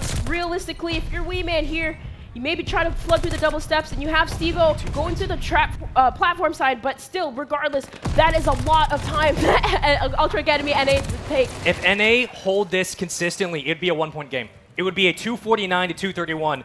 Hypothetical. They would need 1 point. We are going to another hill. If you're EU, you recognize that. You're more than happy to give up these points. Now, granted, it's one break, GG's, but in this moment, you're playing for the next hill. You're playing for P2. And now it's down to scrap. It's 244 to 231. What was a spawn of the ages that helped NA get the lead. It's now going to have to be a break of a miracle to get in for EU. And there it is. But Assault responds so quickly. Weeman back into the point. It's chaos right now inside. But yet, EU find themselves in the point. And I don't even understand that if Ultra Academy NA read that, because Vico flanked around and he had 2 kills. They should have had the spawn. So Ultra Academy U still spawned back warehouse, and they're able to flood on through. There's only 3 seconds left. There's no one around. They got to contest. Hixie's in. Hixie's in, but he gets cut. 250 to 247. Ultra EU survive the RNG gods, and they get us to another. Oh my gosh, I have to breathe from that. Oh my goodness. That was insane. Like, throughout the whole entire game, back and forth between these guys. But my goodness, what was that? That was insane with that P3 spawn, man. Like, I don't know. Like, even you were confused. I was like, wait, huh? You heard me gasp. I was like, okay, they got numbers of P5. We're going to have to work wait, through what this. happened? Okay, they got it. Scrap just, I don't know what happened. That was crazy. I mean, I've seen weird spawns. Just the timing of that was about as good as you want. And it's weird because NA not only hold P1, but they have a chance to really win this series and this game as quickly as that transition could have happened over to P2. And with the last hill being as scrappy as it was, I'm surprised that EU were able to kind of collect themselves to get back on track and close this game out. They do it though, and they force a Game 5, which is the only way I guess this series should have gone between these two teams, given that we're going to a grand final. Okay, well here's the stat card. It was 25 chaotic. non-traded kills from Furious, my goodness, and not to mention 2 minutes of field time. So he was doing his job. My goodness. Beans too, man. He was picking up a lot of those rotational kills along the riverside. Like, you heard him screaming, just going crazy, constant 2 pieces. But from both teams, like, my goodness, it was just so close. It was, and that was, we had talked earlier about if potential hills go certain ways in other series. It could have been 250 to 240. The fact that this game was 250 to 247 is indicative of not only the talent that Toronto has fostered with these young players, their ability to find good talent and get them in the system, but also the caliber of teams that both these squads are. And that is exactly how we would want a Game 4 Hardpoint in a series like this to go. We'd want to be down to the wire because it just guarantees that it's a one and done now. This is a huge, this is basically a one and done S&D wager match. This is massive. Like, you win this, you go to the grand final, you're potentially winning much more money than you would in this spot, but it's going to be a chess game, that's for sure. Yeah, this is nuts. I mean, but between both teams, I mean, they're just anticipating each other's plays, I feel like. And like you said, like, they picked up a lot on those tendencies. So, like, they both know how to read each other. They know how to adapt and adjust. And that's what we're seeing. That is exactly what we're seeing. Although the first hard point, okay, Ultra Academy EU, just too dang good at Tuscan. But regardless, like, that was just insanity. Nuts. It was can't wait for this. It was insane, and it just means that the Game 5 is going to be absolutely mind-blowing. But we expected this series to be close. We had thought it could have gone Game 5, and so far it has. With that in place, I believe we have Berlin for our Game 5. We do. I'm so smart. Now we have Berlin S&D coming up. And look, NA just played it. They just played a Berlin S&D. They beat Exposed in a very interesting 2v4 situation that probably shouldn't have gone their way. Are they going to pull it out again? Is it going to go around 11? Are they going to do it again? I don't know, Ellen. What do you think? I think so, because I'm just, you know what? I'm just going to say it. I'm just going to say it because, I'm just going to say it, you know, whatever. They literally, I feel like I'm just going to base this off of the Desert Siege just because they did lose it on the day. They've made those adjustments. And I think that especially what we've seen scrap, like on this map specifically, like this, always takes over. Yes. Always takes over. So yes, Vico is going to be an X factor. Whether or not we meet that early challenge towards B, if we're talking about the first bloods, Vico could be the guy. And if you're not ready for that, if you are Ultra EU and you are not ready to meet Vico's challenge, oh no, what the hell was that? You're gonna have a bad time. Just like getting a team kill off start, it's first blood, sort of, for Ultra NA, and very quickly a 3v1. Yeah, absolutely. That was really fast there, and it was unfortunate that the team kill did come through, but A is open for a plant to come on down, and it looks like Vico's going to slide on through, but Scrap waiting, might come in contact here with Furious as he's just kind of looking for players. Might go for the clutch, might chill. You have your But choice of options here. Yeah. I mean, you could, yeah, obviously you're going to want to try to clutch, but even if you hold the nade and take the easy way out, it's only the first round. But for NA, I mean, obviously you hope to capitalize on that. You get it blessed with a free kill. One round at a time for NA, one round at a time for EU as well. They absolutely have everything in the toolbox to take down their rivals, their brother team, I guess you could say. But this has been one hell of a best of 5. it's amazing. Yeah, sometimes you I just love gotta COD. laugh. Sometimes I love you just Call of gotta Duty. laugh, man. It's, I love Call of Duty. It is absolutely chaotic. Yeah, it's Psychotic. insane. It's like your heart rushes when you see these plays too happen. Yeah, like you feel the energy. It's You an love it. extreme sport. Well, no team kills coming through this time, and not a fast first blood just yet. But 2-2 split for Ultra Academy EU. Got the utilities going out. Maybe a stun check onto Assault over here, but nothing connects. Oh, that's V-Cool on the site, like we've talked about before. Yep. Are they prepared for that? I mean, if he finds Furious, bombs down in the precarious spot, they're going to have to find the retake onto the site and then commit to it anyway.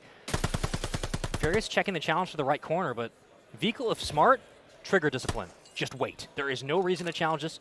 Oh my god, perfect timing though. He gets around the glass, and he spot him. He's going to fly around. He might, he will, and he gets red. Furious was ready for it, and now on A we go. Yeah, might be a little bit too aggressive there, but you got the 3-man stack, though, from Ultra Academy flying in, and Hicks able to get one, no, two! The bomb is down! Ultra Academy my didn't even get a God. plant off. Hixie and Scrap combining for 2 kills. Hixie getting a third, a fourth. He gets 3 kills in the round, and Scrap is there to say, hey, what's up, help out. 2 rounds in a row, Ultra NA doing what Ultra EU did in the prior S&D. Off to a hot start. But that was just clinical. Though they did lose the first blood, it was the 3v4 that eventually went their way. And they are 4 rounds away, keep reminding you, from a grand finals appearance. And it was smart, too, from Assault, essentially, because I think they had a little bit of information that he was there. They threw the stuns, threw the nades out, but he backed up, played his life. And, of course, despite Furious having the first blood, Scrap, Hixie saved the day. Scrap gets the first blood on the beans on the other side. Oh, what a bait. And there it is. That is a beautiful bait.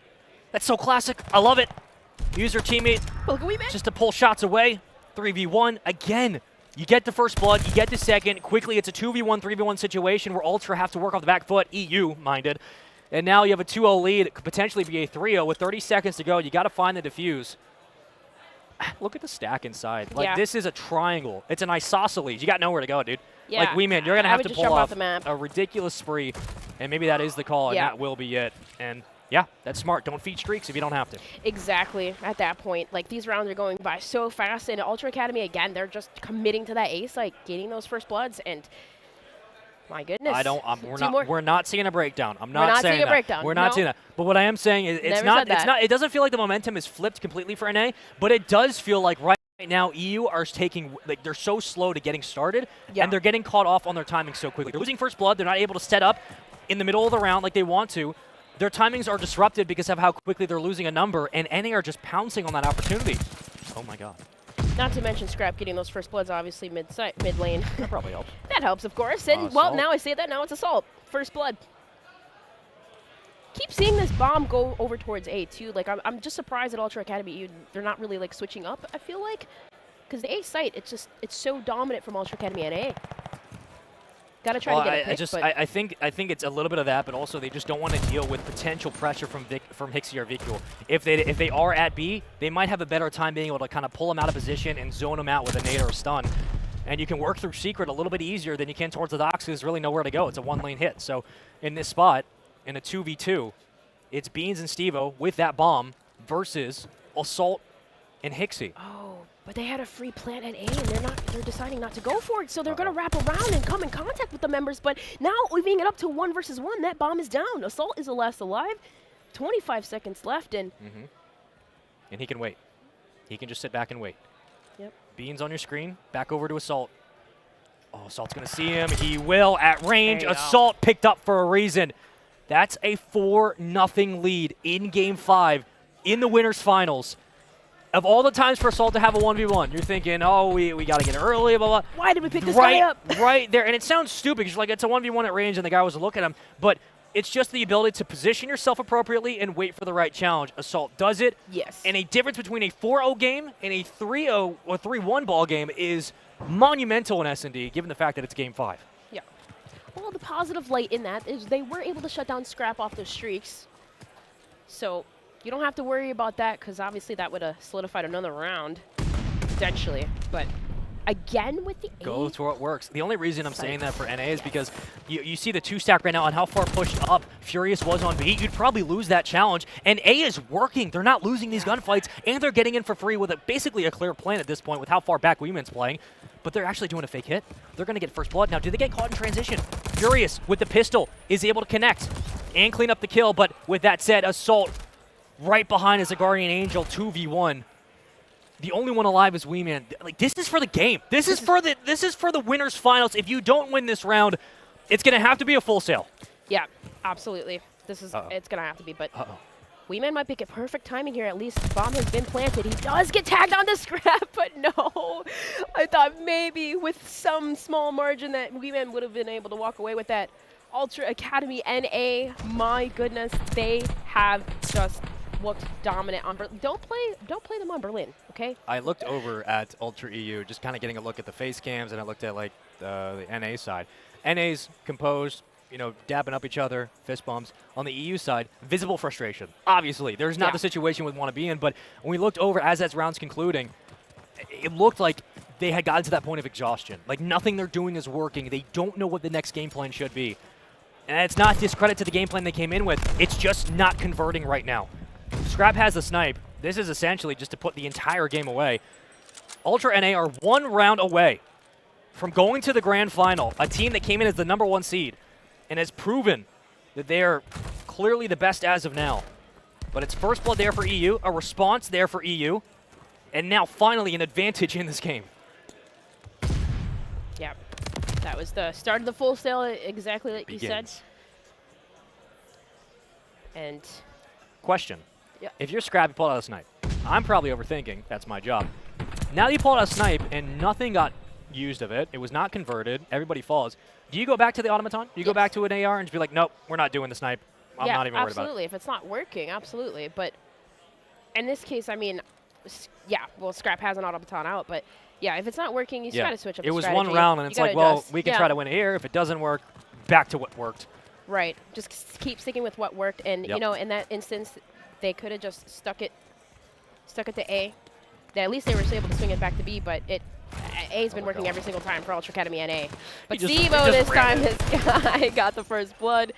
But seems Beans would be the one to maybe able to get the trade. I'm surprised Tixie stayed alive that long. And does he see defeat? Well, that nade will help. There you go. I love the aggression from Ultra NA just running their way in, and Assault now on the long rotation and the slow push. He wins one on the outskirts and stays alive. He's going to get hunted by Beans. There is no choice. Trying to go through the back alley and get inside P1. Beans could catch Scrap with the bomb, but Scrap actually dips out. They don't know where he's at. I think if he gets out of there, all they have to do is essentially he's got to go. Yeah, he's got to go. B is free. They could just wrap over to B. But do they spot him crossing right here? Oh, Beans turned the wrong way, but I don't even know if he would have had the angle regardless. If they can get onto the site and plant this now. They're planning it for the backside. Beans is going to fly in. Beans is going to get this kill, but he hears him. He hears him fly to the door, and Beans gets baited. It's a round 1 and 2v1. Furious, the only one alive. Ultra EU, your hopes are on this man. Caught with a stun and nowhere to run. It's all done and dusted. Ultra NA show they're the #1 seed. A 6-1 victory in Game 5 and a grand finals appearance to show for it. Oh my gosh, Ultra Academy EU could not get anything going. Every single play was shut down, and their offensive plays again reigned dominance from this squad. My goodness. Woo!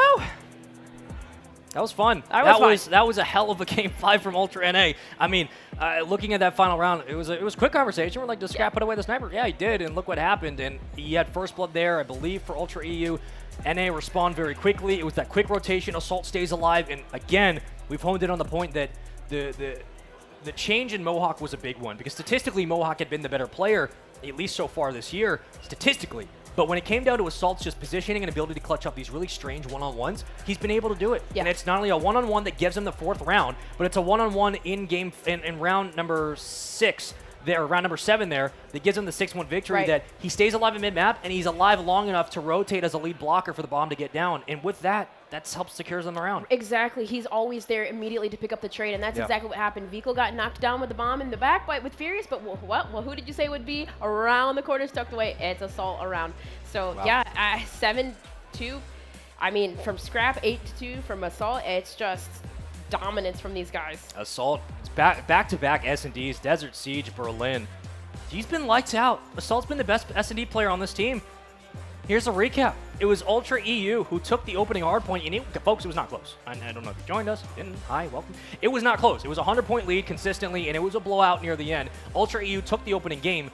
Then they faltered on Desert Siege. NA got their first win today on that map mode combo.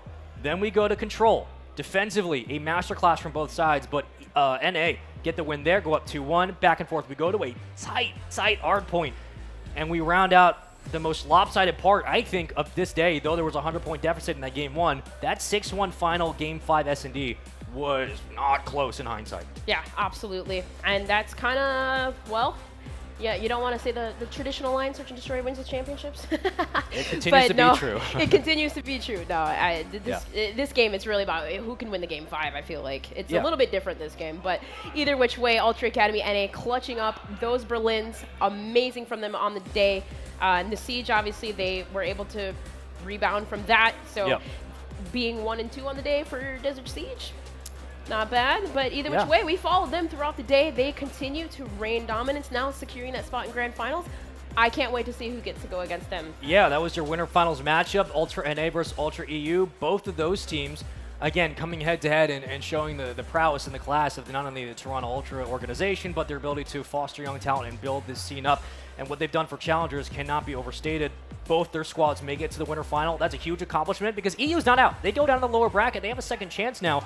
We could see an all-Ultra final, which would be hilarious for Proper and Shift to have to deal with, just like we did. But here's a look at the bracket because, well, we got 3 matches to get through tomorrow. We got lower semis, lower finals, and upper grand finals, which is literally just the same thing as a grand final. Ultra Academy EU will be waiting in the lower finals, and they will be playing the winner of Boston Academy and Electrify Steel and Team Moore. And my heart is so happy because I literally called that Boston's going to win this event. And I'm telling you right now, Doug Sensor Martin's not leaving this venue without a championship.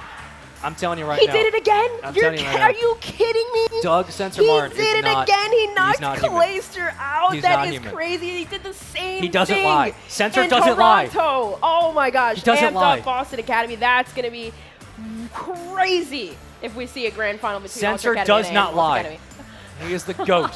And he will be playing the winner of Electrify Steel and Team War, which I can't wait to watch because that is going to be a hell of a series. But the winner of that plays Boston. Winner of Boston in that series goes on to play a very hot and angry Ultra EU, which we know is going to be an absolute handful. Ellen, a whole lot of matches concluded on a whole big day. Now we find ourselves with a team waiting in the grand finals, a team waiting in the wing to potentially get back there. Thoughts on today and Ultra NA's dominance? It's honestly been, it's been awesome. The venue's been amazing. The passion's been amazing. I personally haven't been back to Atlanta, and it's been years for me. So this has been a truly awesome. I can't wait for the matches tomorrow. It's been a hell of a day. From Ellen, from myself, from Andy, from I Hold Shift, from everybody on production, to the observing team, to the players, to the staff, Doug Sensor Martin, baby. We appreciate you guys coming out and watching. A shout out to you, YouTube chat, for, again, giving us the best as always. But that is all the action for today. Tomorrow, we continue on with more. It's the lower semis, the lower finals, and yes, the grand finals. Ultra NA is waiting for their champion to meet that challenge. But until we get to that point, we take a break tonight, and we see you guys tomorrow.